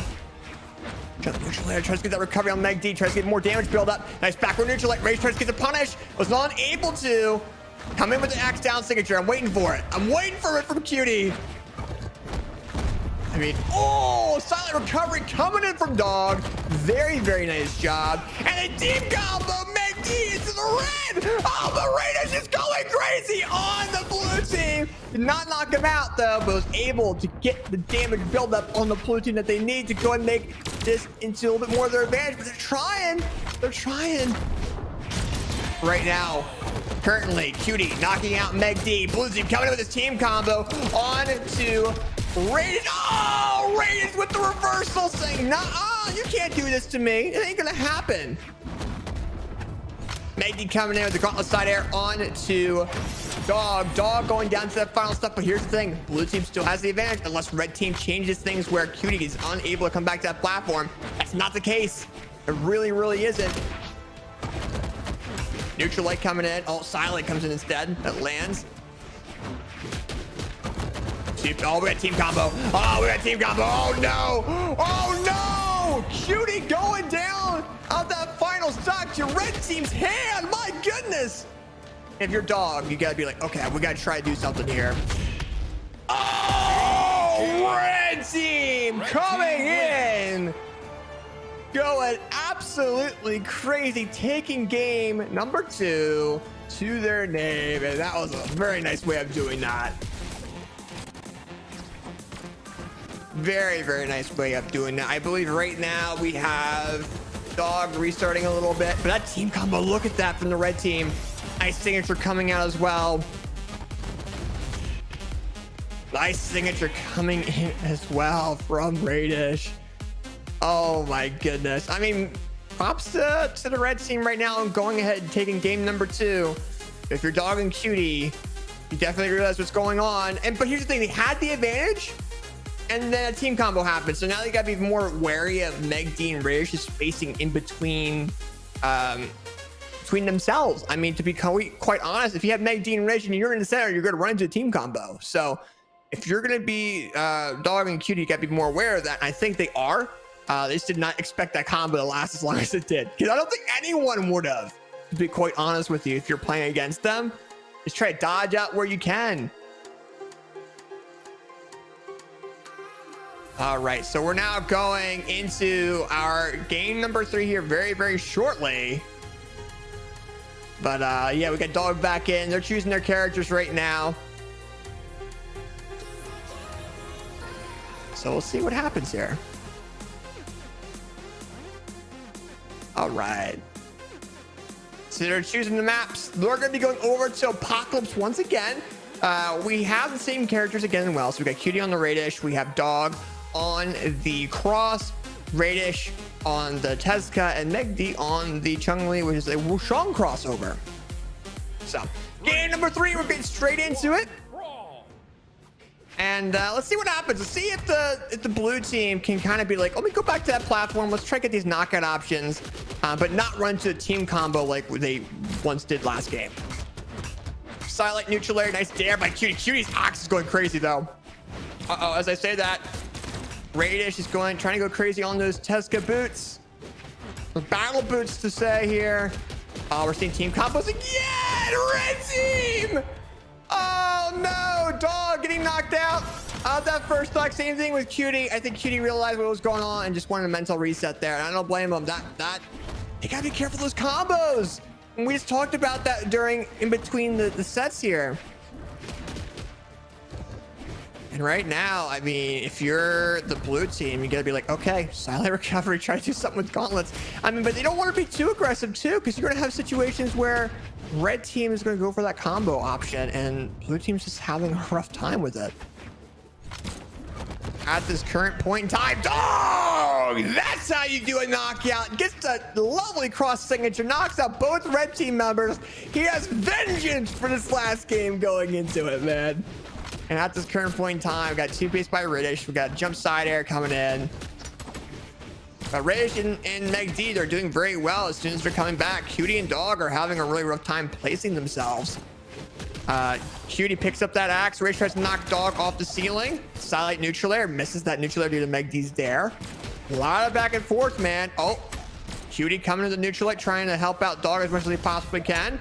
Oh, Cutie tries to go for that signature, but does it a little bit too late. Wow, I've not seen that recovery get countered by Spirit like that before. And Cutie going down to that final stock. Dog coming in with that signature. Nice. Oh! Dog tries to go for the knockout option, but then it looks like they're now off the ledge to get recovered. They're just trying to do something against the red team right now. Radish coming in that lovely battle boots recovery on the dog. Cody, realizing the situation, does not want to have to deal with the red team as much as they possibly can. Dog is able to come back in and save Cody from being knocked out, but oh, so is McD. Neutral Link comes in. Oh, nice little two-piece. Grab out by our good friend there, Dog. He's gotten 4 knockouts, by the way.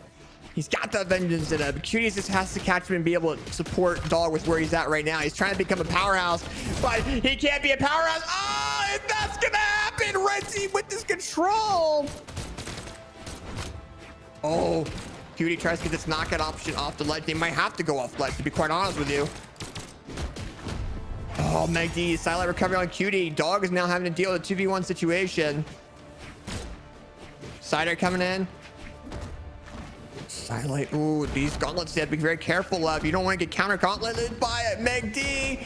Oh no! Radish with the dodge read on the Dog. Team win. Game number 3 going to Radish and McD. And my gosh, that's how you win it. That was so close.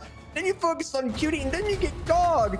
And Cody only did 300 damage in that game. But look at these replays. I mean, overall, Cody and Dog. Dog did a very nice job of controlling with that signature. Very nice job. Got that as well.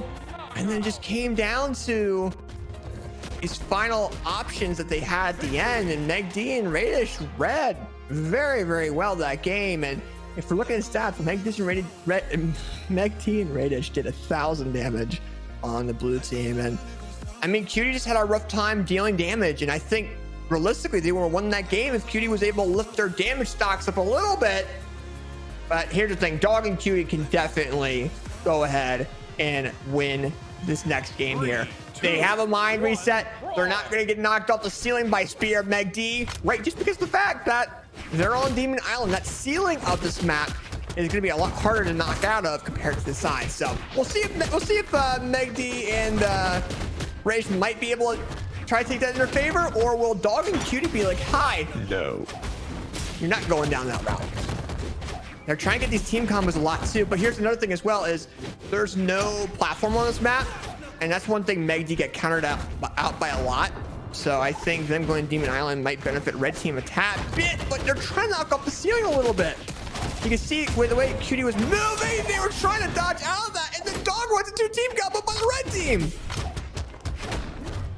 Oh, that weapon throw launches Radish into that signature knockout by Cody. Nice double dare. Tries to get that neutral light on the McD. Nice signature.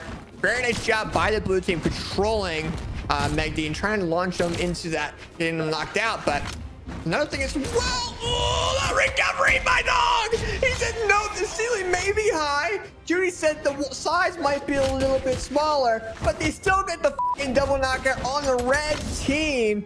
For minute 45, Radish is already, or minute 15, and Radish is already on that final stock.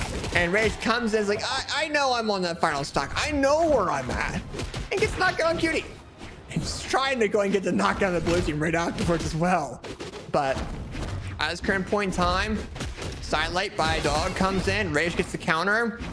A lot of countering attacks here, man. Nice little 2-piece by Dog. Nice 2-piece coming in for the blue team. But Radish does not get knocked out, and McD optimizes the knockout option on the Dog. Blue team's very comfortable right now. They need to go ahead and get this knockout on Radish if they want a 2v1. They're going for it. You see Dog's going for that sidelight. It's neutral light. There we go. Recovery coming in from Cody. Nice recovery coming in. Sidelight. Blue team's giving up that neutral control, and that's what I think. I don't know. I don't know how to feel about that, because now when Cody's on the platform, they're going for these knockout options. Oh, Cody! McD lose a stock. Radish is completely out of here this game, and Dog and Cody have an opportunity for a team combo. Can they do it against McD though? Cody dealt with the 1v1 against McD. Definitely have it in them. But let's see what happens here going forward. There. Down light. Greg is neutral light. Neutral signature. McD. And no weapon throw. Oh, and the recovery.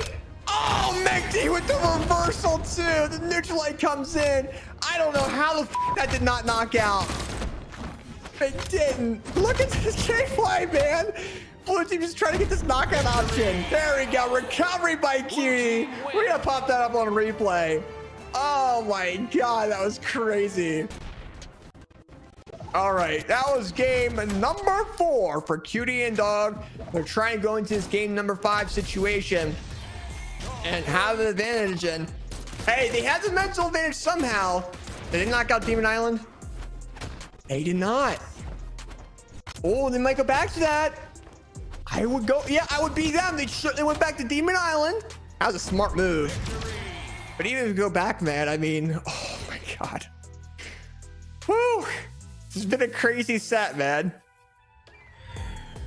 I've been losing my voice just watching, just commentating this. That's insane. All right, game number 5, chat. Game number 5 between both of these teams. And, well, I mean, if you're Cutie and Dog, you're definitely going crazy right now. See what happens here. I would like to see... I don't know. I think Dog and Cutie are the underdogs of this matchup just for them being a new team. I would like for them to go ahead and get a dub. I would, but it depends though. I mean, it depends if Ration may be allowed for that. Because look at them doing these team combos. Dog is getting launched. Oh, the ground pound missed by Cutie. They're going for riskier stuff, and I respect it as much as they possibly can try to do so without giving up their stocks. Dog right now off the ledge. We get Meg D with the spear there. Dog is able to come back. He is just saving himself. Whoa, okay. That would have been an interesting knockout option if that weapon throw had a lot more force. Meg D getting knocked out of that first stock. Solid recovery coming in from Cutie. Rage going down to that second stock. Blue team trying to keep this lead as much as they possibly can. Nice there. Oh, nice save by Dog, saving his teammate from getting knocked out, but then Rage gets their gauntlet recovery knockout either way. Trying to respect the space. Nice job keeping Rage off that ledge is what he needed to do to go ahead and save himself while Cutie was respawning. Dog is popping off tonight, though. The amount of damage he's done tonight has been crazy. But right now, Cutie coming in with that recovery. Oh, Meg D knocking out Dog. Cider coming in. Silent recovery. Oh, the team combos by the red team. Blue team might be a little bit flustered. No, they're not. They go straight for that. How's that aim downwards? That's not. Oh my gosh. Cutie with the offense signature. How did that Cider go downward? How the f does that make any sense? And right now we're 2 minutes in. The Brawlhalla game is with the blue team apparently. They have voted their choice, but will the red team allow it? Cross. Egg going crazy. Nice signature. Nice dare. Nice dare misses. Look at that. Oh, Cutie with the two-piece. Oh no. Rage is able to come back with Meggy's going. And so is Radish. And that's how you go in and have an advantage. Meggy now having to deal with another 2v1. Let's see what happens. Nice neutral light coming in. Nice Cider down light going in for a dare. Into another dare. Into a two-piece and a right gallery. Shooting Dog winning this set with a fantastic finish. That was fantastic. Holy, look at this. Two-piece. Oh my gosh, the side here, the way that it knocks. Or tried knocking out, my goodness. Dog, Cutie going crazy. Look at that weapon throw, very nice job. But then you see Megty coming in that recovery save on Radish. Dog comes with a dare Cider, at least that double knockout. Look at this fantastic combo by the blue team. Look at this, neutral light, Cider, down lane to two-piece. Oh, there we go, into recovery. That was fantastic. Oh my gosh. And here's the thing, and I gotta make sure this is out there because I know they're gonna bring it up. So what happened originally when we were all sitting during our break, they didn't wait for the queue to go ahead and start. And Dog and Cutie were up to off stream. So what happened was since the set wasn't streamed, we couldn't count it. So basically what they won was a BO9, realistically. Because they got what? That was 5-2? So hey, I mean, if you're a dog and cutie, you have to be going crazy. But yeah, that was a fantastic combo, man. That was awesome to watch. Oh my gosh. All right, I gotta go ahead and report that. 3 and 2. Congrats to dog and cutie. Now you guys can have a breather. You guys did. That was fantastic. Fantastic matchup, man. All right, our next matchup, ladies and gentlemen, we have Simba and Walshy going against Santy and Lampy. We got Sampy.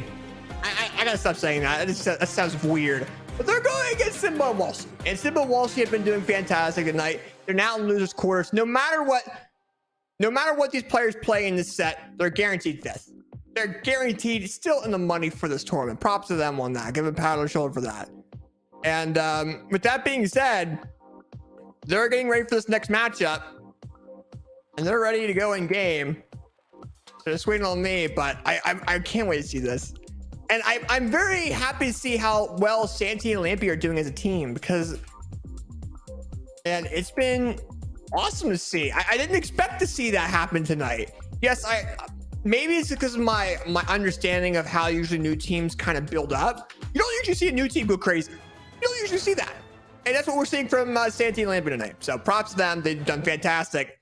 And with that being said, and we're going into our next set here. Let's see what happens. Simba and Walshy versus Santy and Lampy. 3, 2, 1, brawl. All right, we're going into game number 1 of this set here, and I'm happy to see we got Walshy representing Rectify here as well. Having supporters coming and helping out the players is fantastic. We love seeing players representing organizations tonight. And as I say that here, we have Santy and Lampy coming in, going absolutely crazy on Simba so far. Walshy's coming in, trying to do some gameplay stuff against the red team, trying not to run into team combos. He's kind of getting out of team combos himself decently well. Oh, and as I say that, we have Simba running into a team combo there by the red team. Walshy trying to come back to that ledge, is able to. Doesn't really get approached. Lamp becomes a neutral light. Simba tries to do something, does not expect to hit the ground pound on the ledge. Oh, nice little sword combo coming from Santy as well. Walshy coming in with his gauntlets. Nice 2-piece. Recovery. We're seeing a lot back and forth. Simba with a fantastic combo with the gauntlet skin, that recovery knockout Lampy. This is going to be a close game. It really, really is. And I think it's going to come down to the synergy between each of these teams as well. As I say that, Simba's now, Walshy's now on that second stock. Simba's also on the second stock too, but very, very low. You gotta be very careful. Santy with the fantastic sword read, saying, you know what? I know you're gonna go for that attack on my teammate. I'm gonna punish you for it. Jeez. Oh my gosh. The back and forth between both those teams was insane on that period of time. And right now, I mean, if you're a blue team, you gotta be like, okay, gotta do something here. Silent and recovery there by Simba. That recovery launches Santy out of that first stock. That was his first stock. First stock in a minute 50. Good grief. You're seeing these team players, like, you're seeing these players like really approach one another, and you're seeing them trying to land each other into team combos. Like we saw Walshy and Simba on the left side, we saw the red team on the right side, and they were just trying to bait each other into different attacks. We are seeing Walshy and Simba being a little bit more aggressive, and it looks like Lampy just goes off edge and he just plays that very awkwardly to the point where blue team's able to punish it. Oh, yeah, they got a little bit. Nice job by Walshy throwing his teammate to the platform so he gets his jumps back. And right now, oh my gosh, we see Santy knocking out Simba of that final stock. Walshy has to deal with 2v1. You can do it. We've seen him do it before in Moose Wars. Oh, that recovery almost knocks out Walshy. The center comes in. He threw that weapon a little bit too early. The recovery comes in. That knockout? I mean, I know, man, with small Fortress of Lions there is crazy with the ceiling, but there we go. It comes in, knocks that out. Silent there, tries to do it backwards, side air. Now he's got to be a lot more careful of the team combos that the red team could do. Stuff like that. 2-piece combo that would have led into something way bigger if the red team expected that to land. Silent Cider coming in. There we go. Oh, that recovery. Oh, that's gonna allow for the red team to go do this 2v1. There we go. Oh, the neutral air into a recovery knockout by the red team. Very nice job by Santi and Lampy. Going crazy. I'm gonna call them the rhyming team. That's what we're gonna call them. Sampy and Lampy. But right now, the props to them. That was a very, very nice matchup overall. And very nice team synergy, man. And that's what gave the red team the win, because when we're looking at the players separate themselves back and forth, I mean, it was staying relatively the same. And then as soon as Lampy and Santi land this team combo, the synergy that usually most experienced teams has comes out. And they go crazy. Going really, really crazy. So nice downlight coming in by Walshy. Cider by Simba. Silent recovery tries to come in. They're already going against Lampy though. They're focusing on Lampy a tad bit. Neutral light there. Nice job there. It's something. Simba ran into that there though. That was going to lead into the team combo. But now this team synergy that we see from Walshy and Simba is coming out. And as I say that, things are even. I mean, we got Lampy and Simba both in the low red. We're seeing Lampy getting knocked out first. Blue team wasn't able to maximize on the 2v1 situation until Lampy came back. All right. Nice neutral signature coming out of Lampy. Two-piece combo coming out of the red team. Oh, neutral signature comes out as well. Sword combo. Neutral air. Oh, there into neutral air by Simba with unarmed. Saves himself. All right, Simba's able to come back. Press pick up that weapon. Lampy knocking out Walshy. Very nice job of Simba reading that neutral signature is going to be coming out. Does it again too. Lampy's going for that, man. He really is. I think he saw Dog's matchup recently and said, you know what, screw it. We're going to go for it, see if it lands, and it landed. But I will say that blue team right now knocking Santi's first stock finally, as we are getting minute 30 into this game. And I don't know what it is, but Santi's been keeping his stocks very, very well. And the blue team is just really trying to knock out Lampy, I think, and have a 2v1. Dominating. We're seeing a double knockout there by the red team on Simba and Walshy. Simba and Walshy right now on their final stocks. And if you're the blue team, you have to pull something out of your back pocket. You cannot let the teams go in for something crazy like this and allow them to continue doing that. They're going for team combos here and there, but they need to continue going for these team combos if they want to go and win this. Yes, it's not going to be easy, but it might be the only thing they need to do to go ahead and make amends. Silent neutral air, side air into recover there by Santi right after Lampy. Oh, that neutral signature barely missed. That side signature lands though. Walshy down, and then oh, two-piece coming in from Santi and Lampy. The rhyming team. Okay, we're gonna call. I don't know what else to call them other than the rhyming team. Chat, let me know which one you what's the best name for Lampy and Santi in the Twitch chat. But with that being said, though, still props to them. They won this next game, and they are up. I believe up by 1. So, hey, if I'm them, I'm comfortable. But if you're Walshy and Simba, I'm not comfortable until I make amends. And actually, here's the thing. Also, Santi and Lampy is up by 2, not by 1. So, if you're Simba and Walshy, you have to pull something out of your back pocket. You have to find ways of countering the red team's team combos or land your own. That's what's going to happen. And you need that to be able to do that. You need to have neutral control. You need to have the control of the platform on this map, and basically have the opposing team on the edges or in the sky. That's what you need to do. Especially with damage build up too with those combos. I mean, you could do improv stuff too. I've seen a lot of improv stuff in the air, but the more consistent stuff's going to be on the platform. 40 seconds in. Both the red team members are in the orange. Simba's in the yellowish orange, now going in the orange. Walshy's in the red. Overall, pretty even. I mean, now we're seeing Lampy coming with that side air on the Walshy. Simba trying to guard their teammate.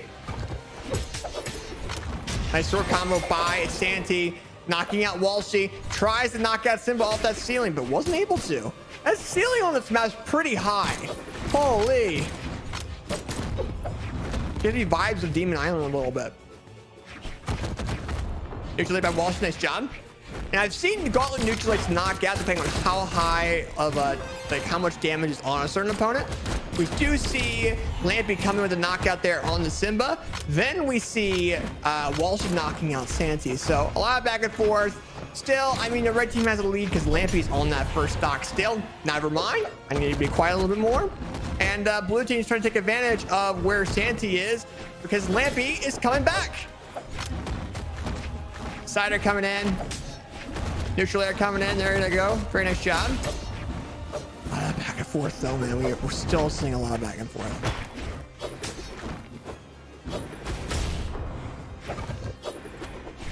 Let's see.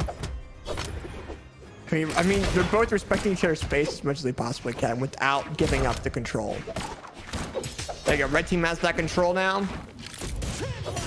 Lampy's holding that signature. You gotta be careful with that too, because it's got a lot of recovery frames. Two-piece by Santi, knocking out Walshy with that recovery. Very nice job. And Simba goes down to that final stock, also to Lampy as well. And Lampy and Santi are up a little bit of a lead. And that's because they had that overall platform control. They gave it up a little bit, but as soon as they get it back, they knock out Santi off that second stock. I don't know. Santi comes in the neutral. Lampy comes in the ground pound. The ground pound again. Walshy is out of here. Good grief, Lampy. Pop off, King, and get the team combo as well as Simba. Cider coming in by Santi. The weapon throw comes in. Oh, he tried to go a little bit aggressive. And Simba is out of here as well. Lampy and Santi winning this set 3-0. Very, very nice job. That was fantastic coming in from the red team. And right now, I mean, jeez, I mean, look, the double ground pound as well. That knocked Walshy extremely early to the point where the red team was able to focus on Simba. Realized Simba's like, uh-oh, I'm now in a 1v2, and took advantage of his mental state. And bam, tried to do that side signature, but Simba didn't have any more options to come back to that platform. My goodness. But overall, though, very nice job coming out of the red team. And I mean, Simba and Walshy tried their best, man. They really did. But this Santi and Lampy team, if they keep this up, man, they can go crazy and win this event. So I don't know. We'll have to see what happens, though. We'll have to see. But very nice job coming out of Santi and Lampy. That was awesome to watch. So with that being said, ladies and gentlemen, we are now done the losers or the elimination quarterfinal. We are now going to go ahead and go on the winner's side of this event. We're going to have Snowy Luna go against Phazon and Cody Travis. Notorious set when it comes down to Moose Wars. Whenever Snowy and Luna have played against Phazon and Cody, we've had it once or twice before. It's been insane. But is chat ready for it? That's the real question. We'll have to see. We're going to go ahead and put these predictions real quick here. We're going to choose the outcome of the Dog and Cutie versus Meg D rated set here. And then after that, we're going to go ahead and put predictions up in the Twitch chat. Let's see. Like I said, I have to give props to Dog and Cutie on that set because I did say they had to reset it. And even though they reset it, they still went crazy. So, hey, props to them. All right, let's go ahead and see here. I'm going to go ahead and put a prediction up in the Twitch chat. Let's see what happens here. Start predictions. Who will win the best of the 5? Luna or Snowy, or Luna and Snowy versus Cody, or Phazon and Cody. I don't know, man. Snowy and Luna haven't really dropped a whole lot, but neither have Cody and Phazon. I mean, Cody and Phazon went 3-0 through Dog and Cutie. So I don't know. We'll see what happens. I always have a personal spot in my chest here for Phazon and Cody, just because they've gone crazy in Moose Wars events in the past and stuff like that. So, but yeah, I think we're all good to go. We're waiting for the players to hop on in. What I am going to do, though, let's see what the prediction came out to be. How is it right now? 64 in favor of Luna and Snowy. 39 in favor of Phazon and Cody. Okay, let's see. Let's see, chat. Come on, keep on voting. I want to see it. I want to see it. And while we're waiting for that, I'm going to go ahead and see if we can get some Moose Wars avatars given away tonight. We're now in top 4, so I'm gonna kind of give some away to you guys in Twitch chat. We've been meaning to do that in the past, but like I said, we've had things pop up. So let's go and get some codes here to production. Make sure they have what they need to go crazy. Go crazy. Go stupid. It's stuck in my head now. God damn it. See, this is what happens when you leave yourself to your thoughts. Right? All right. Stream giveaway. Bop, bop, bop, bop, bop. All right. Actually, I'm about to send you a DM in private. Check that. That's gonna be the codes. There you go. Pop, pop. I have 5 to give away tonight, so if we can give away all 5, it'd be amazing. And for those of you guys that do not know, Moose Wars, us as a tournament organization, has a Brawlhalla avatar in game. We have about 280 something out to the public right now. So over the course of this rest of this stream, we'll be giving away a Moose Wars avatar to you guys in Twitch chat. So keep an eye on the bottom right corner of the screen because there might be a Moose Wars avatar that might pop up. So that being said, the players are good to go. Good luck. And we'll see what happens here. And hey, I mean, might as well put one up now. I don't know. We'll have to see. There we go. There's a code up on the screen for you guys. Let me know in the Twitch chat who gets it. I want to see who gets it. But right now, we're going to game number 1. They're trying to choose which map. All right. All right, we're going to game number 1. Cody and Phazon going against Snowy and Luna. From what the Twitch chat has voted, Luna and Snowy won the chat vote with 54%, and Phazon and Cody got 46%. This is a close set. I mean, close choice for the community that has chosen. So we're going into this game number 1. Cody and Phazon on their notorious Barraza and Val picks. Oh, Cody on the Luna. Look, this Luna already in the orange. That's crazy. Oh, Luna almost knocks out his teammate with that recovery. But I don't know. I think Cody and Phazon are more set in the mindset they need to be. Let's see what happens, man. That's going to be dope. But right now, I mean, hey, blue team has made it a lot more even compared to what it was. Phazon tries to get the sword combo knockout on the Luna. Luna very low in the red, but so is Phazon. Nice recovery coming in. That weapon throw, I think, actually saved Luna from getting fully knocked off that ceiling. Oh, Luna with that bow. Granny gets a neutral signature, knocking out Cody off the ledge. I didn't expect that to hit, but it lands. And then Luna comes in and gets a side air knockout on the Phazon, and now the blue team is up a little bit. Cody's like, no, you knocked me out. You're going dead. You're going bye-bye. See you later. You get knocked out. Downlight, side air. Oh, back and forth though. Now, as we're seeing it at this current point in time, red team trying to get platform control, but Snowy's like, nope, I'm gonna go crazy on the cannon that I'm known for, but I'm not able to come back. Snowy's down to their second stock right now. They kind of gave that up. Phazon with the ground pound coming in on Luna. Luna's unable to come back to the platform, and I love the weapon start from Cody on the Snowy as well. Or on the realistically Luna, but it didn't matter because Luna's still doing team combos with an arm, but picks the blasters, gets the dare, gets the a 3-piece combo by the blue team, knocking out both Cody and Phazon on that second stock is absolutely insane. Holy, holy, holy. This is a crazy set overall, and right now we're seeing Snowy trying to go in for a couple different things. They still have their second stock. However, Cody might say otherwise here very shortly. Snowy in the red. Okay, Cody's trying to keep it spaced through. Down light side air, nice job. Sword. Oh, Phazon just dropped a sword combo on Snowy. That might allow for some things to change around. That ground pound by Cody comes in. Very nice job. Uh-oh. Snowy coming in, doing some damage on the Cody. Cody's now in the low red of their final stock. However, Phazon and Cody trying to knock out Luna. Can they do it? They need it. Nice job by Cody. Now the 2v1 situation. This is what the red team wanted. This is what they needed to take this game. Can they take advantage of this 2v1 situation over Snowy? Neutral light coming in. We're seeing a lot of neutral control by the red team. That's what they want. But they also kind of want to knock the Snowy into a team combo. So they might bring him back to the platform.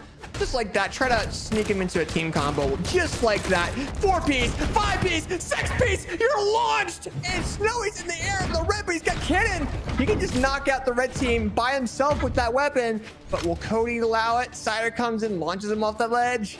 I don't know. Here we go. Phazon, Cider coming in. Does not knock out Snowy. But if you're Cody, you're going to be like, I'm just going to weapon starve Snowy as much as I possibly can. We want to have him unarmed. There we go. Neutral light comes in. Cider, very clean by the red team. I like how Cody tries the weapon starve, picks up his weapon, goes in for that Cider. That was so clean by the red team. And Cody and Phazon take game number 1. There we go. Dare coming in. That recovered by Phazon. That was clean. And then the neutral light going in. I think Cody for the jump ground pound. And then that final situation, Cody with the neutral light into Phazon's jump side air with sword. Very clean. Very nice job. And hey, red team's comfortable going into game number 2. They're not as stressed as Luna and Snowy might be.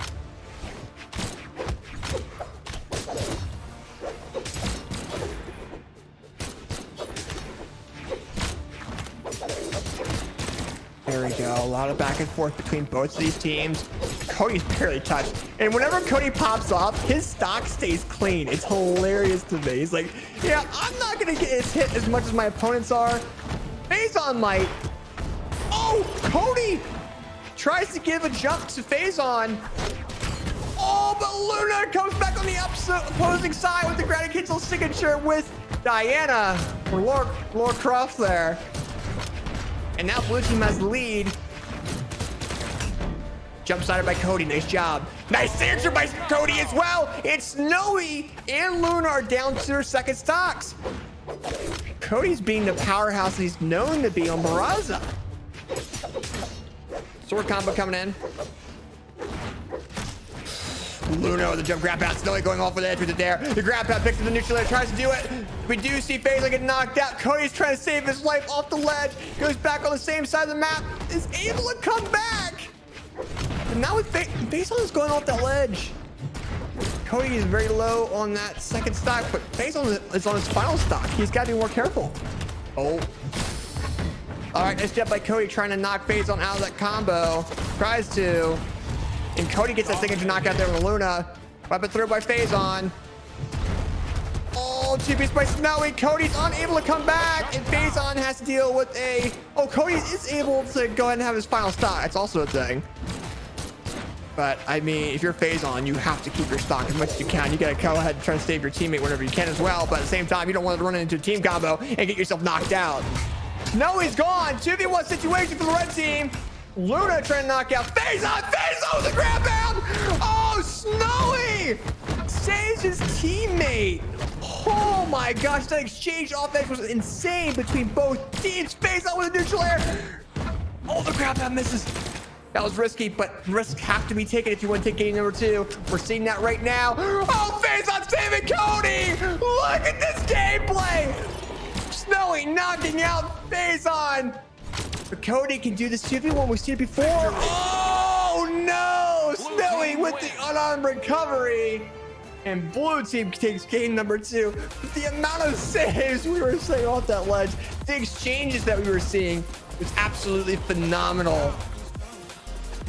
What just happened? Like, that's got to be one of the most insane rounds we had tonight. Phazon gets knocked out. Cody tries to do some type of knockout action, but that unarmed recovery knocked off too, which is hilarious to me. I thought that maybe the bow would have something to do with it, but no, the bow just hit Snowy. So, game number 3, chat. Game number 3. 3, Golly. 2, 1, brawl. All right, Game number 3 here between both these teams. No character swaps. I'm not seeing any swaps yet. Snowy sometimes will go to a different character every once in a while. But for the most part, I say with Luna. Luna might go to a different character as well. But like I know Luna played Taros in 2s a couple times as like a backup pick. Kind of change things up. But right now we're seeing all the same characters that we've seen tonight. Phazon trying to do something at Cody, but that weapon throw didn't even hit Luna. Phazon now in the orange, but so is Cody. Cody's in the orange as well. Team combo misses. Nice ground pound by Phazon.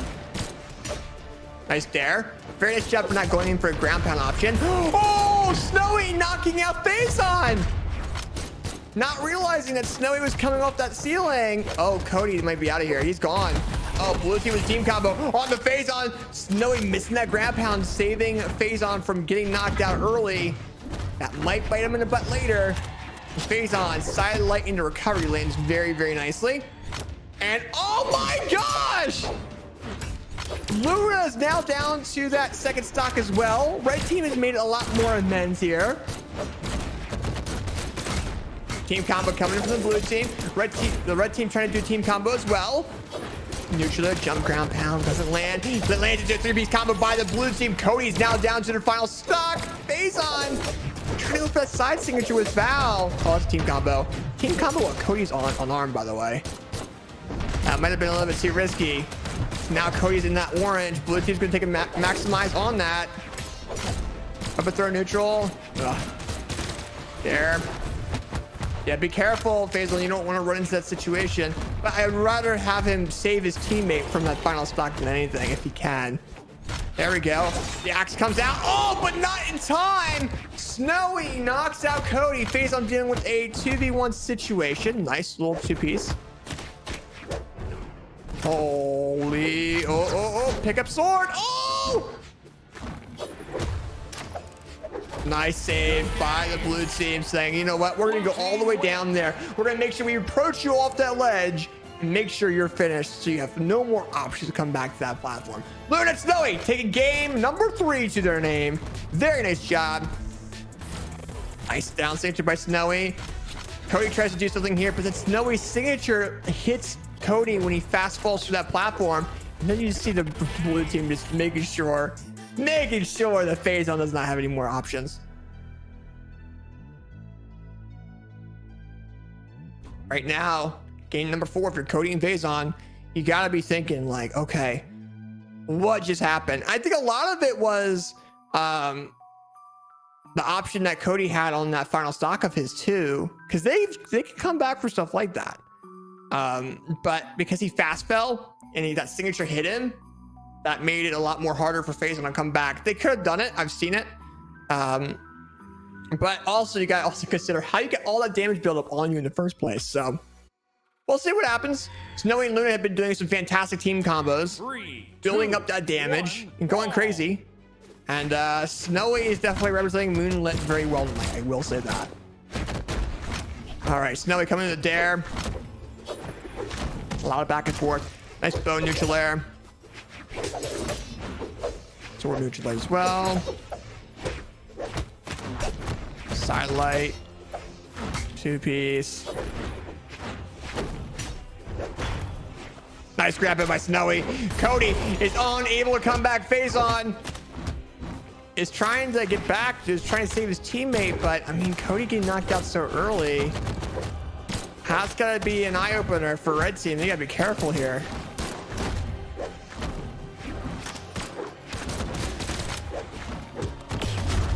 Nice signature coming out Phazon, and Luna's down to that second stock already. Snowy trying not to get knocked out. Phazon, Cider comes in. Snowy's gone to that second stock. Phazon trying to knock out Luna early. That grab pound's not gonna land. Phazon's barely able to come back off of that. Down light in recovery by Luna, launches Phazon off of that first stock. Cody now having to deal with 2v1 until Phazon comes back. Oh, but this is an opportunity for blue team to really maximize on Phazon too. They can launch. They're launching Cody in the air. And look, that's what I'm talking about. Phazon's now in the orange after a 3-piece combo. Look at that. Oh, that's a stage. They're coming in for Snowy on to Phazon. Nice two-piece by Phazon and Cody on both blue team members. It's not going to be... I mean, they made it even. Nice dare by Cody. Nice side air as well. Bounces him around the map. Nice side air as well. Cody's doing very well following up of what Phazon's really throwing at him. And we usually don't see that style of gameplay from Cody, but he's doing it very, very well. Nice side air. Nice backward side air. Snowy's down to that final stock. Oh, Phazon on the jump side air as well. I mean, everyone's low outside of Snowy. Luna knocking out Phazon's at the second stock. Nice side air by Cody knocking out Luna. I don't think Snowy expected that at all. That side air by Snowy knocking out Cody. It's one stock all. Phazon, you gotta be careful going off the ledge. Oh, if you're Cody, you gotta be trying to do something now. Your teammates get comboed. Your teammates get comboed. Oh my gosh, they are almost dead. They have him deadlocked right now. They have Phazon deadlocked right now. What is going on? Cody, come in. Roger, Roger, I'm here now, but it wasn't in fast enough time. That was insane by the blue team. All right, it's close. Dare by Cody. Recovery by Phazon. Weapon throw. Oh no! Luna's out! Snowy's got to deal with a 2v1! Well, Cody and Phazon win! Oh no! Phazon just prevented Cody from knocking him out! Recovery comes in. Game number 5 between Snowy Luna and Phazon and Cody's coming right at you. And that's how you reverse that. They got out of that team combo by the blue team. They did. So show you. Luna comes in with the knockout of Phazon. Snowy Luna crazy, and the side from Cody comes in. And then it's one stock all. Cody comes with a knockout there on Luna, and then recovery by Cody makes it into game number 5. That was a fantastic round. If you look at the stats here as well, I mean, it was relatively, I would say, iffish even, but I'm also saying, look at Snowy and Luna's team damage, 232. It's one of the highest we've seen tonight. So that's also another impact as well. I think Phazon and Cody kind of kept Snowy and Luna together a lot to the point where they're doing all this team damage back to back to back to back. But a lot of it was to save their own teammates. So, hey, that was a fantastic round. We're going into game number 5 right now between these legendary players. The King, Snowy, Phazon, and Cody. Let's see how it goes. They are on small Fortress Alliance right now. Cody's got that axe. We have Luna with the bow. We got Snowy with the gauntlets. We got Phazon now just picking up the sword. I'm seeing Cody kind of getting launched into the orangey red already. This happened last previous game as well. He's got to be careful about that. Blue team's very good at focusing on one person. Oh, and then taking advantage of the situation whenever they can. Phazon's also very good at getting out team combos. We're seeing a lot of that tonight. Oh, I missed. Cody's getting launched around, and it's time for the blue team to do 2v1s against Phazon, and that's not what they want to have. I mean, if I'm Cody, I just hop off the map. Jump grab pad, never mind. I need to shut the f up because we're seeing this gameplay go crazy. And as I say that, Cody's now down to that second stock. Phazon launches Snowy off that ledge, and that's why you try as much as possible to stay alive in this game. You don't fall off, you don't give up those options. And this is why, look, Phazon's still alive with that first stock off that ledge, and they now have a decent lead on the blue team.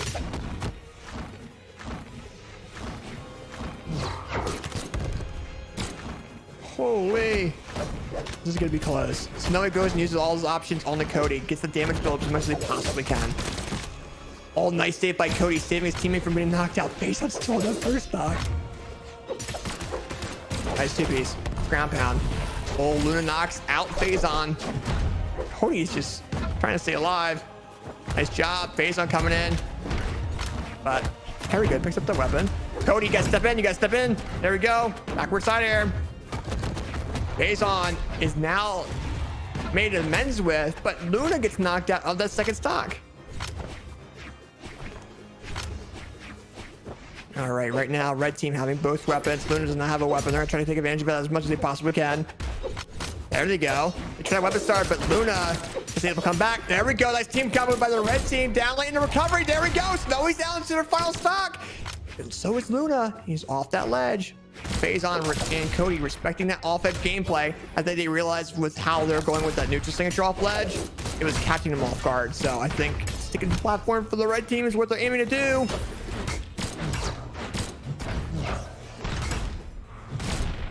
Oh, nice side air. Snowy and Luna launching Cody and Phazon. To the right, Cody's unable to come back. Phazon dodges that weapon, gets that recovery. Nice movement coming in from Phazon, man. Luna's that lovely bow 3-piece. Phazon's down to their final stock. Cody's got to be very careful though if he wants to go and win this, but so too Luna and Snowy. Luna very low on that final stock. Snowy in the orange of that final stock as well. You got to be careful of the team combos by the red team. But right now, Luna and Snowy just gave up the neutral and platform control to the red team, but they're coming back to do a damage buildup. Can they reverse this? I don't know, but it's getting close. Side air by Phazon. She beats. Oh, there you have it, ladies and gentlemen. Phazon and Cody Travis advance into the grand finals of Moose Wars King's Crusade. And that is the way you win the set. You're down to the wire, ladies and gentlemen, and you provide that type of gameplay. That was fantastic overall. I mean, look at that gameplay overall. I mean, side signature, and then a down light into recovery. I think Cody's side air recovered a lot for Phazon to land that recovery. That was huge. Very nice job by both of those teams there. That was a fantastic winners final, if I've ever seen one in Moose Wars. All right. So now that Snowy and Luna are on the loser side of the bracket, we got to figure out who they face, right? That's the main thing. We got to figure out who they're going to be facing to see if they can go back up the grands. So our next matchup on stream is going to be Dog and Cutie versus Santy and Lampy. Two teams that are fairly new, going very powerful here as we're going into this event. I mean, they're in loser semis. This is for, they're trying to get higher than 4th place. They're both guaranteed 4th places. So that being said, let's see what happens. Dude, Cutie's nuts. Cutie's a trip. He tried, I gotta screenshot this. But anyways, I'll show you guys the Twitch channel a little bit later. But anyways, that was a very, very nice set. We're going into the matchup between Dog and Cutie versus Santy and Lampy. And they're just choosing the map right now. They are. So at the moment, they chose the map.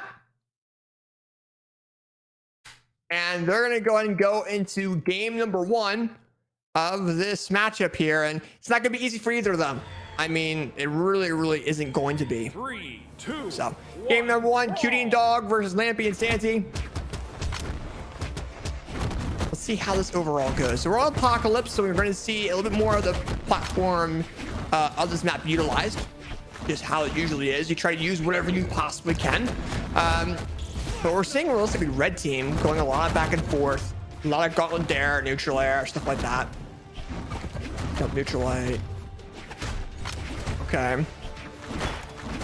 Silent recoveries. We're seeing a lot of that. And let's see what happens. 2-piece coming out of Lampy. Oh! The double weapons thrown by Lampy and Santy, knocking out Dog and Cutie. And that's what way you take stocks, man. Fantastic by them. I did not expect this both to land on both separate opponents. But we're a minute in, and we're already a minute in, and we've already had a fantastic knockout option by these teams. Lampy still alive, is able to touch that ledge, but Dog with the ground pound knockout, confirming the knockout option. Oh my goodness. And right now, Cider coming in from Santy. Lampy trying to do something here. Trying, man, really, really trying. Side signature coming out by Santy. Lampy trying to go ahead and try to get these knockouts on Cutie and Dog. They're able to go and knock out Cutie, but Dog is still alive, and Santy is saying, you know what? You're gonna get knocked out.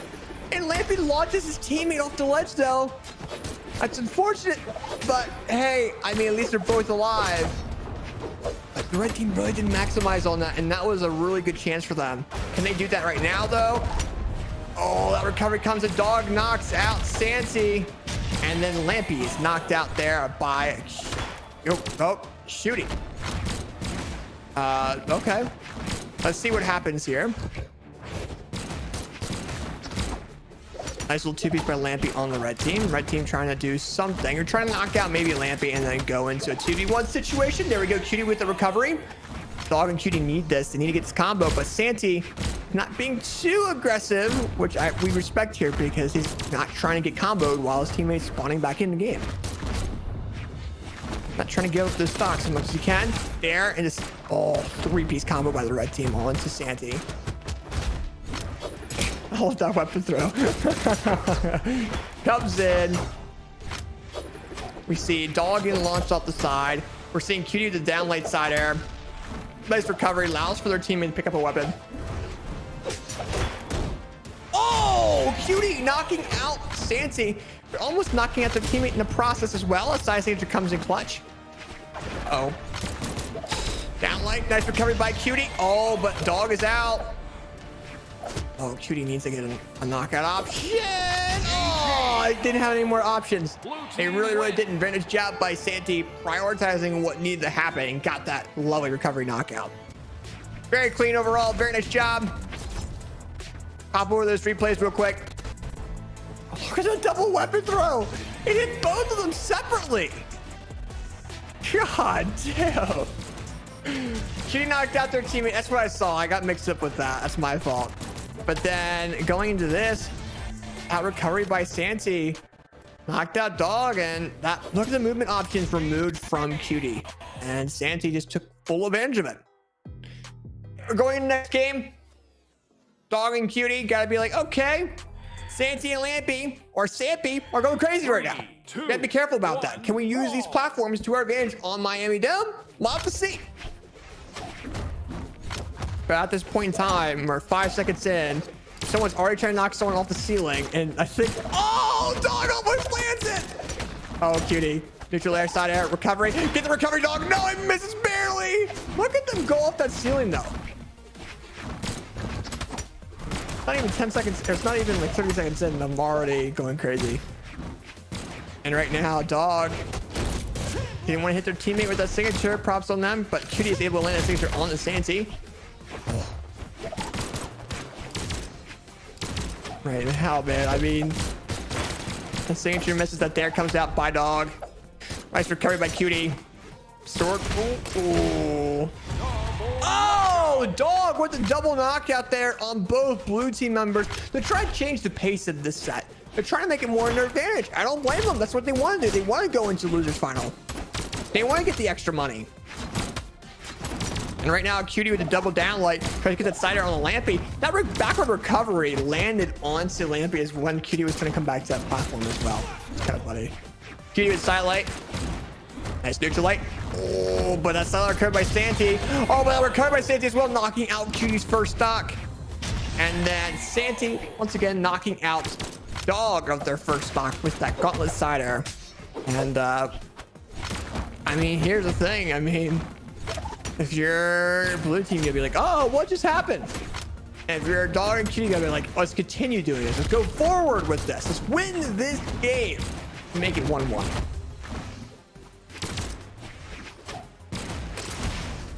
Nice little two-piece. There in neutral air, misses that barely.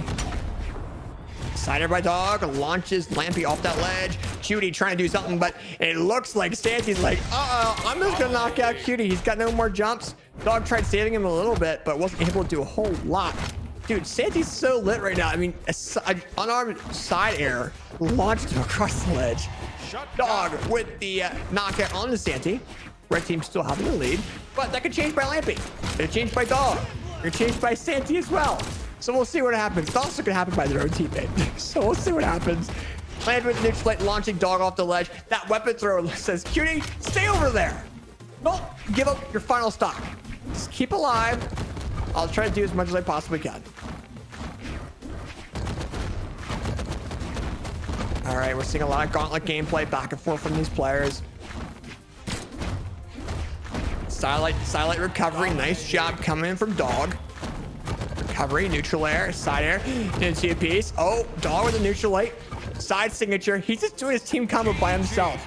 And Santa's like, no, I'm not dealing with that. We're gonna go next game. We're not dealing with that right now. I'm not gonna try to recover. But my gosh, Dog and Cutie taking game number 2 of this best out of 5, man. Those are some very, very powerful matches here that we're seeing. Shut down. All right, let's see what happens. Game number 3. Dominating. Man, I mean, look at the team combo. Dog launched Cutie to that 2-piece, comes back with a neutral light, and then comes to the signature because Santi was so focused on Cutie, and then Santi didn't have any more jumps. That's what you call it clean, man. I love that. That was a fantastic knockout option. 3. All right, we're going into game number 3. Brawl. 1-1 is now technically a BO3. Whoever wins the next 2 games advances further in the bracket.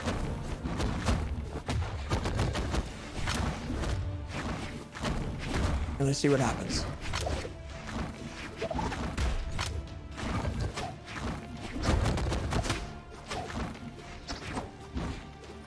All right. So right now we're getting into the 25-second mark. Everyone's staying relatively even. We see that usually when it comes down to beginning these games. We say that a lot because it happens a lot. But also we're on Apocalypse, and I think that platform moves around a little bit too. So I want to see what happens. But we're seeing Cutie and Dog really thrive off the left side of the map so far. Silent recovery, tries to get a recovery knockout on a Lampy, thinking we're going to dodge to the right. Oh, Lampy tries to go in, knocks out Dog. Dog was just too aggressive with their attacks and a little bit too aggressive to the point where they're readable. Lampy, and it looks like Cutie and Santi are knocked out. We're on a 2-stock game. Things just reset. Imagine that being a mindset reset. All right. They're going into this a minute 10 in. Santi gets the recovery in the neutral air. Nice 2-piece coming in. Silent recovery. Oh my goodness! It didn't knock out though. That should have. Oh my gosh, we do see Lampy getting knocked out, but then we see Santi trying to make amends here. Nice ground pound by Cutie, and Santi's out of that second stock. Red team is up by a quarter stock each for each player.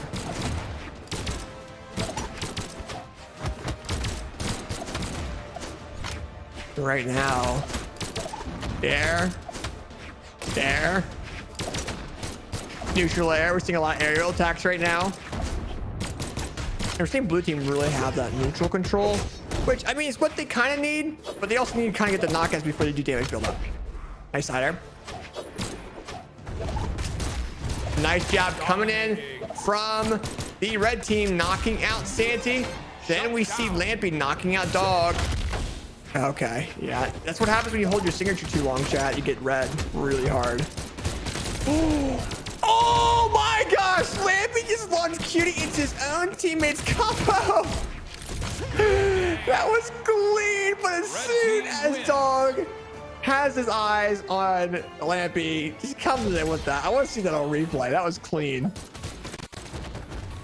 There, into recovery to the gauntlet. The ground pound comes in clean on Santi on the second stock. 1 stock all. Ground pound there coming in from a Dog. She gets launched off, and then recovery into Dare. But then Dog goes in for that gravity cancel signature, part of that combo, and Lampy just locks him into that. And as soon as Cutie comes back, Dog comes in with that cider knockout. We're going into game number 4. And we'll see kind of what happens here. Dog and Cutie are up 1 over Santi and Lampy. So if you're Santi and Lampy, you kind of have to pull things off as much as you possibly can. Dog coming in with a dare. Cutie's using those Wu Strong signatures very, very well. Oh, okay. Both red team members are in the red. But the blue team just can't knock him out. Lampy's trying to do that with Cross, but there we go. Cutie getting knocked out of that first stock. Cider, nice silent. Okay. 2-piece. Dog with the recovery knockout there on Santi. And then we have Cutie Cider landing on the Lampy. And Lampy's still able to come back. Back and forth. Neutral light coming in. Jump neutral air, integrate with the neutral light. Back and forth. Side light. This is there. Nice. Back and forth. Side light coming in. Oh, Lampy's down signature barely missed just because of the fact he landed right in the middle of his opponent. But that could have knocked out very, very easily if it was a little bit to the right or a little bit to the left.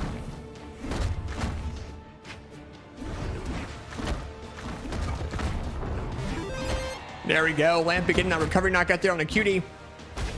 Blue team trying to take advantage of Dog being off that ledge. The Dog's like, nah. Oh, but you just get the option for the blue team. But Dog comes back with a side light to kind of save his teammate a little bit. Get the neutral light. Nice job. That's a nice team combo. Right onto Lampy.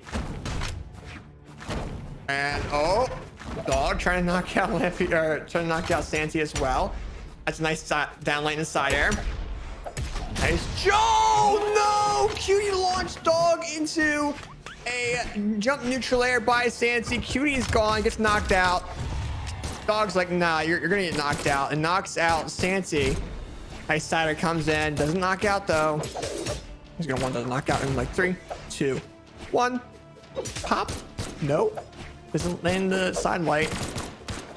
Oh, he's going for these down lights a lot too. Gotta be careful. Oh, we see team combos coming in. Cider comes in, does not knock out Lampy. He's still alive. Still alive and well. On that second stock. Nice dodge.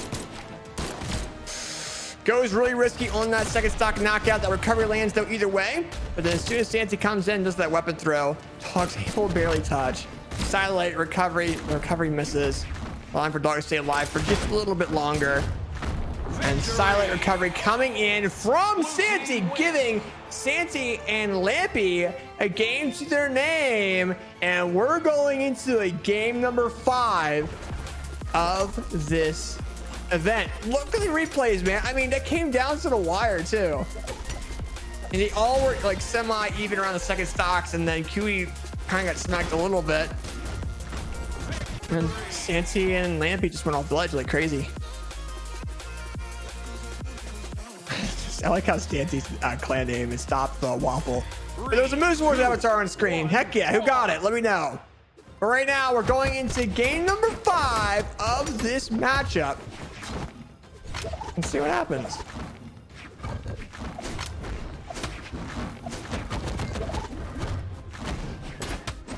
Nice 2-piece coming in. Nice signature. Cider coming in.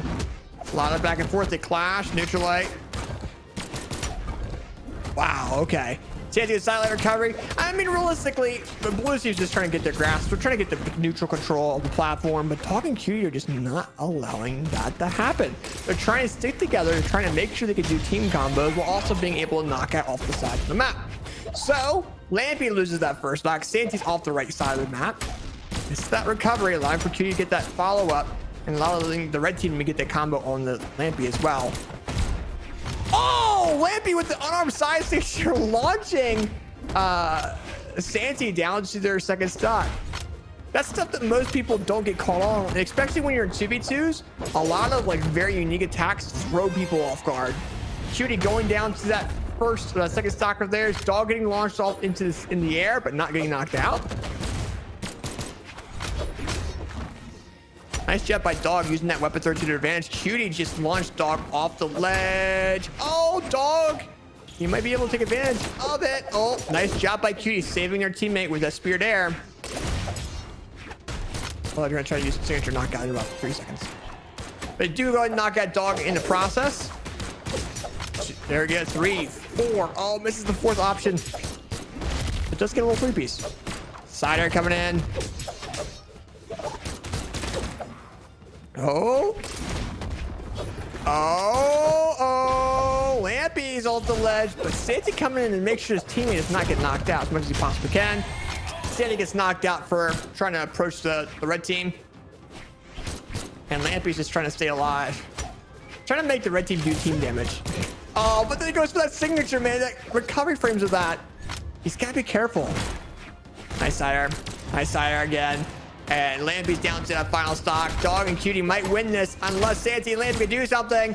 This would be huge for the blue team. They save their teammate. Oh no, Santi's off the ledge. Oh my gosh. Cutie's down to their final stock. Santi's still alive though. This could be a lot of work. Oh, the silent recovery was not followed up there by Lampy. Now allowed for Santi to get knocked out. Can Lampy beat this 2v1? Man, unfortunately, he's unable to. Dog!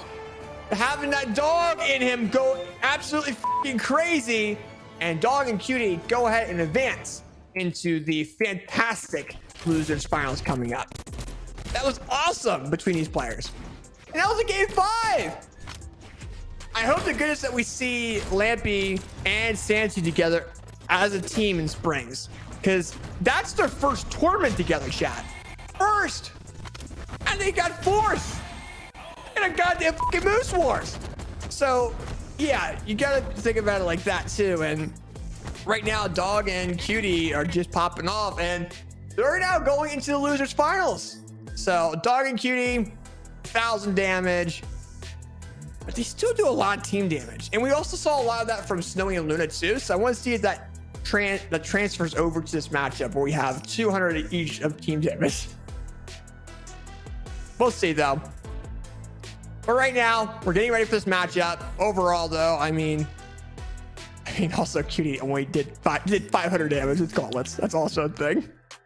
Holy, but all right, players are hopping in the room right now. Our next matchup, Dog and Cutie versus Snowy and Luna. Luna, the king of Brawlhalla right now, won a top 3 in a winter championship, and then went ahead and won the winter royale. So he's got the fantastic title in game, and I'm happy for this. This is gonna be a very, very dope matchup. Luna Snowy losing to Cody, Travis, and Phazon on the winner's side, and that was one of the closest sets we've had in the winners finals in a very, very long time. So hey, realistically, it's kind of funny. Top 3 seeds were correct, by the way. It was overall correct. We knew they were going to get top 3, but we didn't know which way they were going to go about it. So Phazon and Cody are 3rd seeds. They're now in grands. And now we have seed 1 versus seed 2 in the losers finals. It happens. I mean, when you're up that high of gameplay, I mean, it comes down to those final moments, and those final moments are hard to go through too. So with that being said, they're waiting on me. My bad. Good luck. I'm glad they're waiting on me, because I did not want to have another situation that Dog and Cutie will have to run into. Oh gosh. Start prediction. Who will win between these players? Luna and Snowy versus Dog and Cutie. All right, chat, predictions popping up. But with that being said, ladies and gentlemen, we are now going into the losers final of Moose Wars King's Crusade.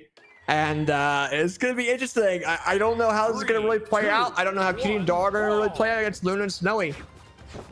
I like how Luna still on that Diana, on Laura Croft, and Snowy's on that Onyx, but swap skin. He's trying to get that inner dog out of him as well.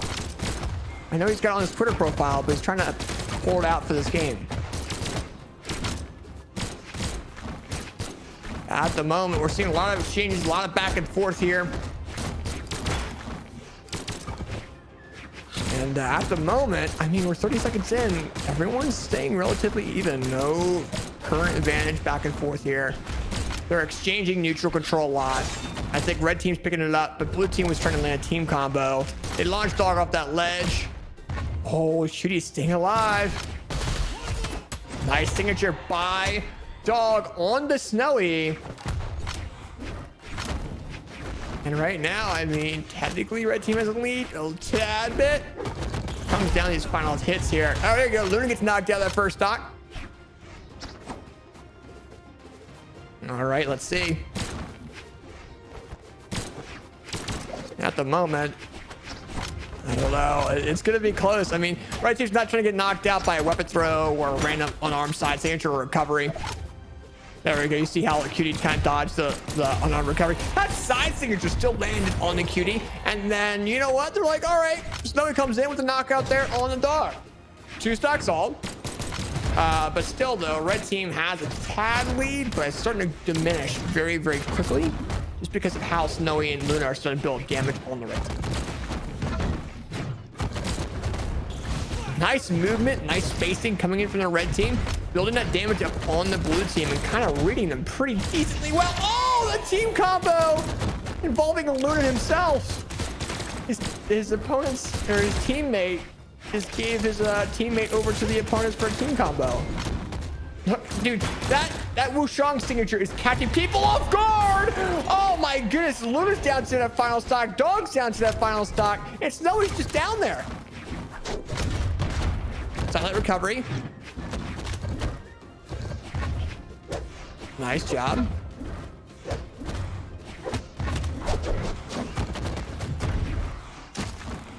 Okay, a lot of back and forth.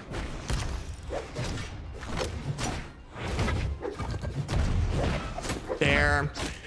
2-piece by the blue team launches Dog, or I'm sorry, Cutie in the air. Blue team's just not having a moment to breathe. There we go. There you go ahead and knock out Cutie. Dog still alive. Gets that side air. Side air again. Literally coming in. There we go. That signature is catching the blue team off guard so much there by Cutie. You can throw it again, isn't he? Watch him throw it again. I'm just waiting for it.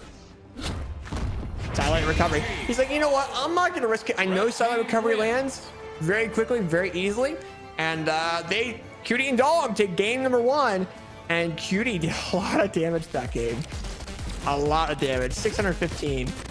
Now, it's not 700, 800 level of amount of damage, but it's still pretty good. I mean, that weapon throw finish on Luna's second stock was clean. There you go. And there's the signature that we saw from Cutie's Wushang as well. And it knocked out Luna, and the silent recovery by Cutie. I do like how Dog and Cutie are exchanging back and forth, where they're exchanging back and forth damage between games. Like one person will have the lead and the next game will change completely. But overall though, I mean, team damage was relatively even. This is what I was talking about before this set. I knew the team damage was going to be relatively in the like 200-ish range, but I was a little bit over. But 141 for Snowy and Luna and 180 or 190 for Cutie and Dog. All right, we're going into game number 2. Snowy and Luna are down 1. Cutie and Dog are landing team combos left, right, and center. And Dog didn't even have a weapon. So what's going on? Is this 15 seconds? Snowy's almost out of here. Look at, oh my gosh, he's out.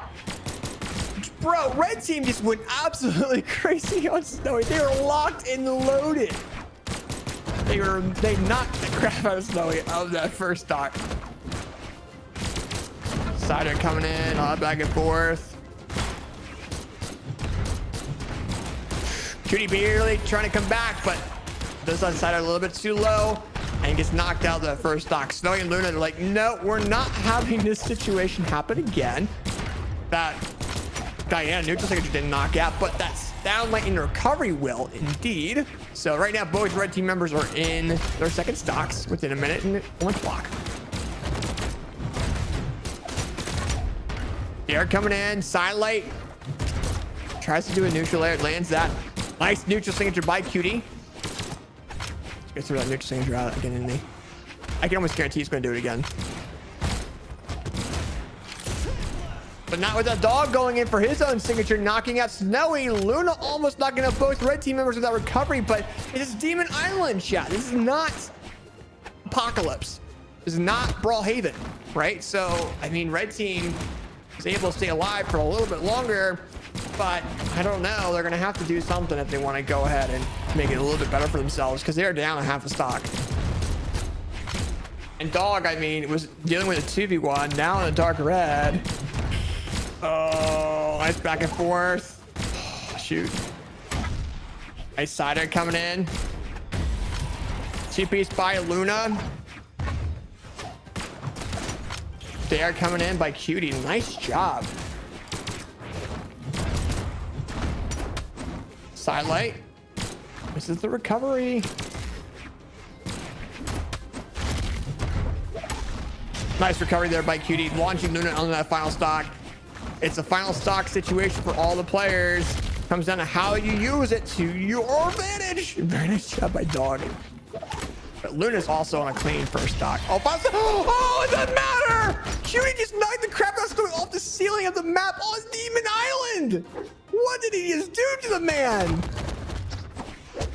Here's the thing, chat. Luna is the best 1v1 player in the world, but can he beat Cutie and Dog in 2v1?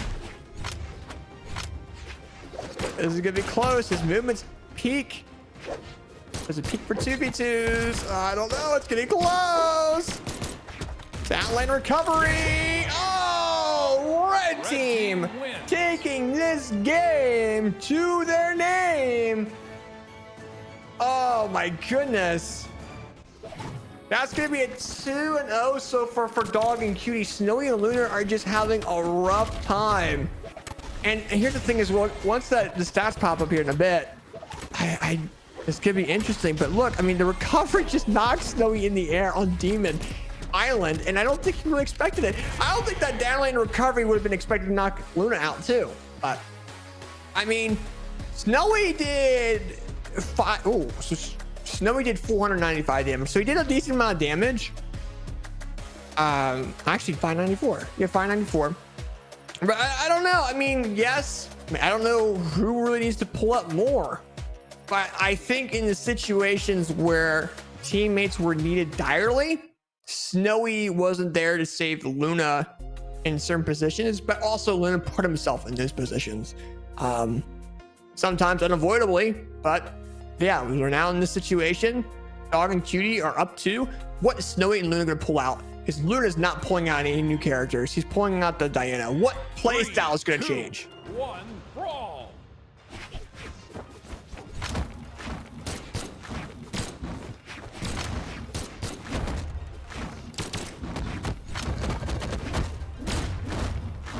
All right, this is going to be an interesting matchup. We're 15 seconds in. Snowy's already in the orange. Silent neutral air. What just? Oh, Luna with the read with the recovery, but didn't have any more options to follow up to make that knockout. I love these players' adaptability in Sky and attack and stuff like that. Silent recovery by Dog. Oh, okay. Red team realizing they did team damage. Neutral light coming in. Snowy coming with the gauntlets, but Cutie coming in with a knockout there on a Luna. And if you're a red team, you gotta be really considering knocking out Snowy as fast as you possibly can. I think it's what they're trying to do, but also make sure he's the first one knocked out. Because if you have Snowy's cannon in a 2v1 situation, holy crap. So I don't know, we'll see what happens, but we're seeing Dog launched off the ledge, misses that dare, but Cutie knocks out Snowy's first stock. Cutie is getting these knockouts on their opponents. Sidelight. This is the recovery, but Luna gets back with that jump recovery and knockout option. 2 stacks all. Luna is down a lot of their second stock, and the red team realistically now, just because of stock difference, maybe knock out Luna. Just maybe. Yeah. Luna's trying to come in to help out Snowy in teammate scenarios, but just having a rough time. Cutie and Dog taking advantage of it. Neutral light coming in. Cover throw. Ooh, Dog got a little bit anxious with their attacks. Oh, trying to do team combos too. I see him. I think blue team's just trying to survive in their mindset. Ooh, nice job by Luna, knocking out Cutie's second stock. And with Cutie being the main knockout option, or main knockout priority player, I mean, Dog has to deal with this 2v1. He's able to deal with it a little bit, but Cutie's already in the orange of their final stock. Luna is also very, very low. He's got to be extremely careful. You can see him right now. Let's let Snowy deal with damage as much as they possibly can. Oh my goodness! Dog with the offense down stager, not only knocking out Luna, but knocking out Snowy. Oh, I've never seen a down signature off ledge, unarmed, knock out 2 players at once. Oh my goodness. At the moment, Snowy's got to deal with this 2v1. He really, really does. He's got to be careful. And he's got a cannon too, so he can do it. But if the team combo comes out by the red team, yeah, I don't know. Because now Snowy's in the orange. Sidelight Cider misses. Dare comes out. Nice dodge read. That signature by Cutie does not land, but that recovery lands by Dog. And Dog and Cutie 3-0 Snowy Luna in the losers finals, chat. Oh my goodness. Hey, Dog and Cutie voters in the predictions are eating good. That's all I can say. That was insane. A 3-0. I think it really came down to the synergy between Snowy and Luna too. They're fantastic players overall, but we're seeing them have a rough time landing anything. And I mean, they're a fairly new team overall together.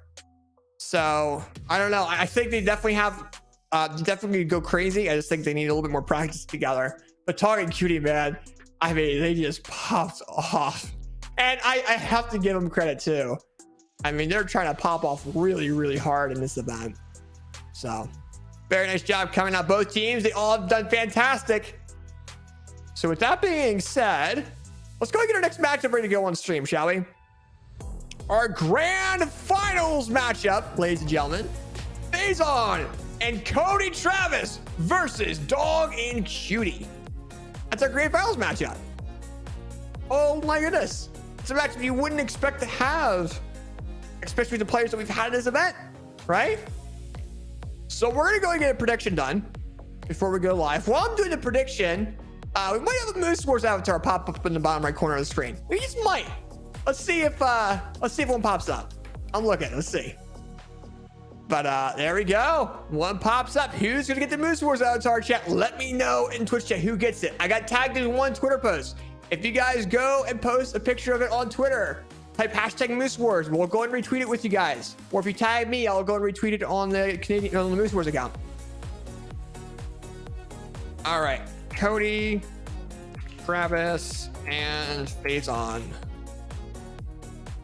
All right. So what I'm gonna do is I'm gonna put a W in front of Cody, Travis, and Phazon. I'm putting an L in front of Dog and Cutie because that's the size of the bracket they're coming from. Cody, Travis, and Phazon, ladies and gentlemen, since this grand finals only need 1 set to win this tournament. Dog and Cutie, since they're on the loser side, they need to get 2 sets to go ahead and win this tournament. So let's go ahead and get predictions going. The main reason because of that is because Dog and Cutie are on the loser side. And with that being said, they would have to go ahead and knock Cody and Phazon to the loser side and then have a proper 1v1 matchup. Predictions are going out right now. With that being said, let's see what happens. Dog and Cutie versus Cody and Phazon in the grand finals of Moose Wars King's Crusade. On Apocalypse, we start first. I like all the sidekicks each player has. I like that Mantis as well from Cody. But we're going into it. We've seen all these characters before. We've seen them all night tonight. They've been going fantastic. Cody and Phazon are notorious picks. Dog on that cross, and Cutie is on that Wushang. And we haven't seen a whole lot of Wushang in North America. We've seen a lot in South America. But in North America, we haven't seen a whole lot of it. Now we're seeing it. They're just going crazy. So at the moment, Dog is going into the orangey red of their first stock. So is Cutie. Cutie's getting made amends with as well by the blue team. But now Dog's got to be careful a little bit too, because I mean the synergy from the blue team has been showing all night tonight. Dog is out. Cutie is out of those first stocks. That's what I'm talking about. Cody and Phazon are able to face their opponents one-on-one, but also have that synergy that they need to go and get these knockout options, and they got it. Right now, Cutie and Dog trying to get some kind of make knockout options. They both missed their signatures, allowing for both blue team members to survive a little bit longer and build more damage up. And right now, man, I mean, this is a make it or break it moment for Dog and Cutie. They really need to go ahead and win this game if they possibly can. Nice knockout there on the Phazon. Cody is now off the ledge. Nice side air by Dog. Dog's focusing on Phazon, but Cody was left alive, so I mean, that might have been a good option last time around, but usually it isn't. A lot of team damage from the blue team there. Allowing for the red team to kind of say, you know what, we can build some damage with Phazon. Cody's still in his first stock, man. Still, there we go. Recovery coming from Cutie. Oh, dog getting launched in the air by Phazon. Oh, that offense down signature by Cutie, knocking out Phazon. And team coming by the red team's coming in. And Cody's already in the red at their second stock. Red team now has the lead. Oh my gosh, it's going back and forth right now. And that's what way you make a comeback, chat. That synergy, this team combos. And as I said, dog gets knocked out of that second stock. Cutie is still alive at this current point in time. Let's see, it's even. And this is why Cutie and dog are here in the grand finals.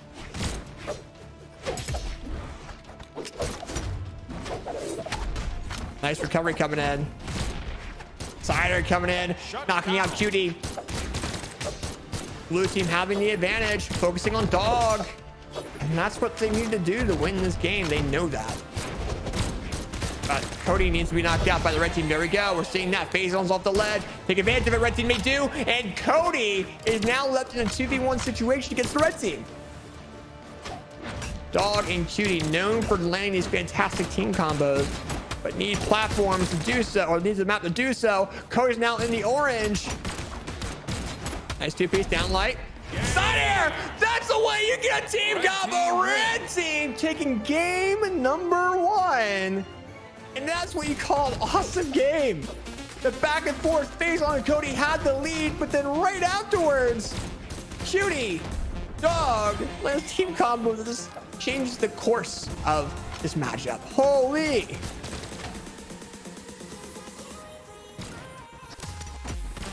All right, chat. We're going into our next game here. We're getting things rolling. Those replays are fantastic. And we're going into game number 2. Dog and Cutie are up 1. And this is really what they want. I don't blame them, because here's the thing as well, chat. They need to beat them twice. So if they can get a 3-0 and have a legit 1v1, that'd be fantastic. I think Cutie and dog have that in them. I think they got the dog in them to do that. I really do. So we'll see what happens. Nice little two-piece by the red team. Nice two-piece again. Oh my gosh. The red team is in sync. Look at them go. Down lane to recovery. Cody's out. Phazon's out. Within 40 seconds.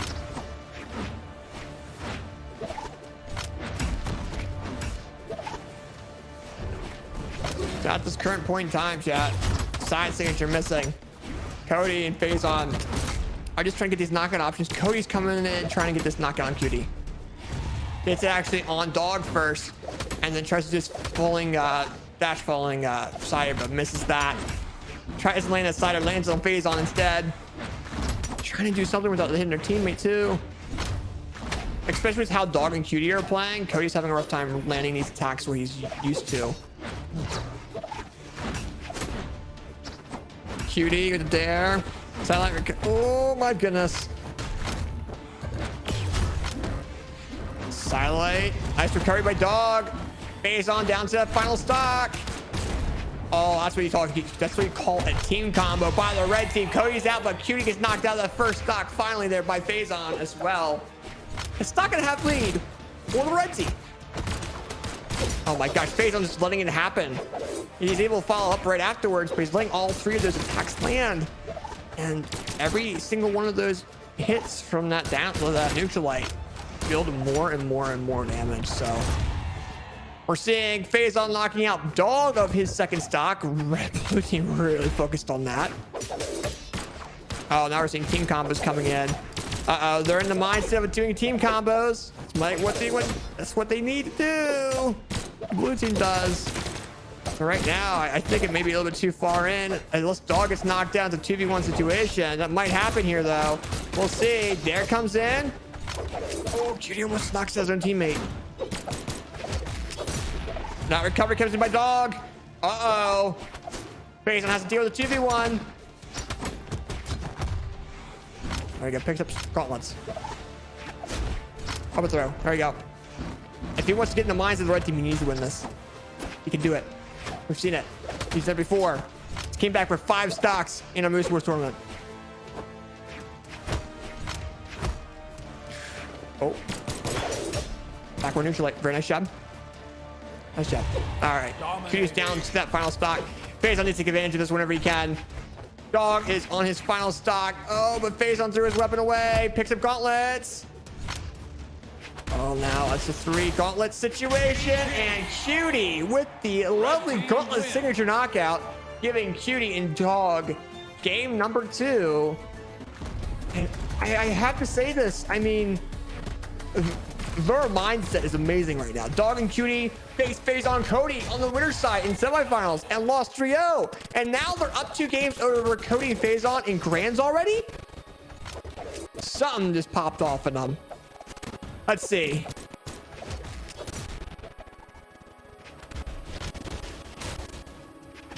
Let's see what happens. We're in game number 3.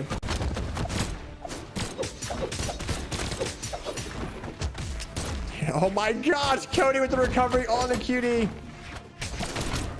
There. Oh, it's gonna be close.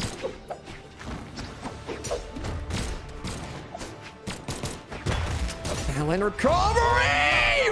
Blue team! Fantastic team comboing, knocking out Dog and Cutie of those first stocks, man.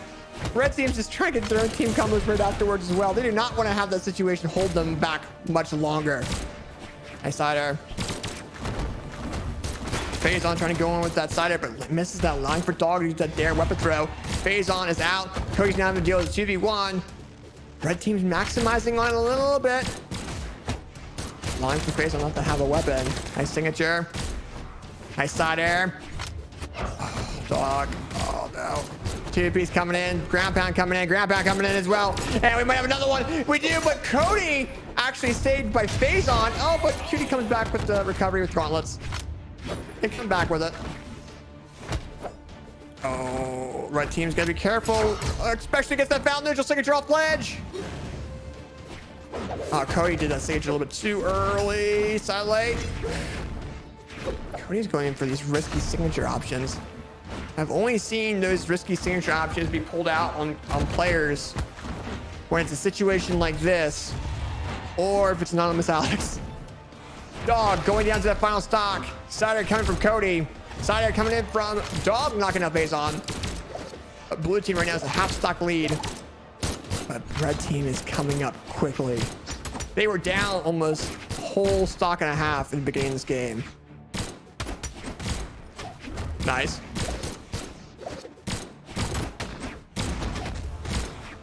Oh my gosh, the exchanges. There, neutral air. Side air. Oh my gosh.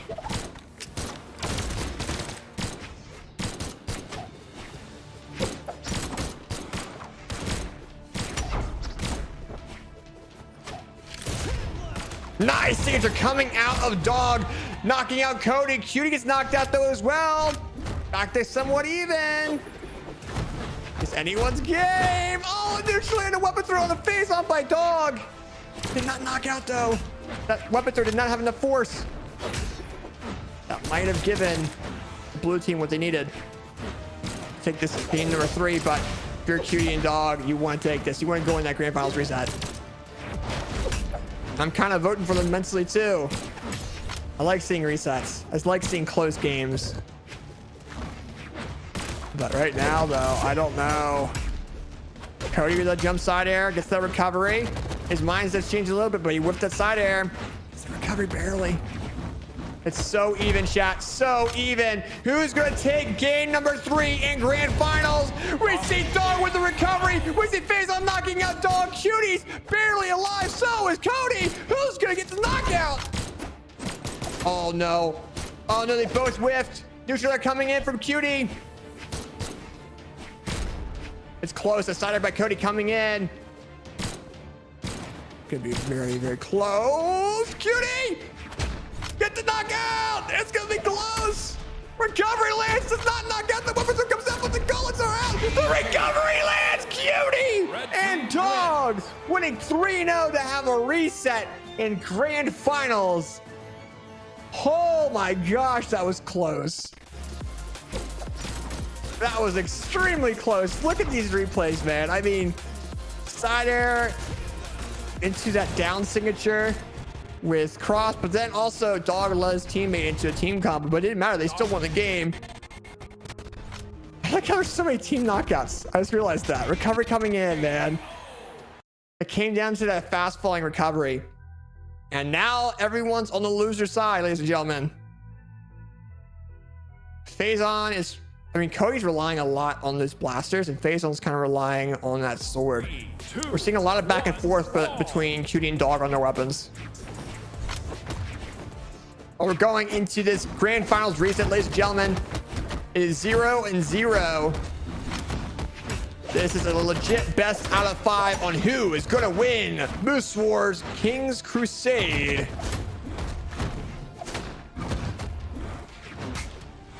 And right now, it's a lot of back and forth, man. A lot. Cody with the neutral leg trying to keep Dog off that ledge. Cody kind of saves his teammate from getting team comboed off that ledge. Nice signature by Dog. Yeah, Cody missed that follow-up that Dog gave him. Bang, down light side. Ooh, side air miss. Phazon coming in. Phazon with that Val side signature with sword. Knocking out Dog. Knock out the grab back coming in from Cody. And Cody is out of that first stock. Blue team having a little bit of lead here. They're coming in. Oh, Dog with the Graticancel cross signature knockout on the Phazon. He's saying is incredibly accurate tonight.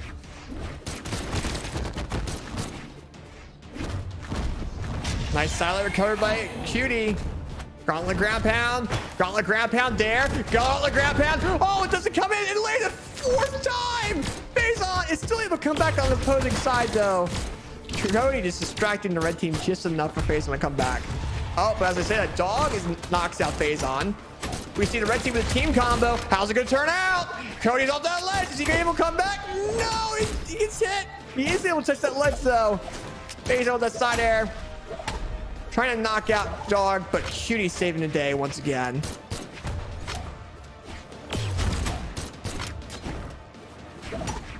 Nice recovery coming in. Nice recovery coming in by Cody. Side air coming in as well. 1, 2, 3, 4. It's 2 minutes in, and Dog's already on the final stock. And Cody's unable to come back. Smart of him to go off that corner to make sure his teammate does not have to deal with a 2v1 situation quickly. Yeah, Cody's gonna have to focus on Phazon. I think Dog's gonna focus on Cody. There we go. Dog's like, you know what? I'm gonna try to do something. Oh, nice recovery by Cody coming in, launching Cody off the side, and Cody's down to his final stock. Come on, Red Team, you need to land this team combo if they want to win this game. Nice side air. Oh, nice clash. Oh, that recovery does not knock out Dog, and Cody's got to deal with a 2v1. This TB's coming in. Cody can do it. Solid recovery. Does it backward. Oh no. Yeah, that might have been the option they had. But right now, Cody knocking out Phazon. Yeah, and now it's 1v1 situation once again. Neutral light. Down light. Side air. Cody's off that corner. And the red team take game number 1 in this reset. But it's coming down to those final matches between Cody and Cody. It really, really is. And look at these replays here. It'll definitely show it. And look at the gauntlet gameplay from the red team. Launching Phazon into that orange final stock. And not really set the tone for the rest of the game because Phazon was so worried about being aggressive. He didn't want to get knocked out too early. And that allowed for the red team to have this, make Cody and Cody go into that 1v1 once again. And that spear, man.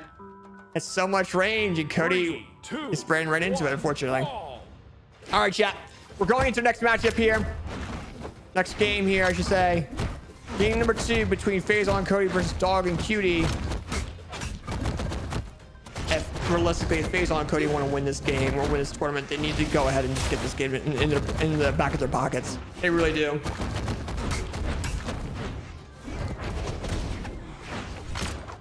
Nice signature coming in from Cutie. Phazon's so low in that final stock, or first stock already. Nice. Ooh. Phazon with that sword, offense side signature with Val.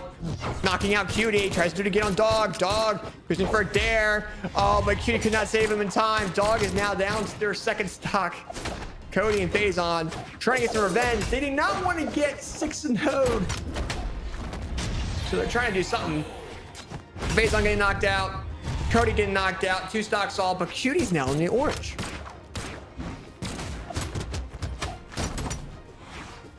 All right, let's see.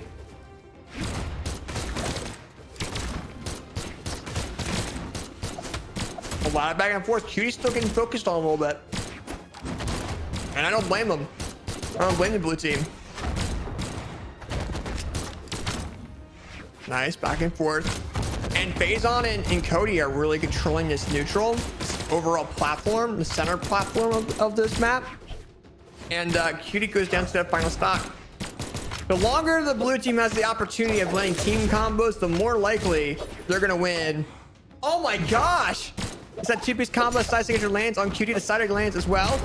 But that side air allowed for Cutie to come back, and Dog is like, you're getting knocked out of that second stock. And it's now at the 2-minute mark, relatively even, but actually blue team has a half stock lead as I say that.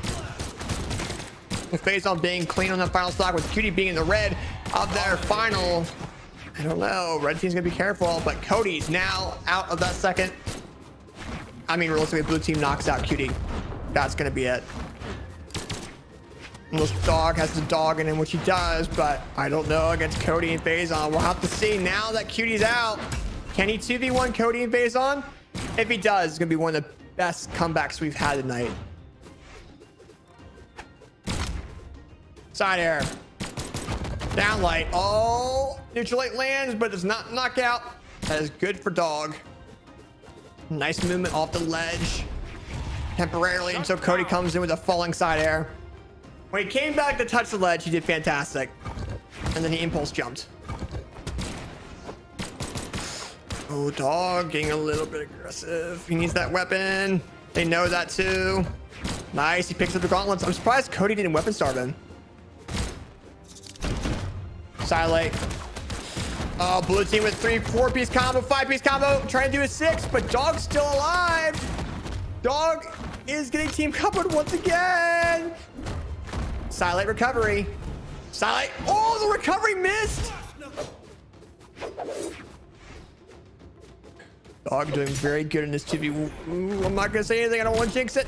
Jump, neutral air. Phazon's out. Dog is out though too. He went too far down. Cody and Phazon taking game number 2 to their name. They want to make sure they win this tournament as much as they possibly can. I do have to say it though. Dog, man. Holy, this went absolutely crazy. At this rate, I think Dog should swap profile pictures with Snowy and then have that happen on Twitter. Because, I mean, hey, it's definitely going crazy for Dog right now. But at this moment, though, it just came down to him going too far down. And look at the damage difference, too. I mean, realistically, though, Dog and Cutie did a lot of team damage. Not as much as we've seen, though, but still. 1-1.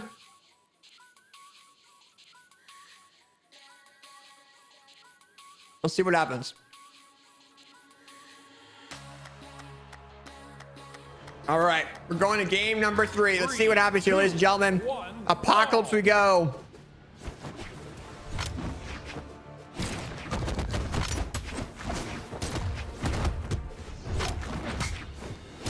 All right, we're seeing Cody doing some damage on the Dog. Blue team trying to land some team combos here and there. A lot of back and forth. Dog and Cutie, they are jumping out of those team combos very well. They're used to playing against Phazon and Cody.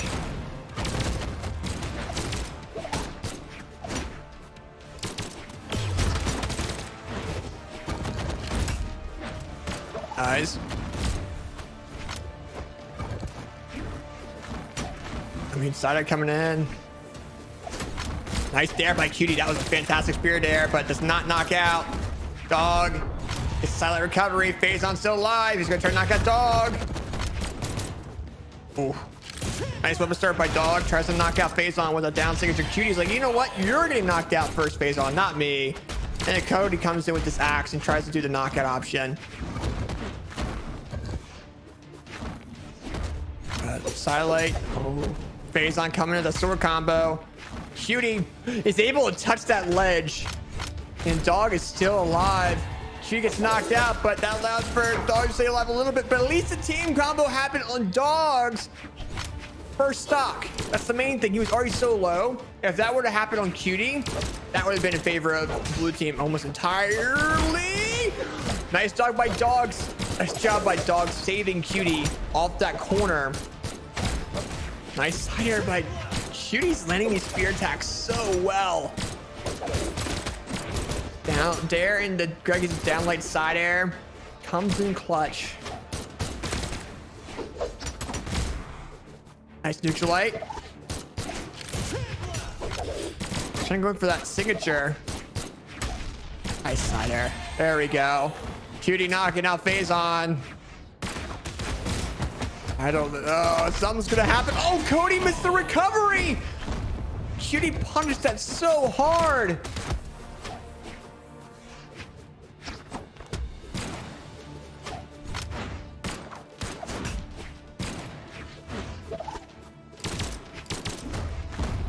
Silent recovery coming from Phazon. Cutie is out of that second stock. Dog having to deal with this 2v1 until Cutie comes back, but Cutie comes in clutch, allowing for Dog to have their spacing a little bit more against the blue team. Oh my gosh. Jump neutral air, silent neutral air. Misses the weapon throw, tries to go in for this combo. Neutral air by Cody, knocks out Dog. Cutie, you gotta stay alive if you want to take this game. All right, Dog comes in trying to help out.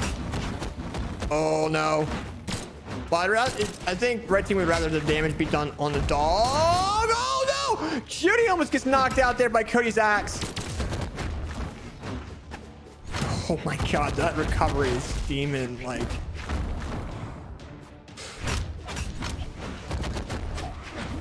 Oh, spear side, I barely missed. Nice recovery. It's one stock all. Who's gonna take it? It looks like Dog knocks out Phazon. Who's gonna get the final knockout here? Sidelight down, light and knockout. Oh! Red team wins. Dog and Cutie take game number 3. And this grand finals reset. This has been an entirely, really close grand finals reset right now. Look at these knockout options. And I think that came down to the fact that if we're going, like, if you look at the previous stocks that was happening, I mean, Cody and Phazon were trying to land a team combo. I think when Dog was trying to come back and Cutie was able to kind of stay alive long enough to the point where I think it was when Cutie in the first stocks, right? Because I think they both got knocked down a double knockout, but Dog got knocked down a team-based combo. And that team-based combo would have knocked out Cutie. Blue team would have won 100%. So it just comes down to those moments. So let's go into game number 4 and see what happens here.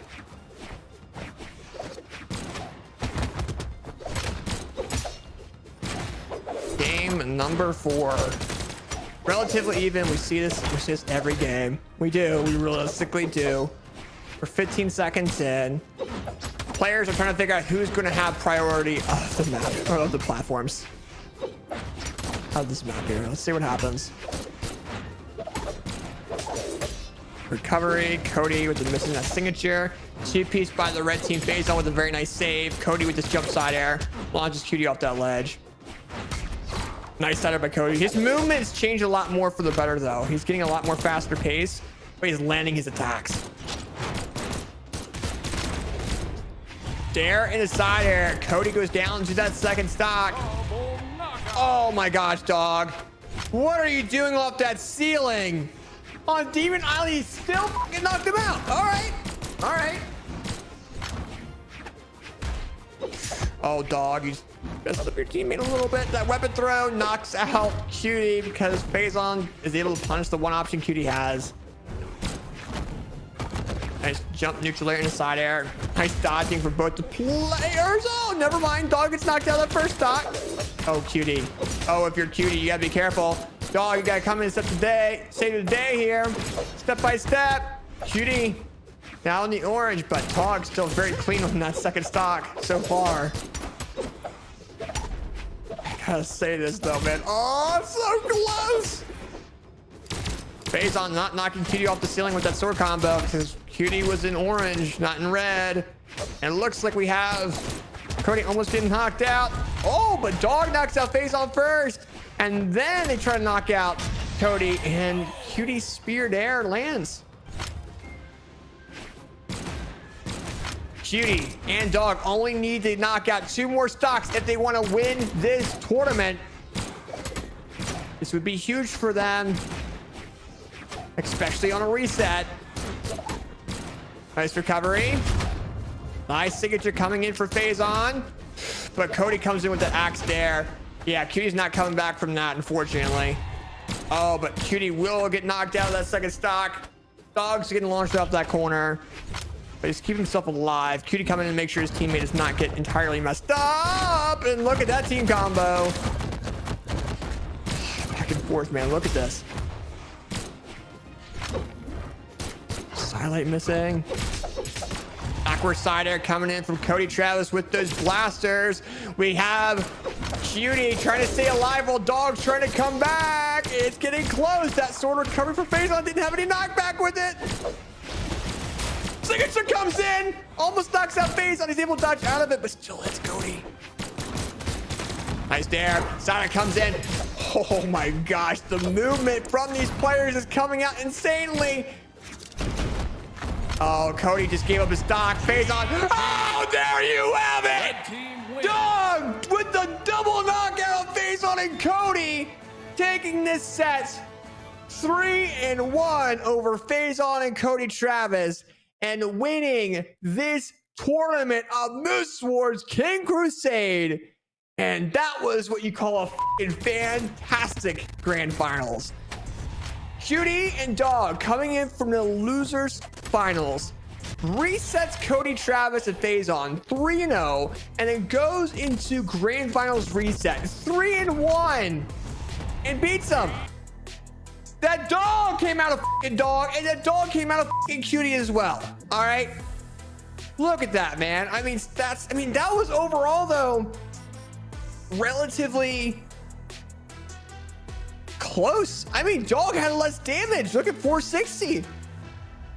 Oh, 460 damage less taken. No, he did most of the damage. There we go. 697. Cutie didn't have as much damage, but he got the knockouts where they needed to happen. Those spear dares, the spear side airs, it's worked out very well in their favor, man. But my gosh, that's what you call an insane set. You really, really do, ladies and gentlemen. You really, really do.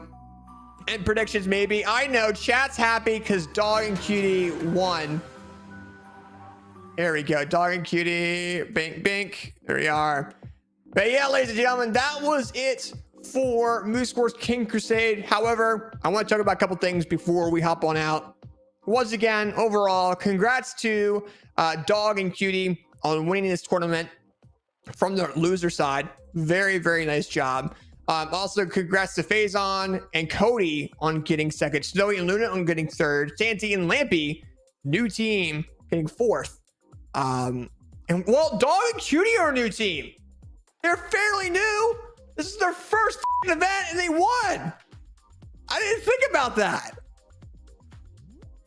I don't know, man. That was insane. So with that being said, though, I think we're going to go ahead and pull up another Moose Wars avatar on the bottom right corner of the screen. Let's see who gets it. But there we go. There it is. Let me know in Twitch chat who has received it. I want to see who gets it. Appreciate all the files tonight, guys. Thank you guys all for being here.